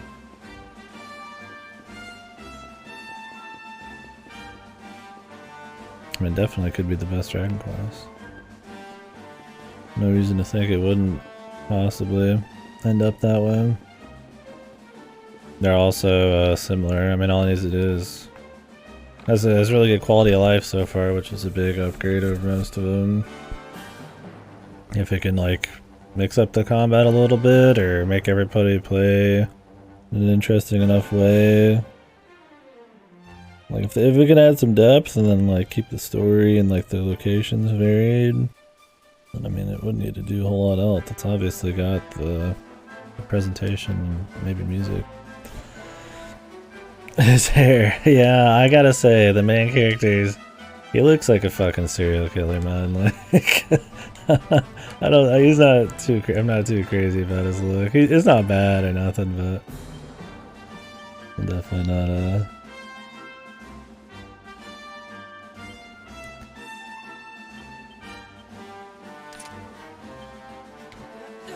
He's not my favorite of the designs for sure. Shut your mouth. I mean, yeah, he's a killer for sure. No doubt about it. His hair, he's got the beautiful hair. It's just his like dead look, man. Guy doesn't even like. At least this guy's like a smirk, man. This guy, he's like dead fucking serious. But yeah, nah, he's fine. We get autosaves when we go into places. Does that mean if I like get like save scum, or does that just let you quit wherever you want essentially?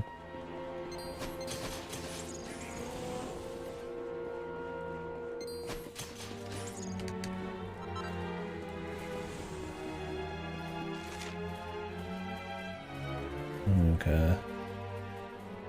Interesting.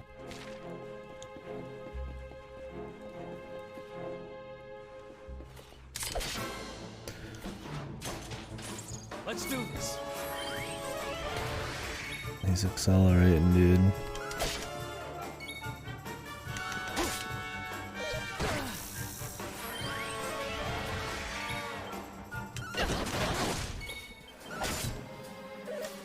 Two, 4, and 7 exist. You can barely see the MCs in those.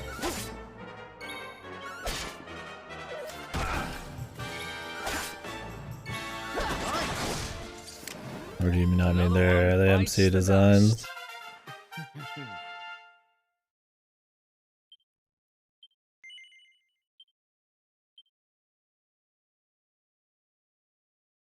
My 9 pro tag? The dead-eyed spooky lady or whatever. Yeah, that's the shit, dude. Okay, now we got evac. I might add it earlier.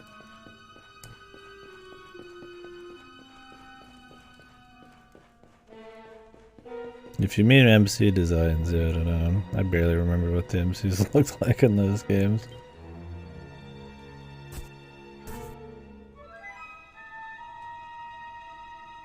Zoom? I'm sure we'll get it at some point.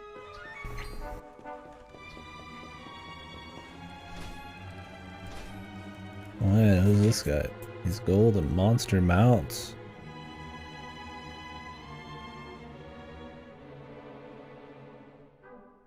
Oh, what the fuck? This is neat. Dungeon mechanics? Whoa, dude. Whoa.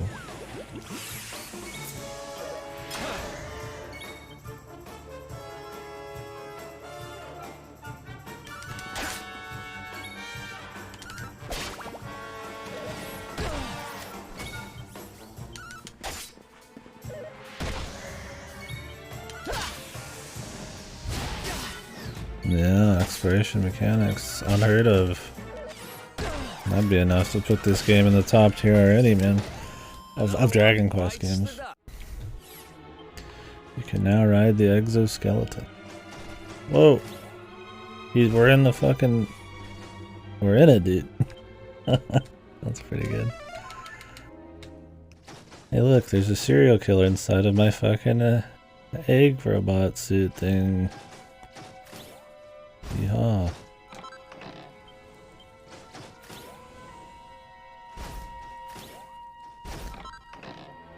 Ooh, recipe book. There's something farther back I can go get, maybe?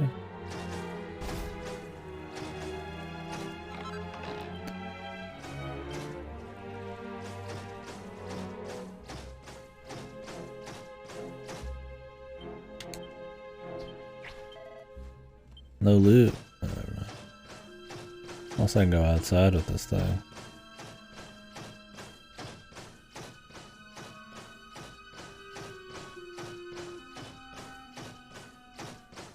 It'd be cool if you could use this anytime you went into the dungeon.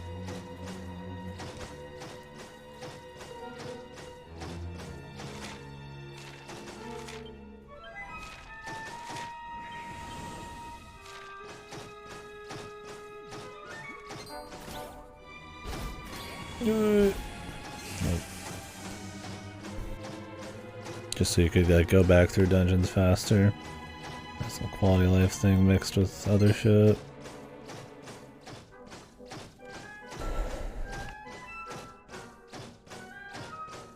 Yeah, I'm sure there's a little bit more to it now. Or a little bit, something different to it. That was cool.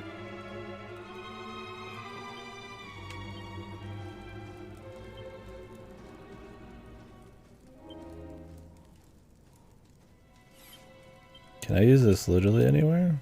Yeah, dude. Nice.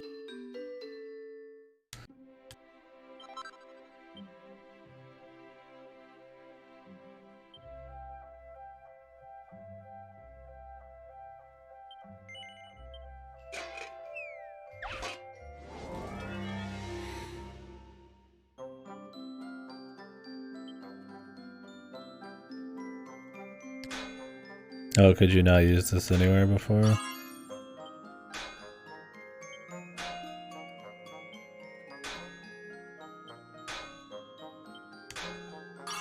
That's a pretty big update. Oh man, it went over.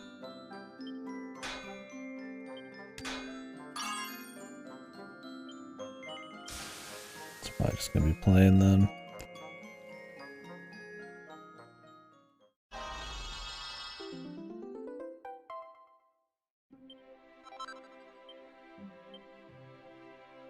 Make another, man.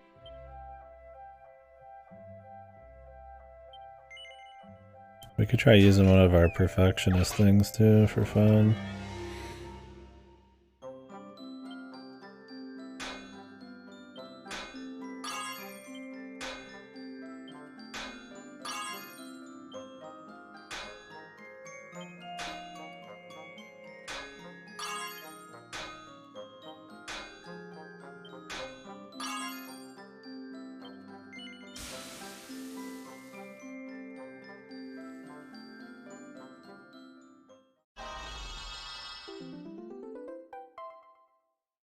just to see how those play out.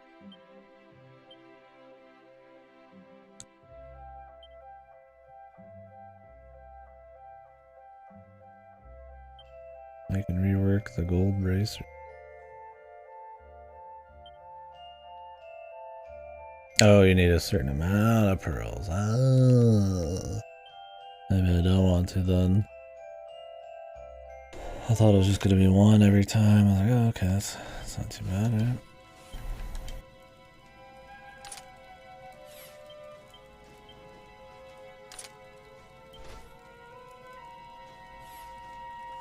Be a little too good, huh?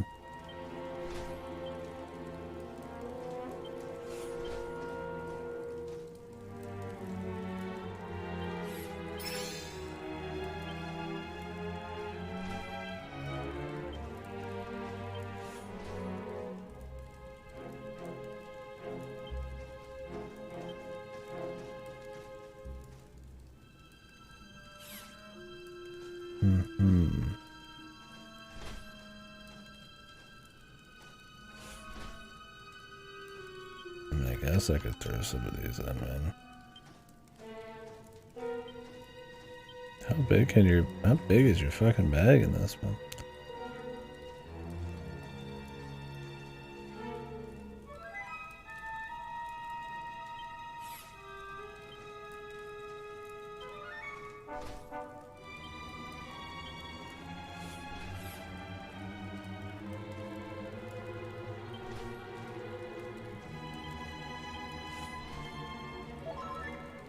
Eric has a lot more HP than us.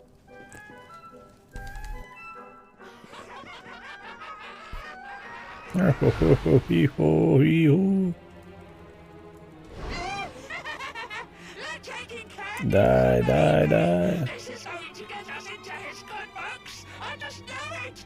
We're sure to get a big reward. Hey, what do you think you're doing? That orb belongs to us. I might be under leveled. Get your filthy hands off it. Whoever you are, Only the snappiest, of course, dude.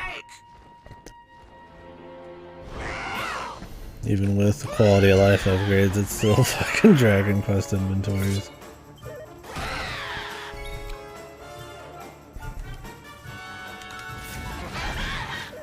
Really a mess, my friend.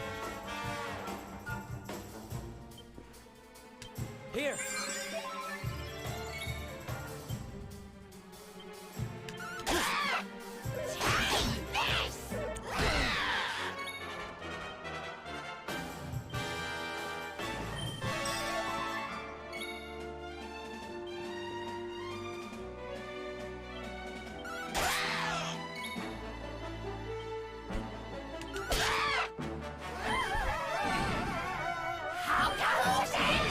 Jesus.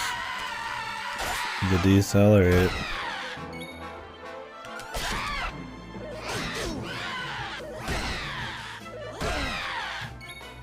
Gonna get outsped like crazy.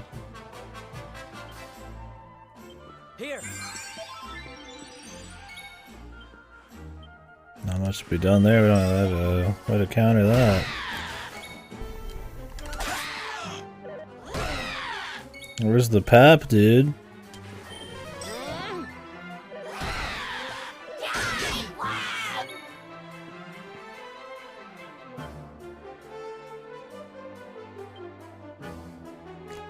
Where's my fucking pap?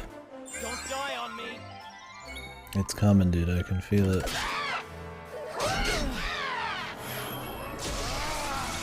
It's here. I got you, partner. How about another pop? Thank you. Yeah, coup de grace 2.0. Just waiting for the coup de grace to fucking just juice the enemies.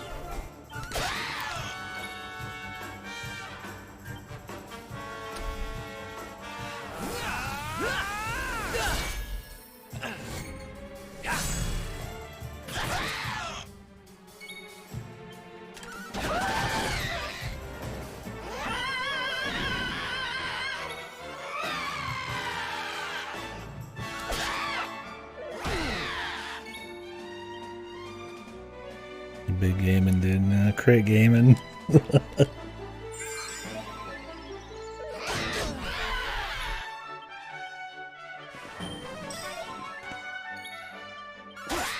There's not much we can do but play the heal game and use pep wall when we get it.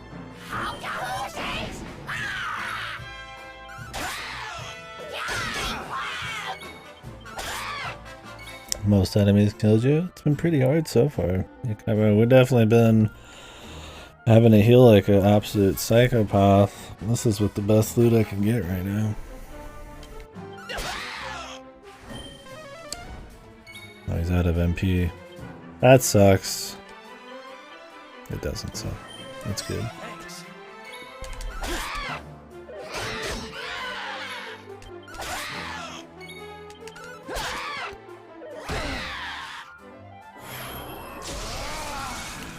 I'm fucking peppin'. I got this.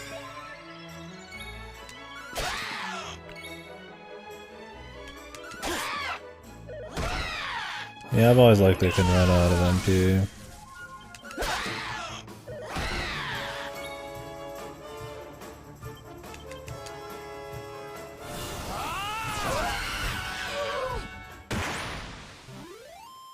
Who else wants some?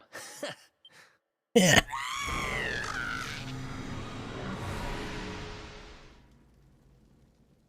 Ha! Amateurs. But who the hell were they? And what did they want with the orb? Evil Man 11 needs the orbs to commit the 11th evil act. Well, whatever. It's back with its rightful owner now. And about time, too. You know, after they threw me in jail, I thought I'd never see this thing again. What else can you Here I do? am holding it. I wish I could You're one-shot some the kind of lucky bosses. charm, you know that? I've got a feeling that if I stick with you, everything will turn out okay. I overleveled a lot when I Just don't played. ask me what I mean by everything. That's my business. When I can see enemies in the field, I tend to skip too many. Guess it's about time we paid a visit to your hometown. What does he need the orb for? Well, he seems to know somebody called the Seer. That certainly sounds like they have some kind of prophecy they know about or something.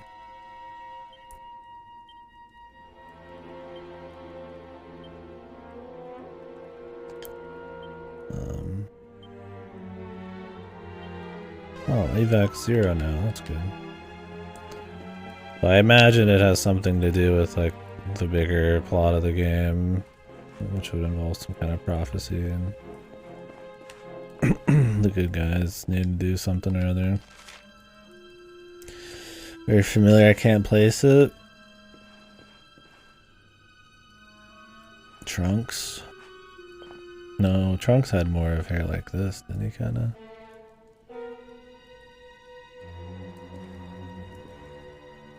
Eric the Hedgehog. Yeah. Sonic, it's the back. Yeah. I see it now.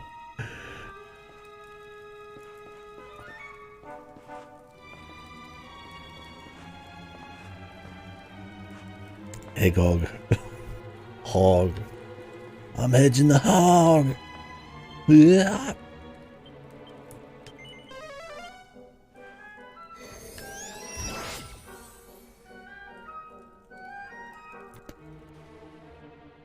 I need to find another merchant, dude.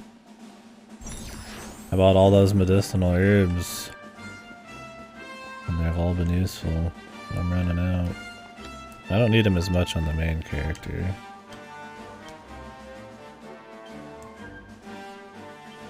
Really, I only do one at a time? You fucking shit me. Oh god, Jesus.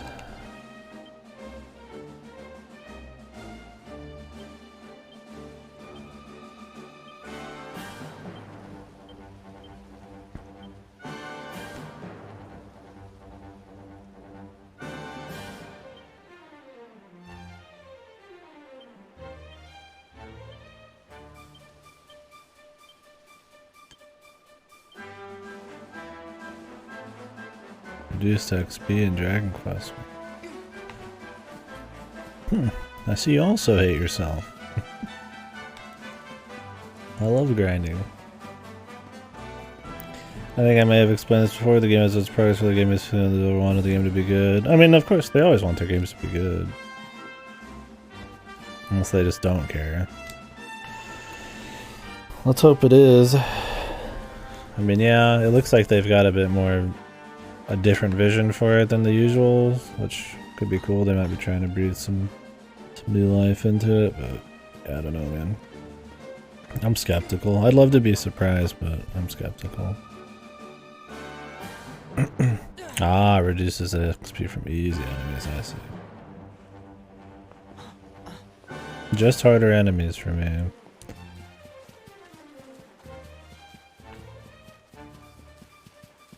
That's plenty.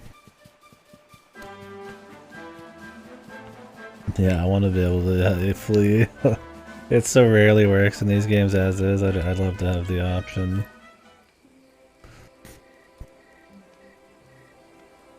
Oh, you can talk to this guy. Well, geez Louise. This is cool. Every camp has one of these, though.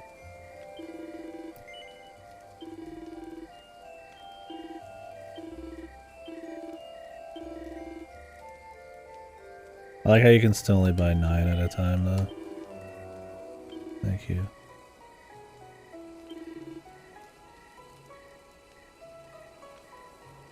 Yeah, no accident overlay. It's pretty decent.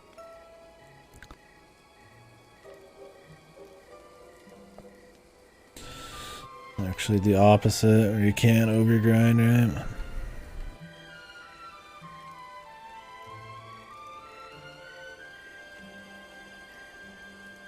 Don't know if you can combine into strong medicine anymore. That would actually make strong medicine, finding strong medicine, more valuable. Where before you could just combine those up as much as you wanted without even thinking.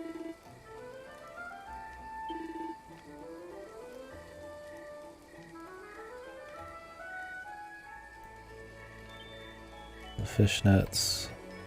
Does it mean they're rare if they have, or oh no, that just means they have a costume on them, which is cool. I'm glad they showed that.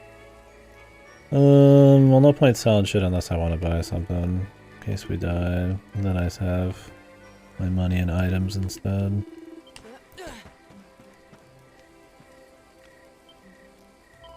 Need some lunch? I do need some lunch too. Do my brothers say anything? Oh, not yet. It's been more like dinner for me, but...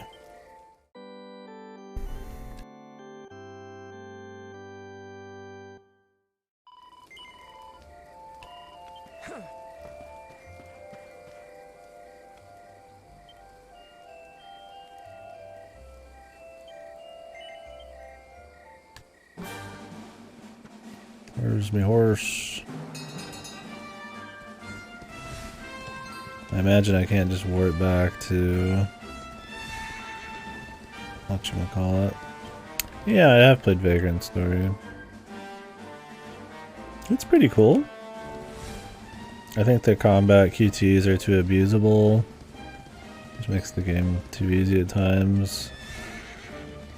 But I do like its like semi-active turn-based combat, like Parasite Eve.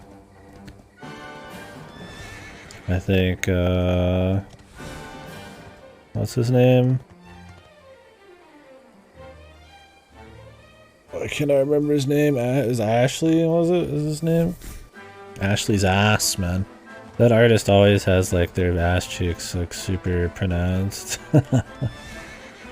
His ass was cool, I guess, man. He was a fun protagonist. I like the fight up on the roof. That was cool. It was a fun game. I liked it. It was a cool kind of like Ivalice side thing. I don't think it was like godly or anything, but I enjoyed it. It was a very unique game.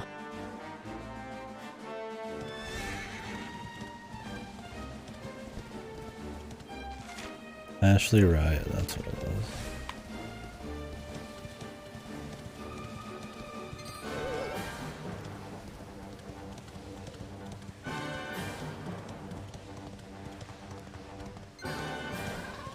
Atmospheric, yeah, that's a good way of putting it. It's one of my big takeaways from it. It's mostly kind of like the visual stuff. Like I said, the combat was interesting. I think Parasite Eve kind of pulls that style off a bit better. And it was a little abusable in Vagrant Story. Like, it was really hard, but then like once you figured out how the QTEs worked, you could like infinitely spam them. So I was like, okay, well that's kind of shit. But it was neat. I liked how it was kind of just set in like a single little area because he's like on a mission or whatever. Something a bit more localized, because I mean at that point there's a lot of games that, like, especially RPGs with big sprawling worlds and stuff. I thought that was neat. Yeah, I don't have like strong opinions on it or anything. I just it was a cool game to run through. I can see why it's a cult classic. I need to play more of that director's stuff. That is the same director's Tactics, right? I don't remember their name. I want to play like Tactics Ogre and shit. Ogre Battle and whatever the fuck. Someday.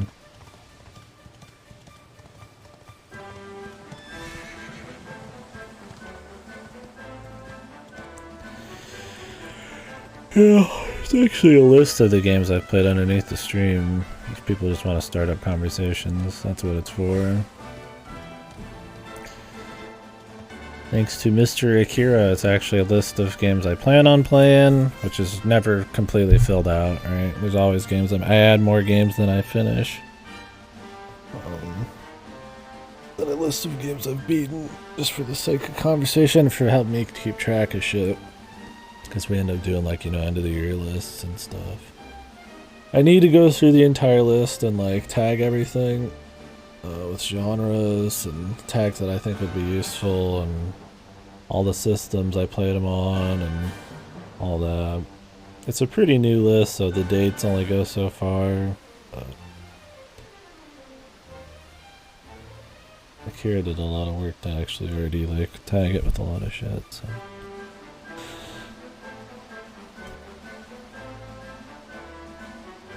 Never played it, but I suppose it's a pretty massive room. Yeah. That's the trade secret. So you're not in the room for that long.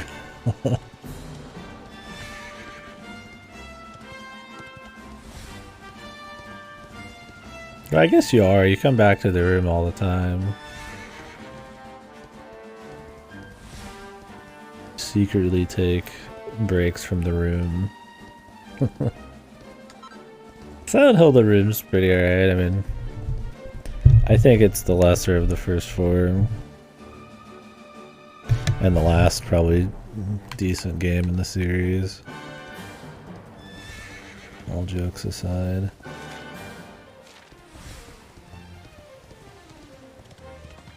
Silent Hill's one of my favorite, first three are some of my favorite horror games. And I have no nostalgia for them. I played them like 5 or 6 years ago, so. Although I guess I could develop nostalgia by that point. I think they just hold up really well. Where's the fucking like mortar fire?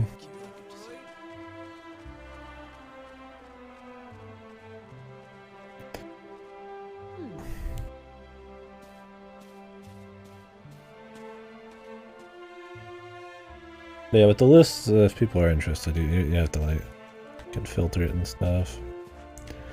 I think how I have it by default is just like my dates right now because I'm fucking with it. Mommy! How have they not already shown up and wrecked these people?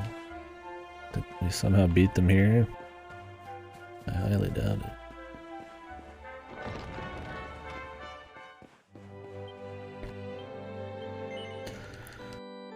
Where's the priest? Where's the nun? Where's the clergyman?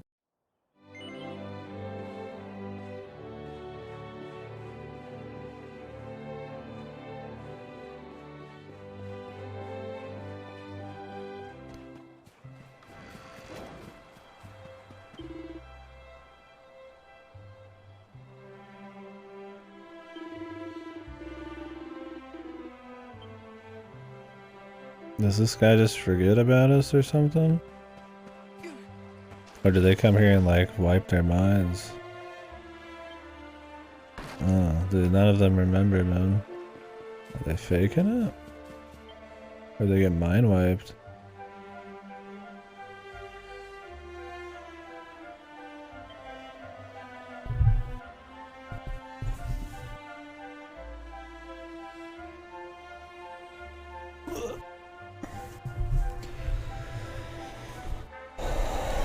Oh. This is interesting. Instead of just raising the village, I guess they've done something else.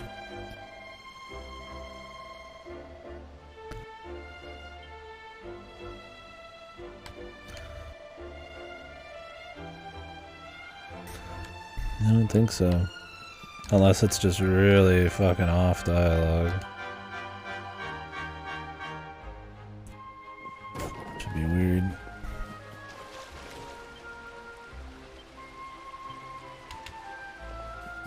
It's awfully fishy. You said it.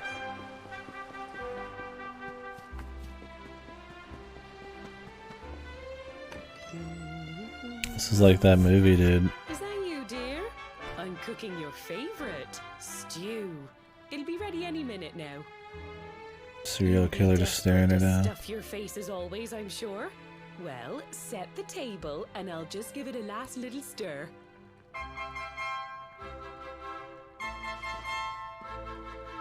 Whoa!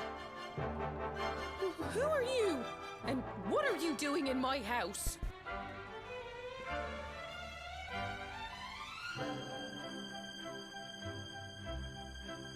What nonsense are you talking? My boy is 6 years old. Who do you think you are, waltzing in here and claiming to be someone you're not? Whoever you are, I want you out of my house this instant. Don't make me say it twice. That would suck for our dude, man. I'd assume at some point they'll get their memories back. Maybe. Maybe not everybody got hit, man. Watch foul magics on foot.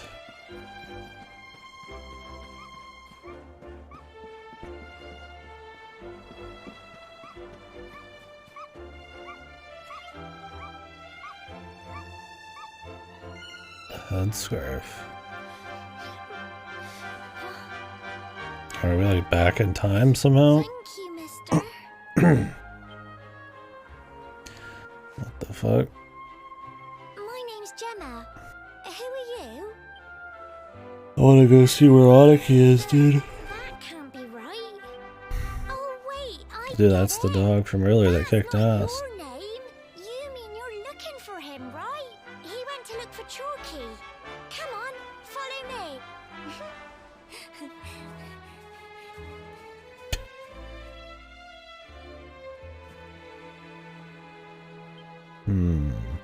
Maybe they could make areas like go back into the past somehow. This weird Yggdrasil shit. And they shrink stuff ahead. Everybody's de-aging, dude. The Curious Case of Cobblestone Village. The thing is, our partner's not here either, so it's kind of weird. It's like we're in like memory lane or something.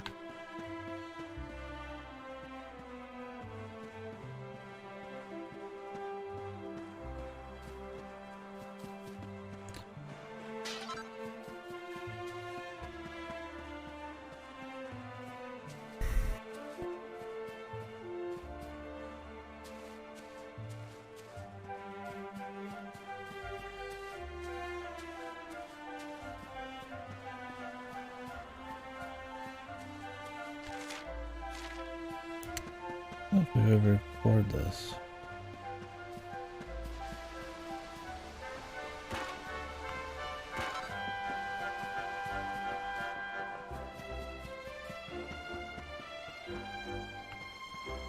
There's our little dude here. Hey, look. Hey, Grandad, can I borrow your ladder? What? The wind blew English. Gemma's scarf off and now it's stuck up a tree. Word. Well, we can't be having that now, can we? Let me go and find it for you.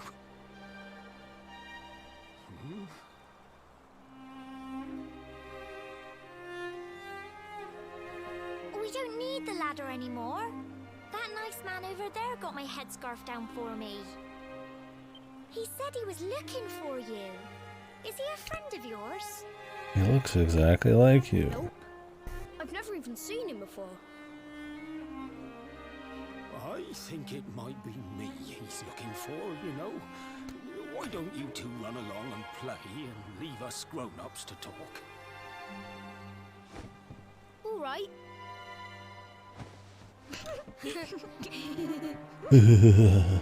I'm chasing you. Well. It's you, isn't it? No.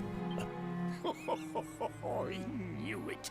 I've known you since you were a baby after What the all. hell's going on, man? I knew it was you right away.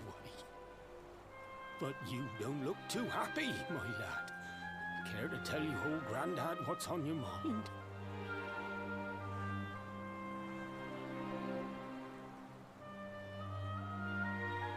I'll say no every single time you can.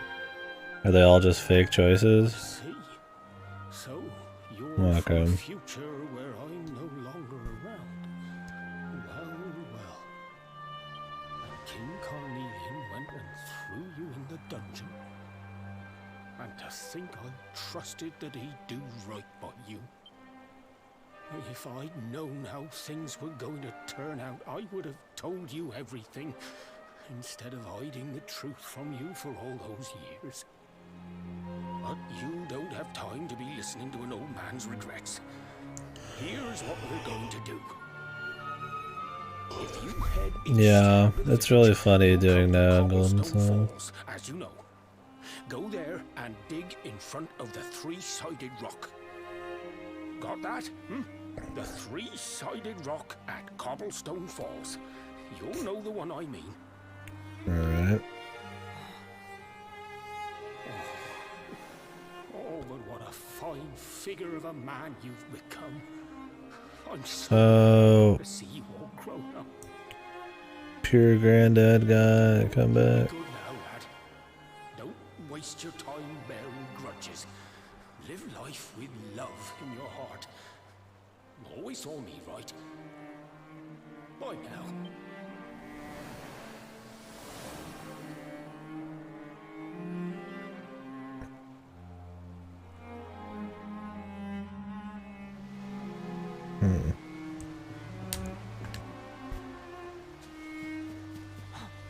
Well, with the Carpenter one, you like actually watched it. This one, like, we were there. We're gonna end up back over there and they're all gonna be dead or something.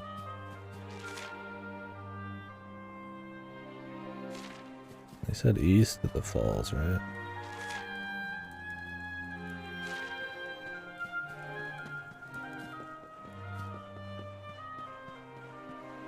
No, that was just him who disappeared.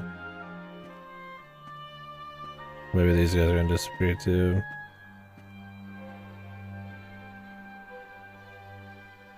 This is an actual cutscene. Ah. Thanks for getting Gemma's No, it's headscarf back not. for her. Come back and play anytime you like.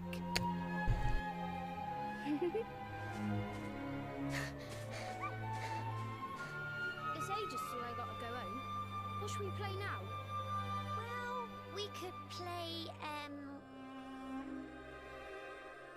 I'm waiting for it to be on fire or something. Yeah, it's destroyed, of course.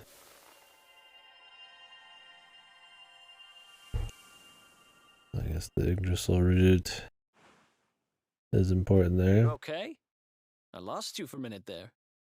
Not surprising, I guess.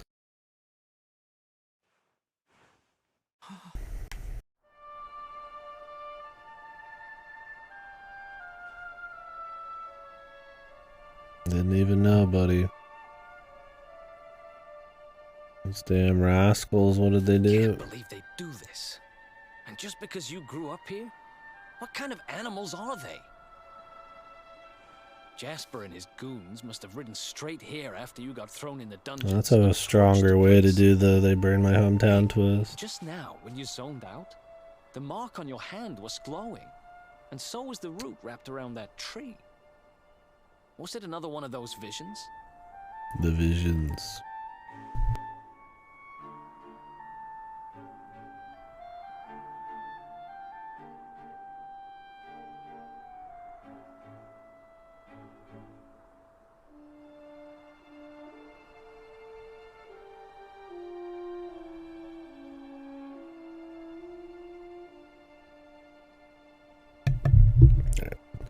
Gonna be eating here. My brother's got an appointment. Doesn't have time. The revenge, yeah. This wasn't. Yeah, all of a sudden the military shows up right now. What the hell happened to this village? And the demon pots come rolling out. Wow. So you went back in time and spoke with your granddad and yourself? Time travel. That is seriously weird. I hope this game actually does have more like party dialogue. And like once we get our party, they don't just all disappear and never speak again. It'd be cool to have them be a bit more like active characters. Must have been the root here. It must have the power to show you the past. Well, if what your granddad told you was right, then we need to head over to Cobblestone Falls. Where did you say it was? East of the village?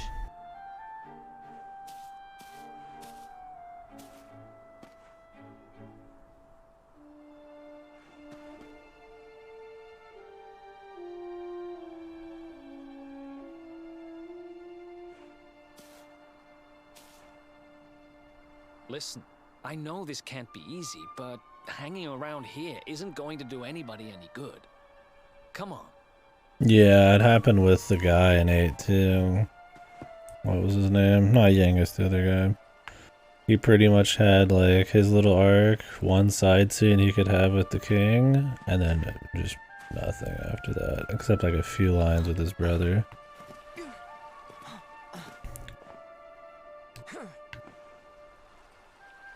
I'm dancing on my friend's house, and it's funny. 3 pieces of treasure. There's probably a lot in the room where we can't get right now. Angelo. Yeah.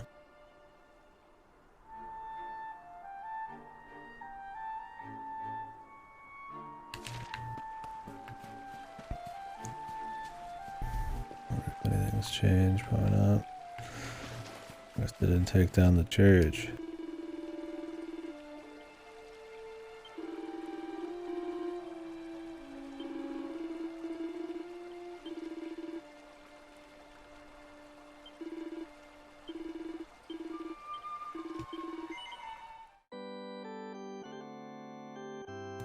Are they gonna do the classic Dragon Quest twist though? Where the king and some of his men are like demons, or are they just assholes? We'll see what happens. Do more drama if they were human, but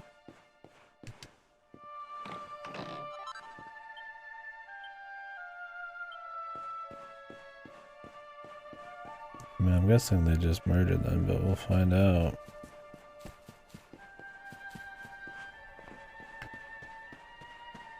It's always been one thing I've liked in Dragon Quest 2, that despite it looking like a happy kind of game, a lot of games just start out with like entire villages just getting like fucking destroyed and people getting totally wiped out. It's kind of neat. Yeah, oops. Golly gosh. I didn't really expect time travel to cause this.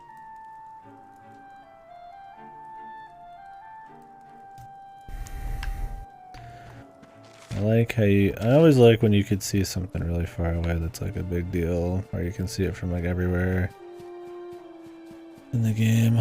You like the floating tree thing out there. Just adds a sense of mystery and kind of something to the, you know, the adventure. Like, ooh, there's something that we're gonna do, or something looks cool. You can climb the mountain, yeah. Well, that's the idea in a lot of these games. A journey or something, you can always see your goals and all that, and something like an objective, there's a mystery to it, or just a sense of scale. So it's a good thing to have, that's why a lot of games do it.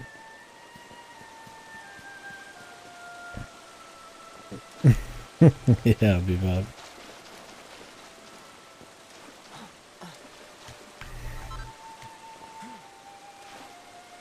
No, my family's been killed. I better scoop up some fresh Wawa. They didn't destroy this. Let me help. I'm imagining the last things I need to find are in the locked room now.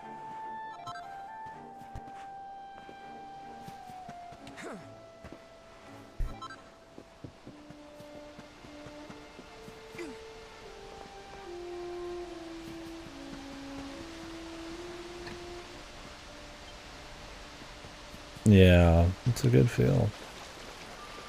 I'm thinking like more giant central kind of areas, but yeah, absolutely. I mean, anything really, yeah, and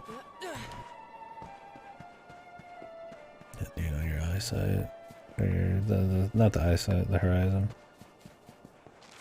Good.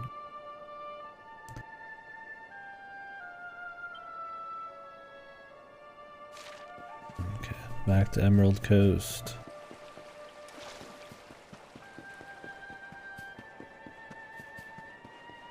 Oh yeah, let's go to his house.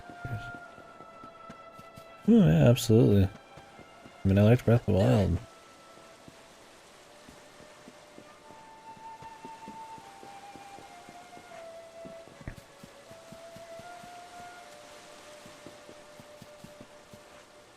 Yeah, his bed's just here, dude. His old bed looks comfortable enough. Why not? I hope, I mean, there's a lot of worries, I suppose. It could end up fucked, but I'd like to think they haven't really done me wrong on a 3D Zelda yet, except maybe Skyward Sword. And while this one's gonna be a little different, it's not like a full new thing since it's like a sequel. I like to have faith that they know where to make the right upgrades and they're not just gonna reuse the map in the most boring way ever. I don't, my biggest misgivings are like, I don't like that they're reusing the map. I think a big part of an adventure game is the mystery, the sense of adventure that comes from it, and you don't really have as much of an adventure in a place you've already been in. You could still fill it with cool content like a Yakuza or something, but Yakuza is not about like traveling and finding new fucking areas. It's just about interactions you have in the space, so we will see. I'm more faithful in the people behind it than I am what I've seen. Floating Islands is cool and all, but it's like it's not really like as exciting. It's like that's all that's new compared to just like a full new map. I just don't like that they're reusing the map. I prefer just a new one. I think it just fits better. But we'll see what happens. They've shown so little, I really can't go off of much. There's clearly already a bunch of new powers and shit, and I'm sure the traversing the areas is going to be really different.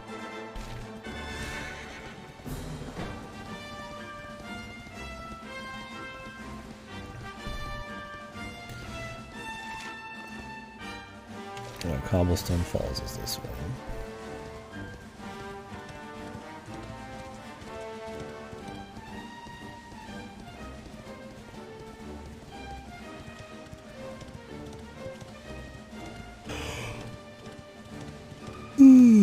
There's a lot of ways Breath of the Wild could be upgraded for such a good game, it's got a whole host of things that could be better, so I think there's a lot of potential for a sequel, and that's probably why they're doing one. Among other reasons, I'm sure. So the three-pointed rock.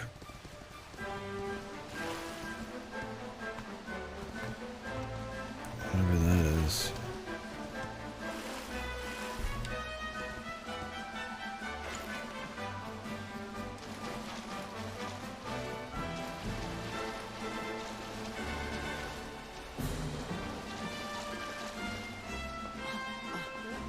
Yeah. All of those.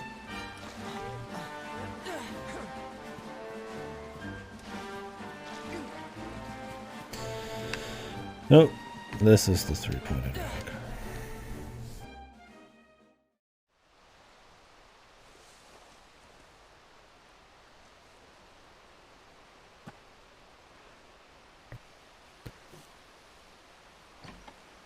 Yeah, we'll see. Letters, huh? The top one there's seen better days, that's for sure. Depends on execution. My dearest, darling baby boy. Maybe be boo. When finally you come to read this, I will almost certainly be long dead.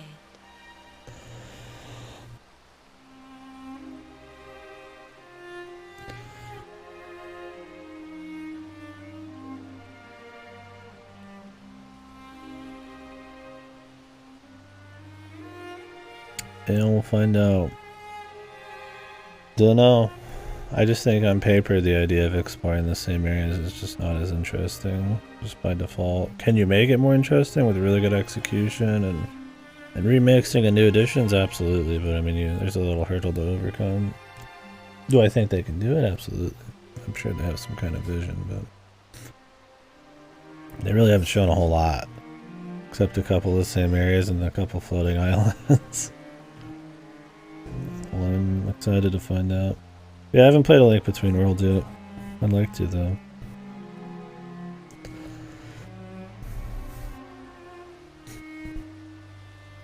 You see, not long after you were born, our beloved kingdom of Dundrasil was attacked by an army of monsters. I wouldn't be surprised if there was like some kind of other little map or something, though. They've been so tight-lipped about the game. It's possible enough. Yeah, it seems really good. I just haven't gotten to play it. I don't know why. I mean, I like those games a lot. I was forced to flee with you in my arms, and expended the last of my strength in ensuring that you escaped to safety. If you are fortunate enough to have been found by some kindly soul, you must seek out the King of Heliodor when you come of age. Our kingdom and his have long enjoyed close relations, and your father and I would trust him with our lives. Never forget, my son, you are a prince of the kingdom of Dundrasil. But more than that, you are the luminary. Guess they were wrong about Heliodor, unless that's not the real king. It is you who must stand against the darkness and banish it from our world. In time, Maybe she should have named him, just to make sure. It breaks my heart to leave you, my darling. But it is the only way. I only hope that one day you will learn to forgive me. It's from someone important to you, right? Your mother or something? Don't worry, you can tell me about it later. What about the other one? Could be, alright, Lost. To my dearest grandson. I haven't the foggiest how you managed it, but I met your future self today. As promised, I've buried some things here that will help you on your way. Have you read your mother's letter yet? It was in your basket with you when I first found you. It was because of that letter that I asked my Amber to send you to see the king when the time came. Yeah, that's the thing. I mean, I wish I'd known how they just are gonna have to get creative with Underground. If it was just like, oh, there's just some underground tunnels everywhere, like that would be very cool. But if it was like, you know, oh, there's some kind of crazy, you know, ruins or like underground biomes or like makeshift sunlight or something down there somehow, I mean, you could do some cool stuff. Depends. The idea of just like looking around caves doesn't sound very interesting, but I would imagine they wouldn't be like lame about it. SM24? Yeah, that's what I'm saying. Some Elden Ring shit or like SM24. We go down there and then the fucking the punks, man. That'd be sick, dude. That'd be the dream. You get like a really well remixed like Breath of the Wild map, and then Underground's a whole new map. It's just New York. No, it's fucking New Los Angeles from Xenoblade X. You just drop in, and then all you hear is the yeah, yeah, 1, 2, 3, 4. That would be the worst thing ever. I mean, Monolith works on Breath of the Wild, so. I don't know why Dundrasil was attacked, or why King Carnelian thinks so badly of you. I'm just an ignorant old man from a little village in the country. So now that we told him King Carnelian fucked him over, why didn't Amber tell us not to go? I mean, I guess he didn't want to change the future, so he just left the little note and that was it. Kept it a secret. I do know that the answers are out there somewhere. The keystone, yeah, Fasto. Will open the door of I think you could do some cool stuff. Yeah, like maybe some ancient civilization shit down there. Maybe there is some kind of SM24-esque, you know, like civilization down there or something. Maybe they would do like a cool like separate map thing. Give me the Majora's Mask. I just want to fall in the Alice in Wonderland hole and then end up somewhere else, dude. I don't care. I don't give a shit. Just something cool. The biggest problem with them remixing it is it's just gonna be like like I don't want exactly just the same biomes, man, with like a few new things in them, right? It's like something just mixed up, like, oh yeah, it's still just Death Mountain, right? You know, it's still just the fucking ice place. It's like they gotta be like heavily changed for me to be like, oh yeah, just give me the exact same biomes, like we leave this with like Termina or something, right? Like a little different than just the Ocarina areas. It's like they can do that with a new map. But it's like if you remix it, can you change them that much? It's not supposed to be like thousands of years in the future, unless there is some time travel shit. We'll see. There was some good songs in Breath of the Wild here and there, and I don't mind the more minimalistic, kind of like the idea of like more minimal, kind of like occasional music pop-ins, but yeah, I kind of wish I hope there's a bit more. I think it was almost a little too little. Yeah, Sam, that would be neat. I don't even want to think about Age of Calamity.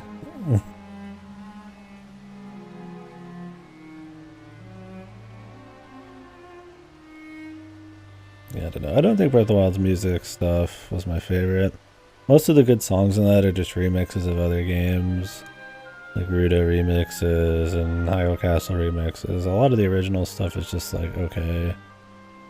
Or just non-existent. I hope the music has a bit more presence. It doesn't need to be like... I mean, it's a super long game where you spend a lot of it just listening to atmospheric noises and exploring, so obviously you don't need the Hyrule field theme just cranking the entire time, but you know, just like a little bit of something here and there would be nice. If they start introducing more like dungeons or something, or more like kind of fleshed out areas you're in for a while, like maybe you're like in a cave for a while, they could maybe have more themes or tracks you can actually listen to, but when you're out there just mostly traversing the land, there'd be less. I think it would fit good. Breath of the Wild, there's not enough instances where you're actually like just kind of spirited away outside of shrines for them to actually throw a lot of different songs in without it maybe getting repetitive. I don't know. But I don't know. Stuff to set the atmosphere is good too. I mean, Elden Ring did that well enough, right? It's a similar kind of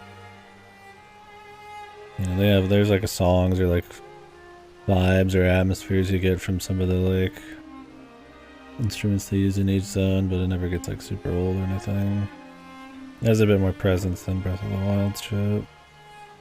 I think they could go harder than that, but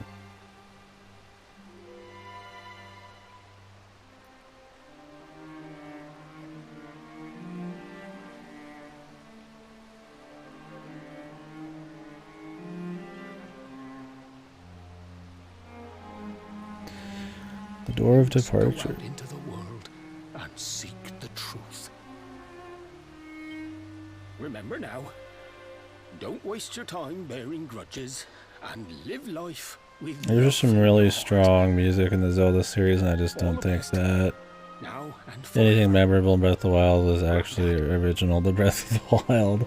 I just wasn't as impressed by the music. It just didn't hit, and I don't think it would be a detractor for it to have some more standout music, or just utilize it more, even if it's just more atmospheric. I don't think if you just did the same couple piano hits every 10 hours, like, I don't know if that's gonna fly as well in a second one. We'll see. I think if you go to more actual sectioned off areas and explore them and then have music, then that'll be probably plenty of options for them to do that, right? Probably less remixes too. The remixes and rearranges were cool, but by the end I was like, wow, it kind of sucks that all the good songs are just like old Zelda songs. Like, I mean, those songs are great, but it's like, okay, you know, like, I mean, do you have anything new? Like that, like, you have some like fucking wonky ass battle music. And it's like, okay, that's cool. It's got like a feel, but like I don't really care about it that much. Once I'm done with it.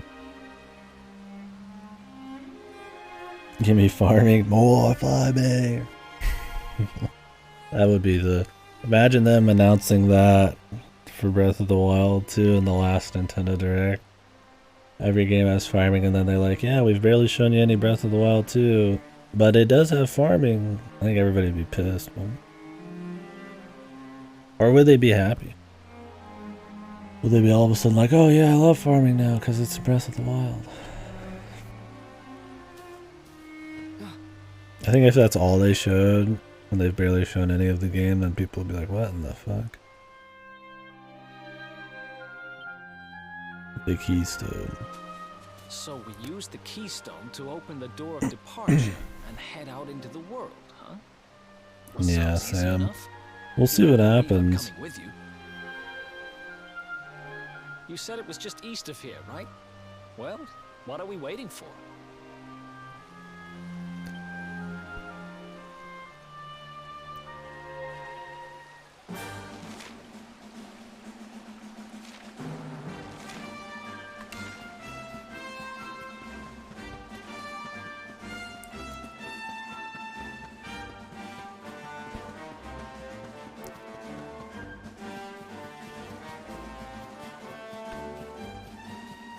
I would probably ignore a farming system for the most part. The last thing I want to do in Breath of the Wild is to like have to keep returning to like home base every 2 seconds obsessively. If it's something you could manage on the run or like camps or something, or there was like greater reasons to return back to a central point, then that'd be one thing, but I kind of just long freedom to go like wherever without having to think about it. It's just all about the adventure. I kind of liked that focus.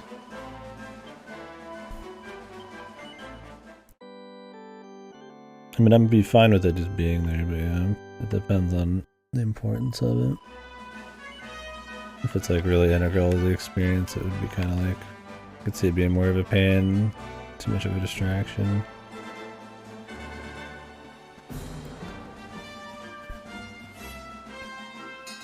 Yeah, rebuilding a place and then having like more automated farming or something like that would be fine, because that'd be like a big side thing. Kind of like that one town you remade in the first one. Could be kind of cute. I think making it something more visual, more... something you could upgrade a little bit more. But yeah, if it was just like, hey, you have a cabbage patch and you have to check it out every 5 minutes, that's like, that would suck. Yeah, Skyrim horse, dude. It's just hanging, dude. He saw something. Horses they can't look up that far, alright? Take it easy. Yeah, like an improved town building thing. I'm sure something big like that would happen.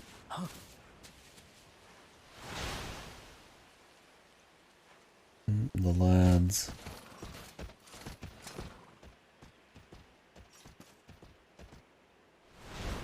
Did you really think you would escape me, Darkspawn? Not very smart, are you, sir? Damn it, they found us.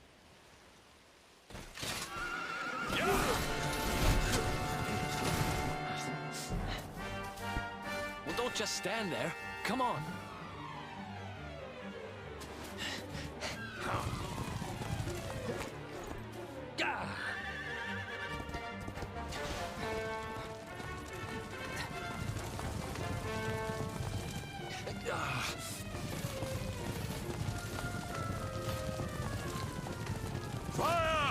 Fire!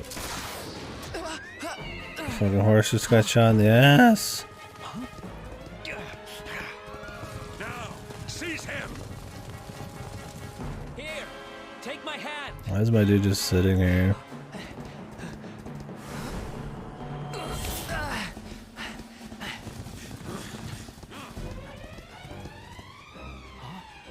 He touched his hand. You're now one of the chosen. Wait, the keystone.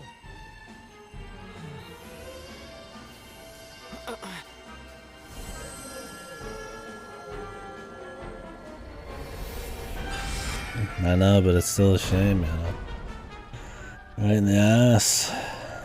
You shall not escape me, Darkspawn. Oh man, this guy being Kiryu though. I kind of want to change it to Japanese just for that. I just don't know when he's gonna show up, man. Run now.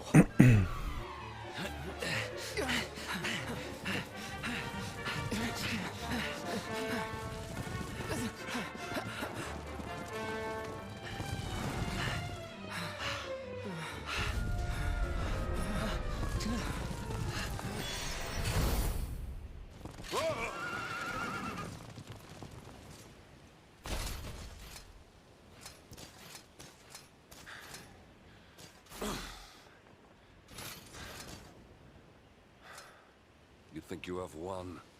The game has not even begun.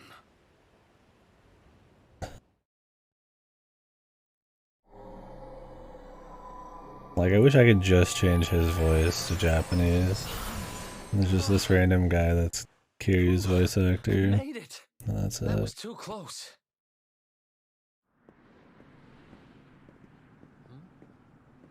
It'd make him so much cooler. So, where exactly? Pretty are we? much the tutorial I don't area. recognize this place at Me all. playing ultra slow. 10 hours in.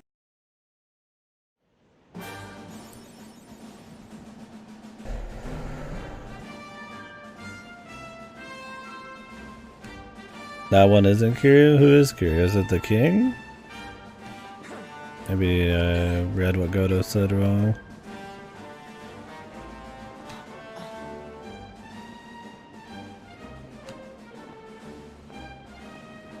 There was like 3 people in the room when Goto said that, so maybe I thought it was somebody else.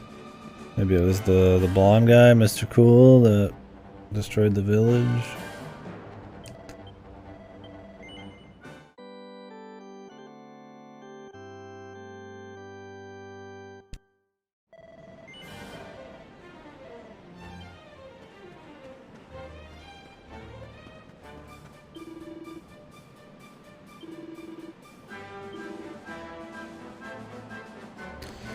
The Emporium.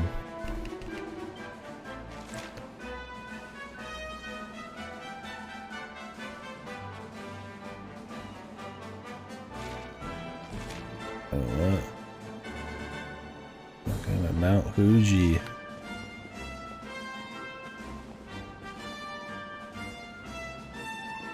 Kiryu is the main character of Yakuza, or most Yakuza games. She slimes.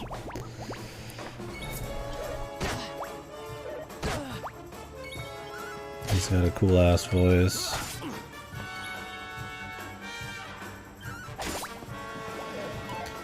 Kiryu Kazuma.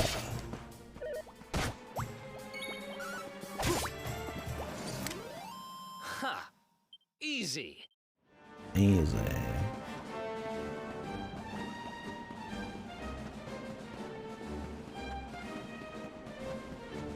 Let's get our weapon on his back now.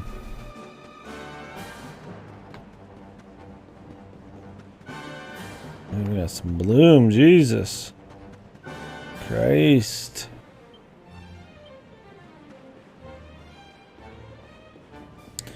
Fucking blooming onion over here. Bongo Drongo. Okay, bloomer. Some serious bloom there. Damn, we're quick, dude.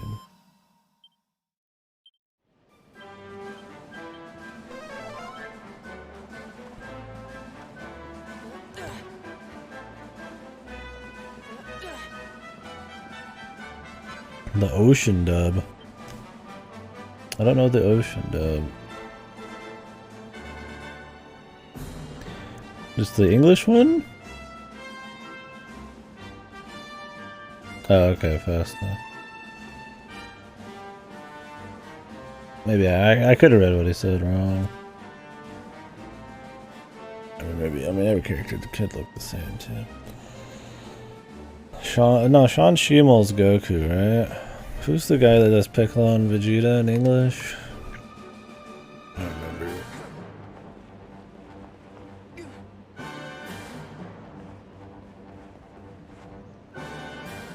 He's also the voice director for the old DBZ. Oh, there's two. Oh.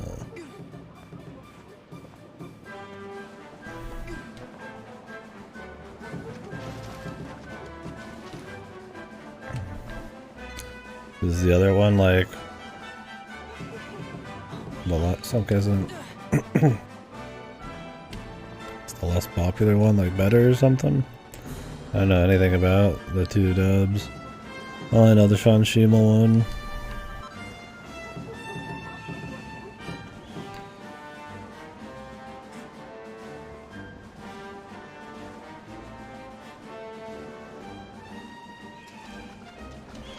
Swim at some point?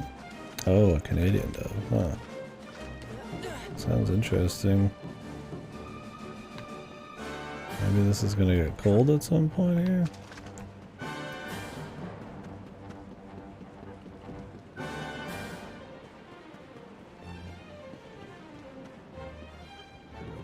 Just might write this down.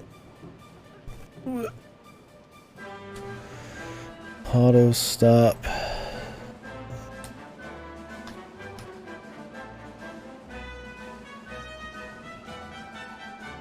Just past water.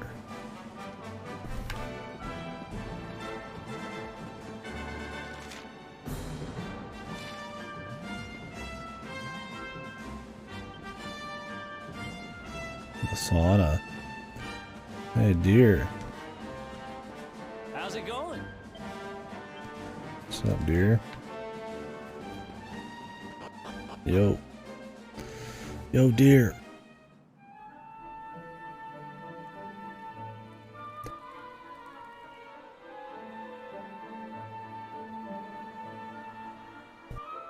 Whoa, or in Japan, or whatever.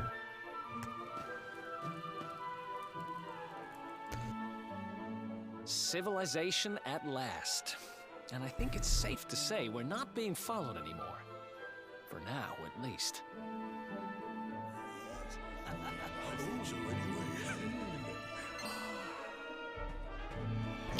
Two travelers come. Yeah, I'm sure I don't need to. Seems like the doors are marked on the maps. I wouldn't be surprised if they just tell you. Or you miss shit, but I've just done it in the other ones, and it was useful, so I was like, might as well keep a small notepad on that. Rejoice, honored guests, for to mark this happy day, you may sweat for free. Sweet. We're kind of busy to be sweating. Thanks. Appreciate the offer, though. Too busy to bathe? Too busy to wash away the scent of the road?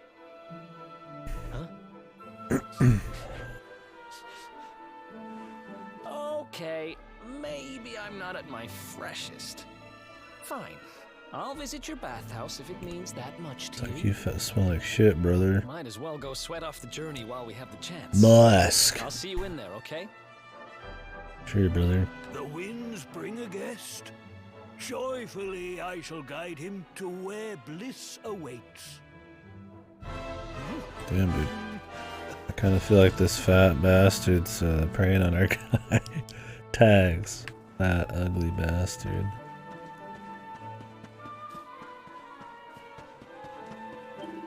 He's licking his lips when fucking Eric showed up.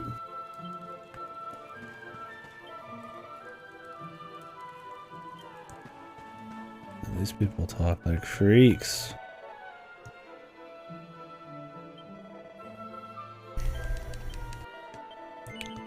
What the? Thing is, am I gonna eat and just turn the stream off? Or am I gonna keep streaming?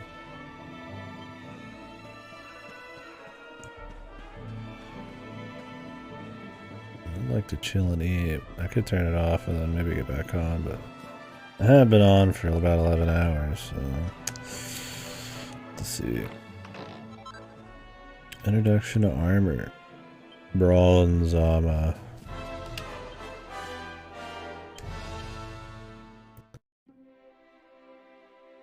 A fun-sized fort.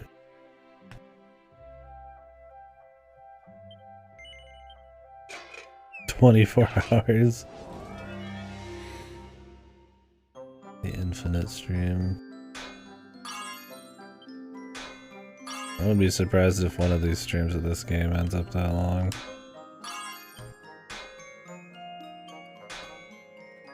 Great.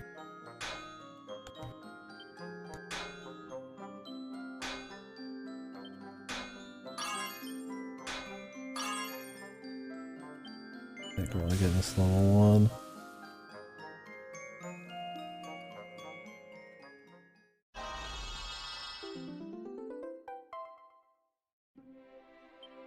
Beautiful. Yeah, beautimous. You love to see it.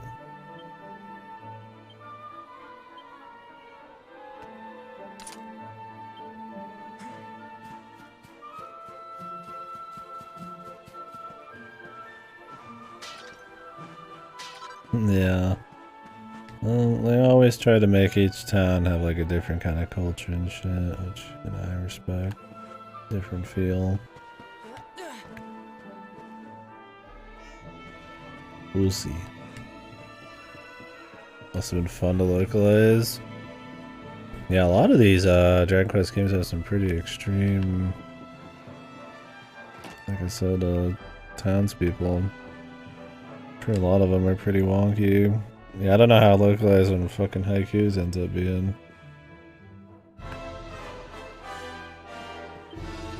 Yeah, it could be they took a lot of liberties. Just the localization? Oh, really? That's how it was in the other ones, wasn't it? Fucking fanfic rewriters. Every time, dude. God damn it.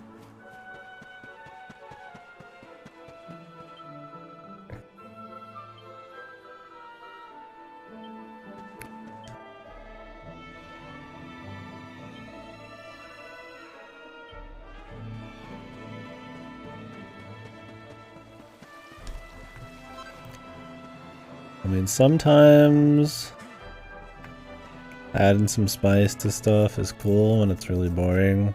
Like the Splatoon 3 enemy names or whatever in Salmon Run. Or they actually give them fun names that matches their look. It's cool because their default's just some soulless shit like Big Stick or something. But yeah, when they do heavy rewrites on stuff like this, and force like a kind of like maybe overdone like kind of bit of personality to like a whole town, it's a little bit more questionable. It's like it's cool when everybody's kind of got like a different culture in these games, but you're definitely gonna experience it in a different way. And it's not like they probably didn't have personality in the Japanese, but now it's like gonna be really hard to even like gauge that. So they're always speaking in haikus. I don't know. It's like on one hand I get it, it can be cool, but I don't know. If I was just localizing, I probably wouldn't bother.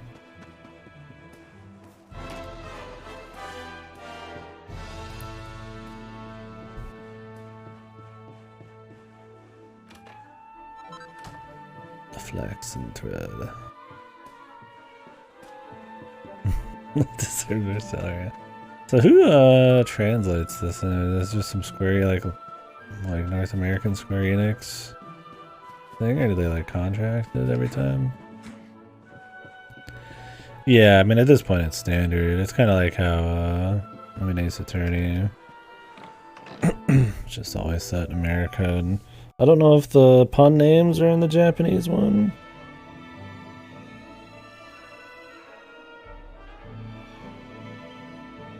There's enough changes though, yeah, it just becomes a standard.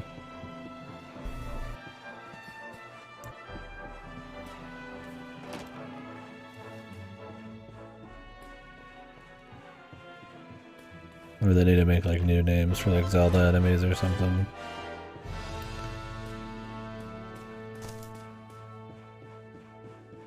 Yakuza? Unironically, or? I don't know enough about the quality of it. I mean, considering how they handled the Judgment one, I imagine it's pretty good. That had 2 fucking localizations, right? It had the dubbed version that was like heavily localized, and then an actual more pure translation you could pick.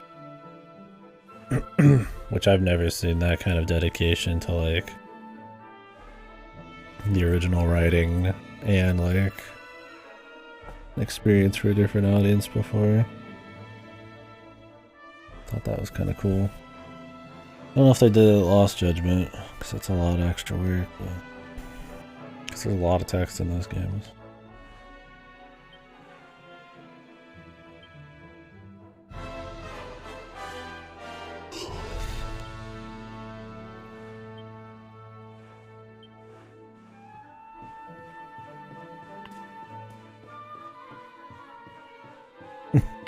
It's so curious. I don't know, dude. Just the Wild West. Everybody just fucking does whatever. Everybody needs to be their own fucking, like, fanfic writer, yeah. It's still, but I mean, I get you have to change a lot to get across the same feeling in a different language, because they're not, like, ultra comparable. But I feel like there's a limit, right? Once it starts being you just trying to, like, flex your own writing chops, not like you creating the same feeling or something, then it's like, yeah, it's just kind of like your fan fiction at that point.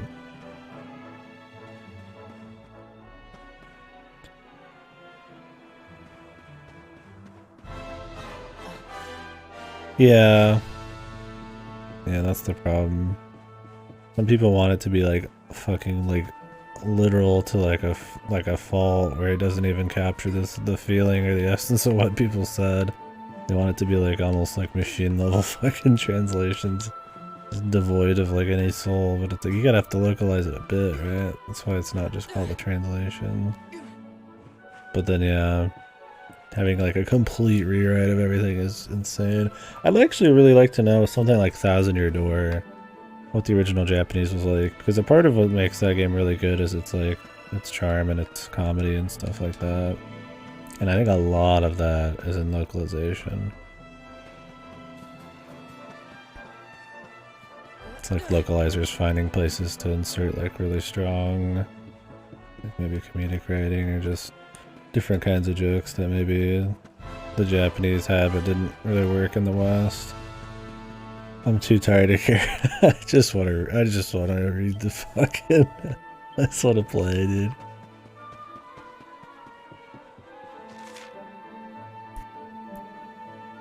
Just can't be bothered. I get that. It's always like, I mean, it's not that you can't win, right? You just have to take it. It's the best you're getting unless you can read the original. Which, I mean, you can read the originals pretty much, which is cool. That's no way to treat a lady. Didn't your mother teach you any manners? Whoa. Your words grate my ears. A good child should be silent and stay out of bars. She's 1,000 years old, I'm sure. I told you I need to speak to the owner. It's important. He might She's know a where my little sister is. dwarf. A child in a bar is like a fish in a tree. You must search elsewhere. Ugh, fine. If you're going to be a complete pighead about it, I'll go and ask the guards by the gate instead. Good so far, Smurfton. I'm not super far in.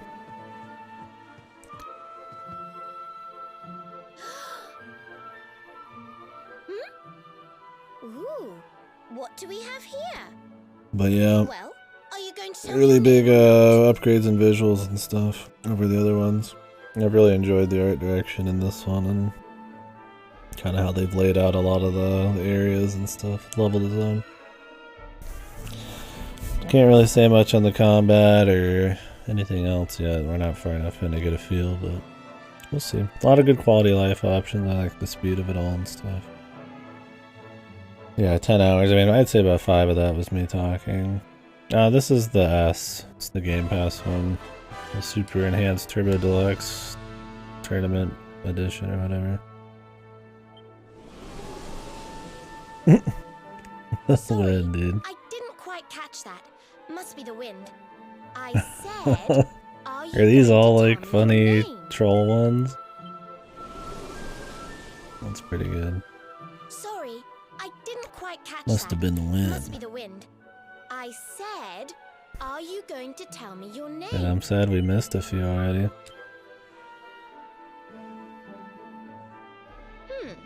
Could be worse, I suppose. I think that's a great way to do it. You and I need to talk, but my little If you're sister gonna is have like so I have fake to go and find her choices to first. try to make you feel like, you know, you're more invested in the story or something, then having the opposite one, the one that nobody actually picks, just be fun is a good way to do it instead of just like a boring throwaway.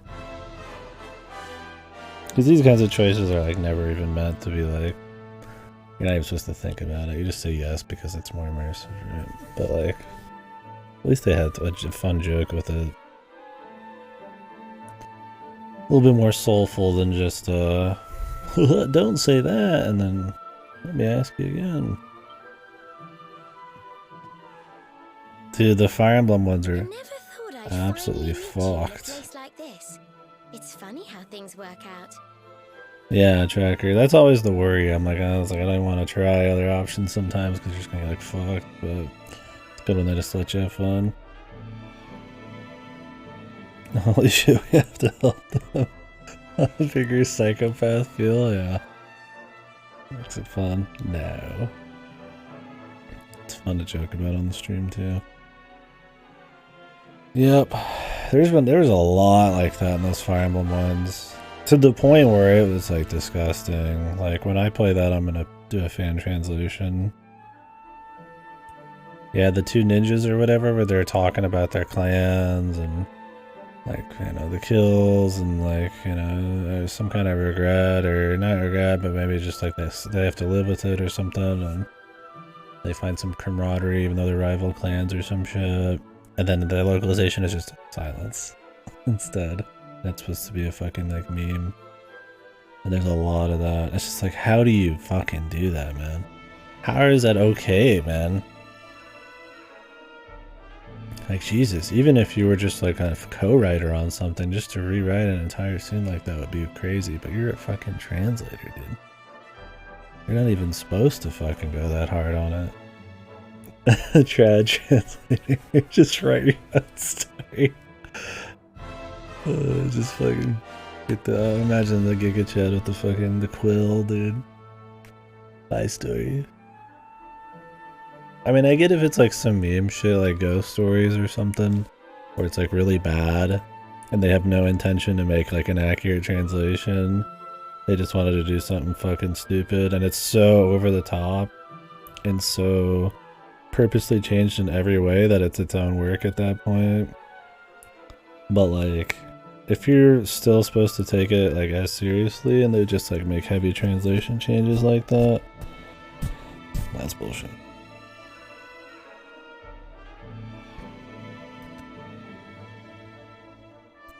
Yeah, no, I mean they're very transformative, which is fine if it's still capturing the same feeling. I mean, that's how language has to be sometimes. But yeah, I mean that kind of thing happens a lot. Maybe not to that level all the time, but it still happens. Probably more than we know. Because, I mean, most people don't read both, right? Like, why would you?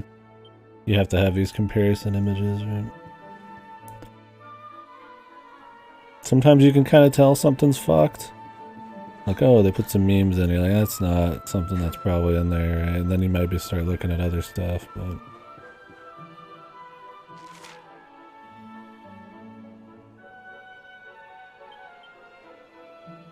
Relax in the steam baths of Hato.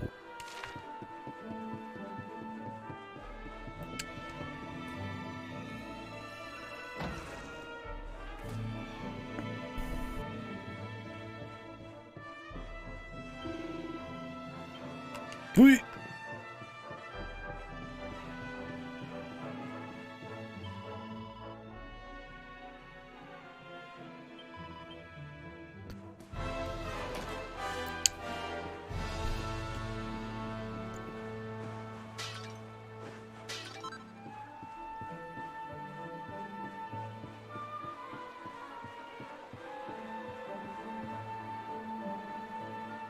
It's meant to be about them growing closer and dropping them, and you can tell they had to make some shit up. Oh, yeah. I think it's fine to not have honorifics, but yeah, I mean, that's where you have to actually, like, have enough skill in writing to probably pull off, like, we're getting closer, but how do you do that in my language or something? Alright, cool, thanks for the gold ore, dude. But yeah, the what they make up part is where, yeah, that's where the skill comes in, I guess.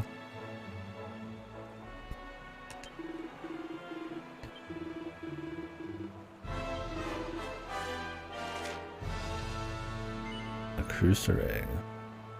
I need a gold ring +1. Okay, let's try. First-hand experience, oh yeah. Your localization efforts. On Degradia or whatever. Yeah, that's probably why I imagine that's one of the harder things, because that just does not have like an easy localization. That has to be, you have to probably write, you know, equally emotional stuff, but with like English wording, and that's where the skill, that's where a good like localization would be, right? That pulls it off smoothly. Not we rewrote the entire scene to have silence because we didn't want to fucking actually do it.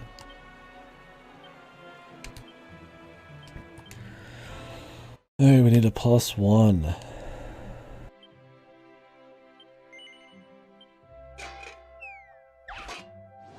Hopefully we get this first try, because that would suck.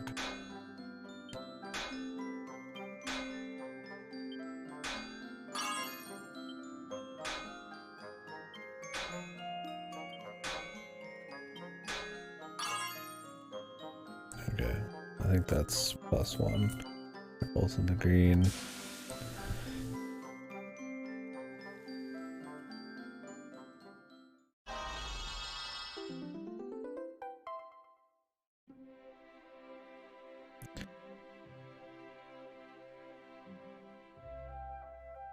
That's true, I like Mr. Sir or something like that. But yeah, I guess when it has as many levels as like Japanese, then it's a bit harder.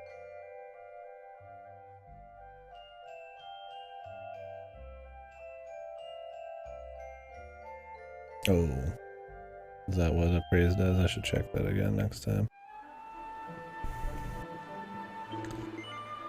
Here you go, pal. Bouldering 1.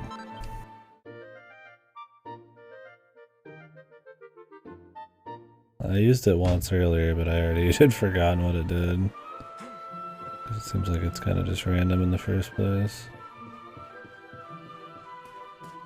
But maybe that information I could manipulate shit better, who knows?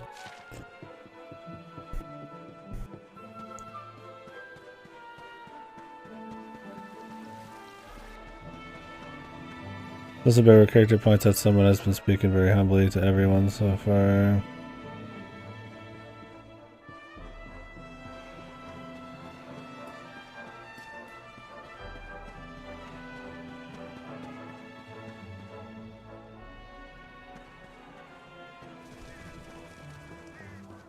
No, I see what you're saying, Smurfton.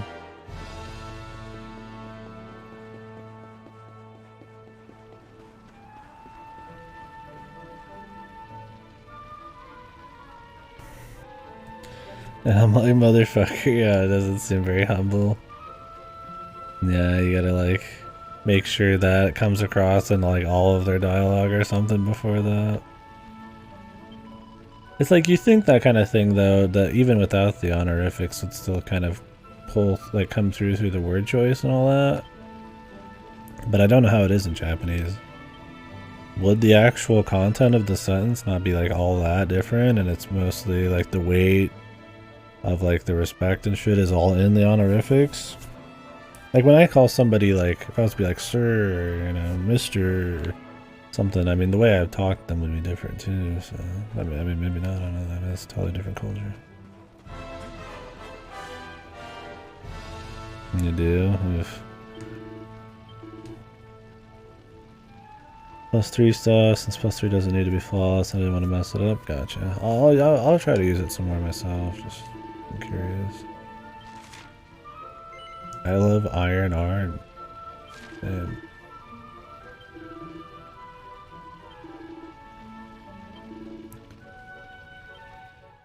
West from Hato.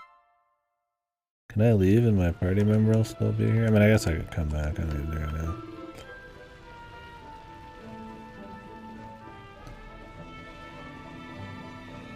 Did check over here, right? Yeah.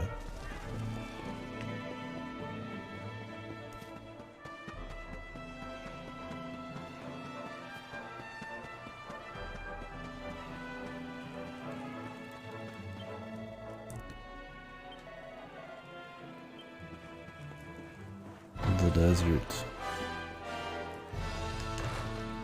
Oh, of course.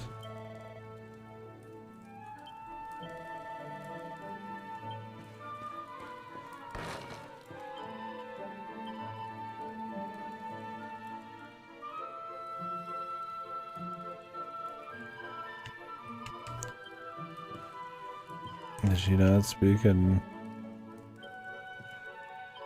haikus?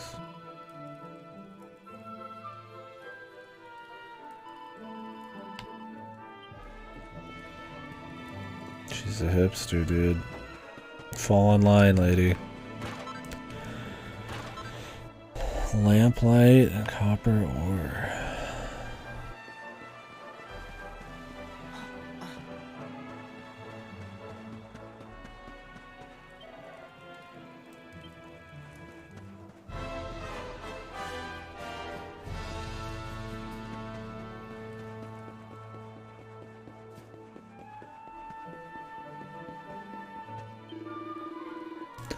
The Pilgrim, yes. Say so.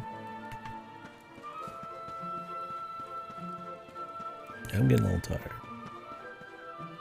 Just a wee bit. We'll see.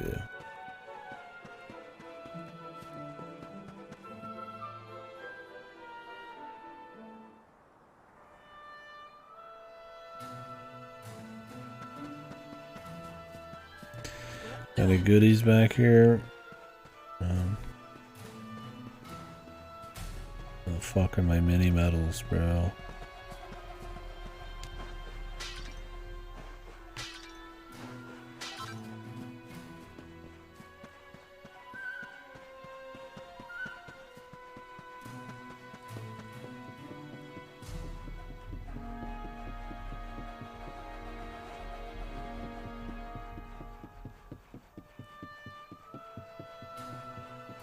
Stimulants, yeah.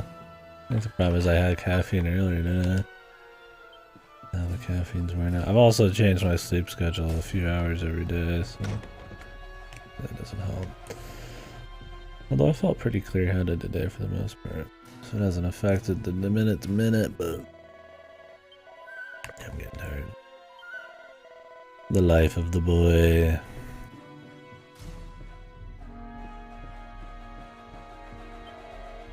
Reviews are here. Enter. Mother's grief is private. Well, somebody died recently fighting a dragon.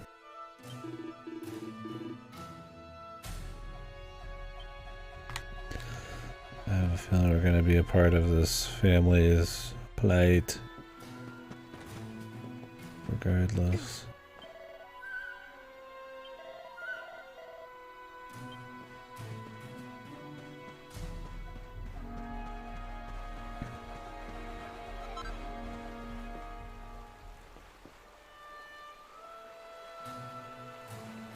Some good looking towns, man.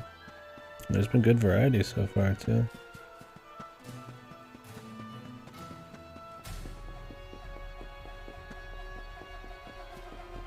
Yeah, good use of elevation to make stuff look interesting as well. I don't think there's been a single town or area that didn't have like a shitload of elevation work. And so if there was a more flat area, it would still be cool because it contrasts shit or be its own little novel thing. Yeah,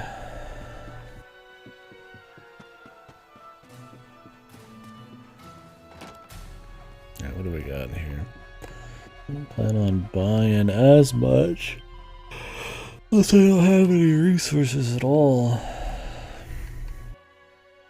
I will sell shit, and then maybe we could buy something bigger. I could buy this chainmail, he definitely could use it. Keep it honorifics to preserve your sanity. Hey, fuck it, dude. There's enough stuff that does it, but I don't think it's wrong to do it as well.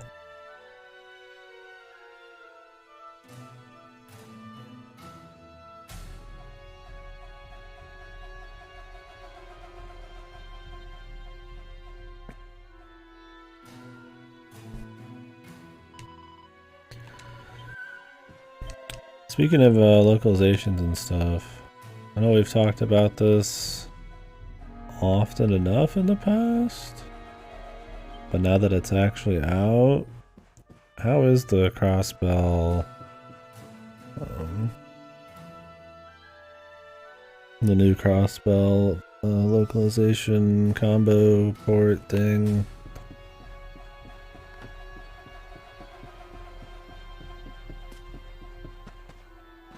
Anybody like seen much of it or heard much of it, or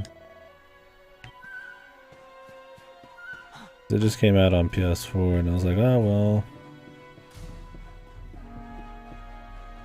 well, fucking now you rewrote the rewrite.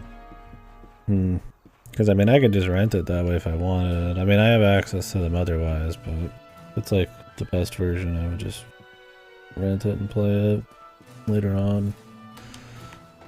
But yeah. I'll have to look into it later. Won't happen for a bit anyway, so.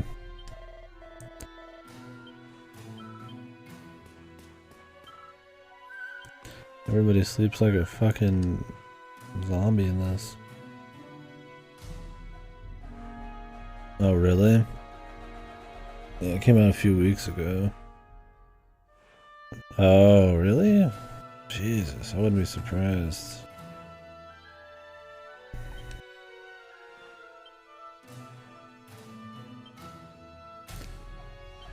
The dragon of the mountains.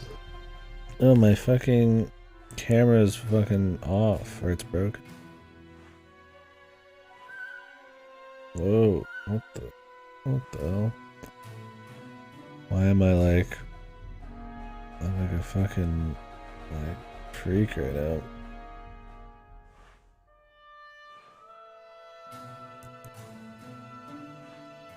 Oh, turn like on all these settings. Did it reset every setting? I think it did.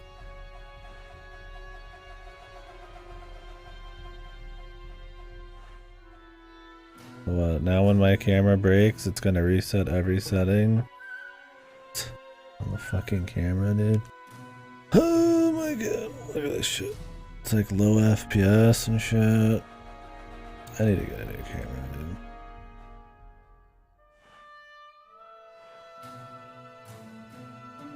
This shit's unreal.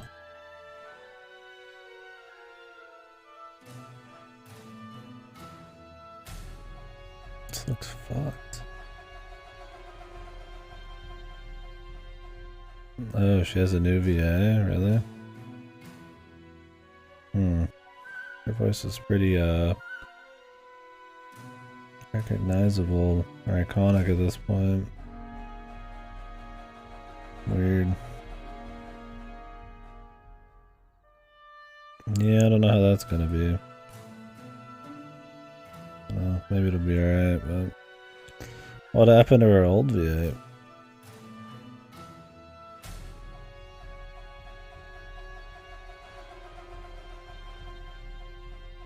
They aren't saying. I mean, I always thought it was just gonna be because it was gonna be...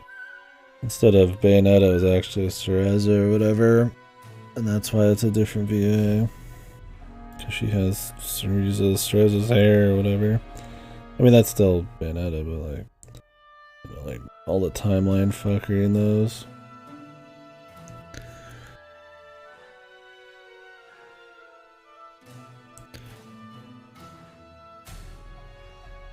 Prime Samus.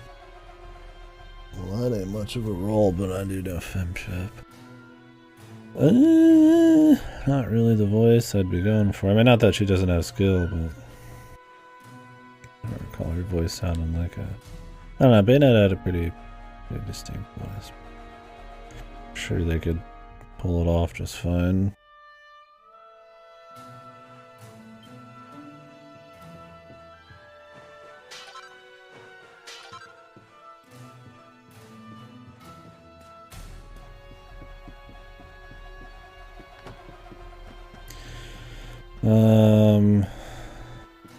It's fine, but it's missing stuff. NPC dialogue and notebook, also books.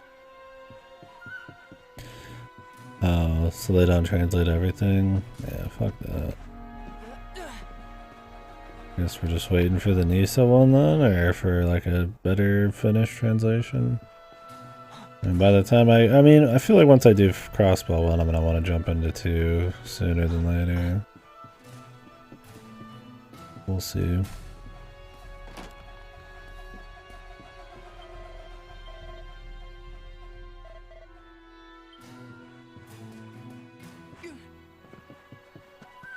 I just have to get the lay of the land.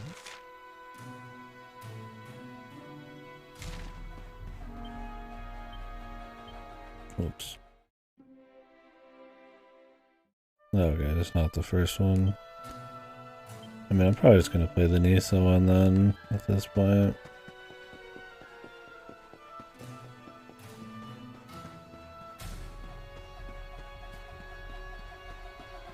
For the first game.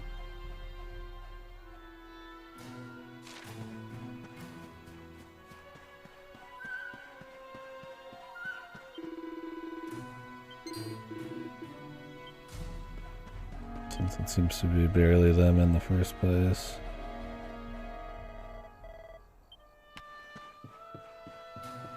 Oh, I guess we'll find out. The pretty Betsy.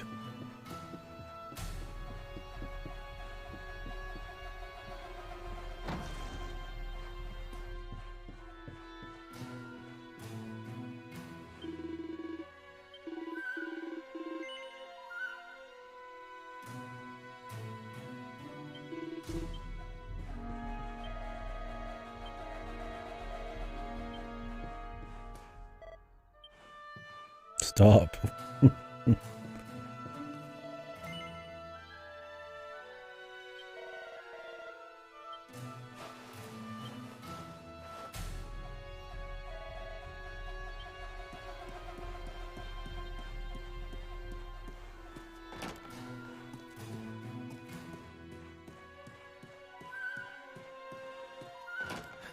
Finally. I was wondering where you'd got to. Come join me. This turned out to be a pretty good idea. Join me.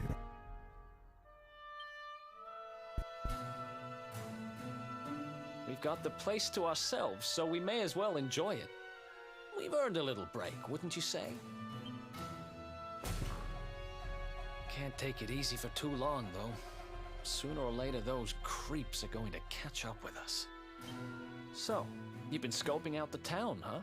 See anything interesting? No. Come on, don't give me that. I can see by your face there's something you want to tell me. Ah, her? Yeah, she was Just sniffing around here too. She's Otto way tells too young him. to be hanging around in bars, though. Is it I fucked? wonder if they kicked her out. Missing translated dialogue? Jesus, dude. I don't envy her, having a kid sister to run around after. In the fucking official for money port, dude?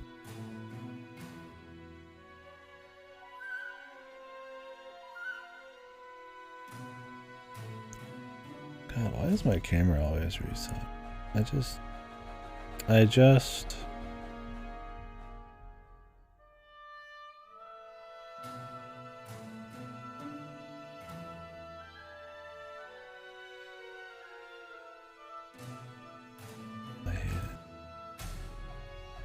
I guess it look fine now, but it's like, turn down some.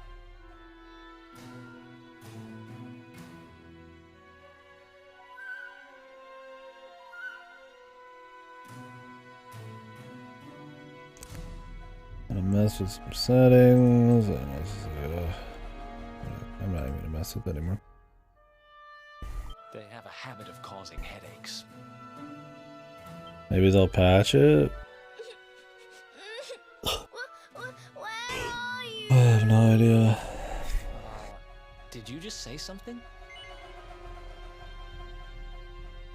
Yes.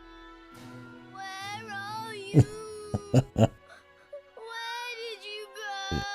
Yes would be the joke answer there. I guess not. Huh? Is that a g? I can't find you anywhere.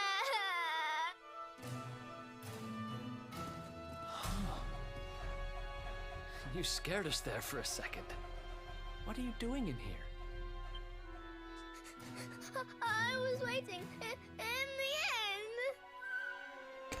Yeah, dude, fully clothed, man. I was like, man, who has to wash these sweaty fucking rags after? Not like this. You were going to take a bath, but you never came back. Where did you go? Sounds like she's lost someone. Wait. This must be the girl whose big sister's looking for her. Why don't we see what we can do to help? How about you dry your eyes and tell us your name, kid? I'm Connie. Nice to meet you, Connie. Why don't you come with us, and we'll help you find whoever it is you're looking for. Really? Thank you. Let's go, Connie. But first, there's some holy water to get.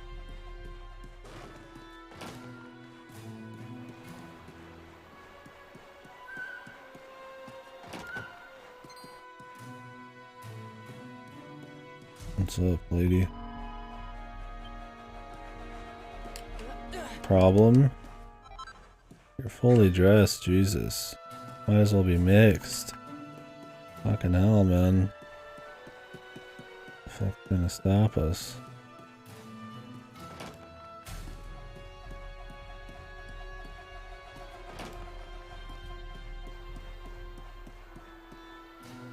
Not even a backlog.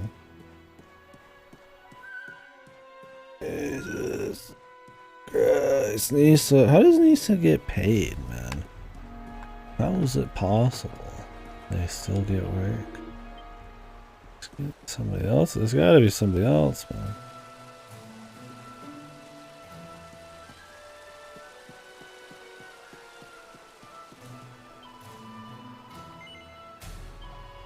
Puff puff.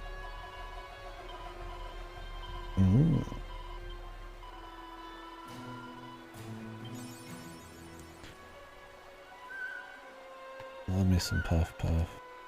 Dragon Quest 8 puff puff was the best.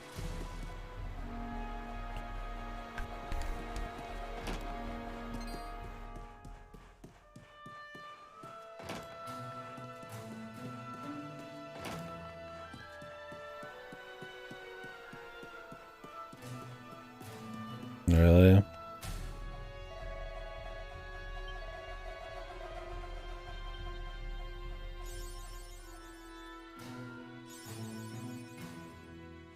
Lord the Great Unknown.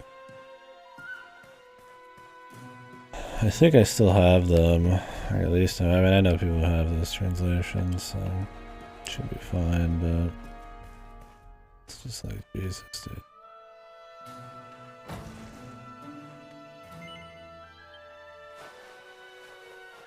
I would like if the official stuff was actually, you know, the best stuff.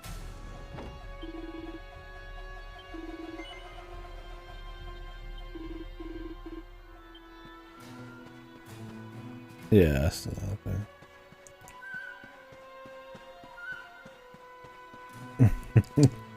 We just want to play. We just want to play good games, so lads. Jesus Christ! Dude.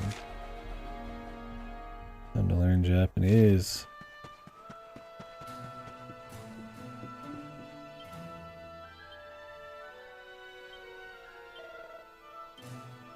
Two pieces of treasure. Could be in the locked room too.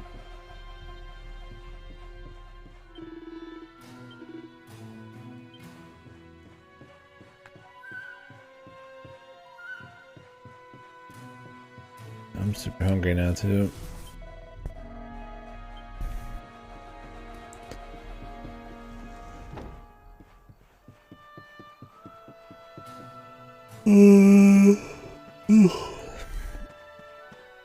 Yeah, that's what I'm thinking.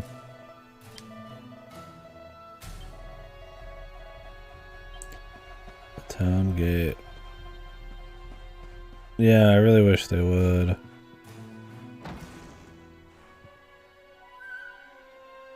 Instead you get everything like 10 years late with like god awful translations, shitty ports and stuff.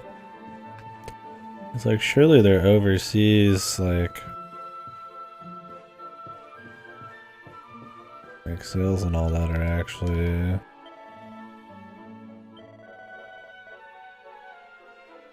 you don't have enough money. You can only do thousands still.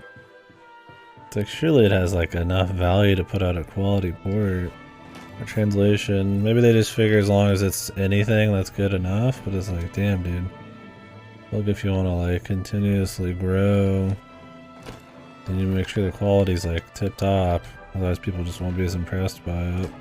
But whatever, I'm just crazy.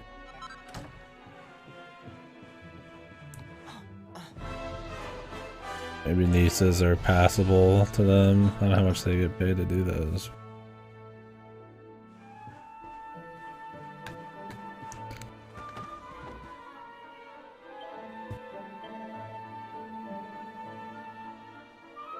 $3-decade-old but full. Yeah, that's the thing too, is they're like pretty much full price.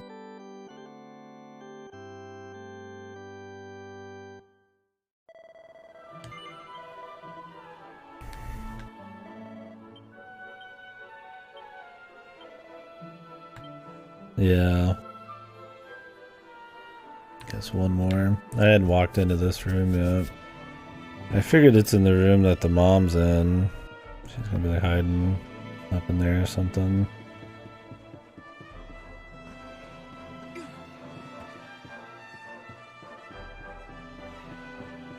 Double check some shit.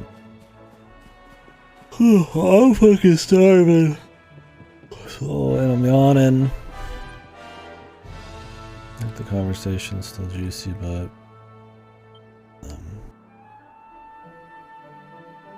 gotta stop at some point. So, appreciate you guys watching. Maybe I'll come back, we'll see. For now though, I think I'm gonna go ahead and just chill. Lamp lights, material. Let's transfer this to Eric. So thank you guys very much for watching and hanging. I will not, pretty much means I won't come back. I'm too tired. I have come back before, but yeah. 90% of the time, so I'm not coming back. Yeah. I've been on for 11 hours and some change, so. Yeah, we'll be on this, disappointed in Dio. I'll give it some time. I'll skip enough fights, I'm sure I'll die. Let's be real though, I barely was in any fights today. I'm talking the whole time. Yeah, hopefully next time. Yeah, I'll be playing this pretty much every day until we're done for probably at least this many hours or more a day. Unless there's some days I just need to take a break or something. There might be a couple small games in between this. I have Giga Wrecker Alt coming in, which is supposed to be a wondrous game-free game. And Cyvaryar Delta, which should be a really short shmup. Yeah. Other than that, it's mostly going to be this. So we'll keep talking about the series. I think when we're done, I'll do like a tier list maybe. We'll have a series discussion about the main line and the spin-offs I have played, but there's plenty more spin-offs that we'll add to it. But I need to review the other games though. These games run together really hard, so making like a tier list that I feel like somewhat comfortable with, I actually need to like refresh myself on a lot of them. I think that's one of the, one of those issues with the series is it's really, everything runs together. Have to double check some shit. But anywho, let me see if I can just quit out here. Double check the save though. So far though, yeah, impressions, I've liked it so far. This could easily be the best one, we'll see. Just depends on where the story goes. It depends on combat is, how juicy that is. If it just does the usual Dragon Quest combat, but everything else is upgraded, then you could say it's the best. I'm hoping it's just good in its own right though. To actually be good, I'd like them to rise a little bit above the usual Dragon Quest stuff. Right. The pep thing is interesting, but it's something that kind of just happens.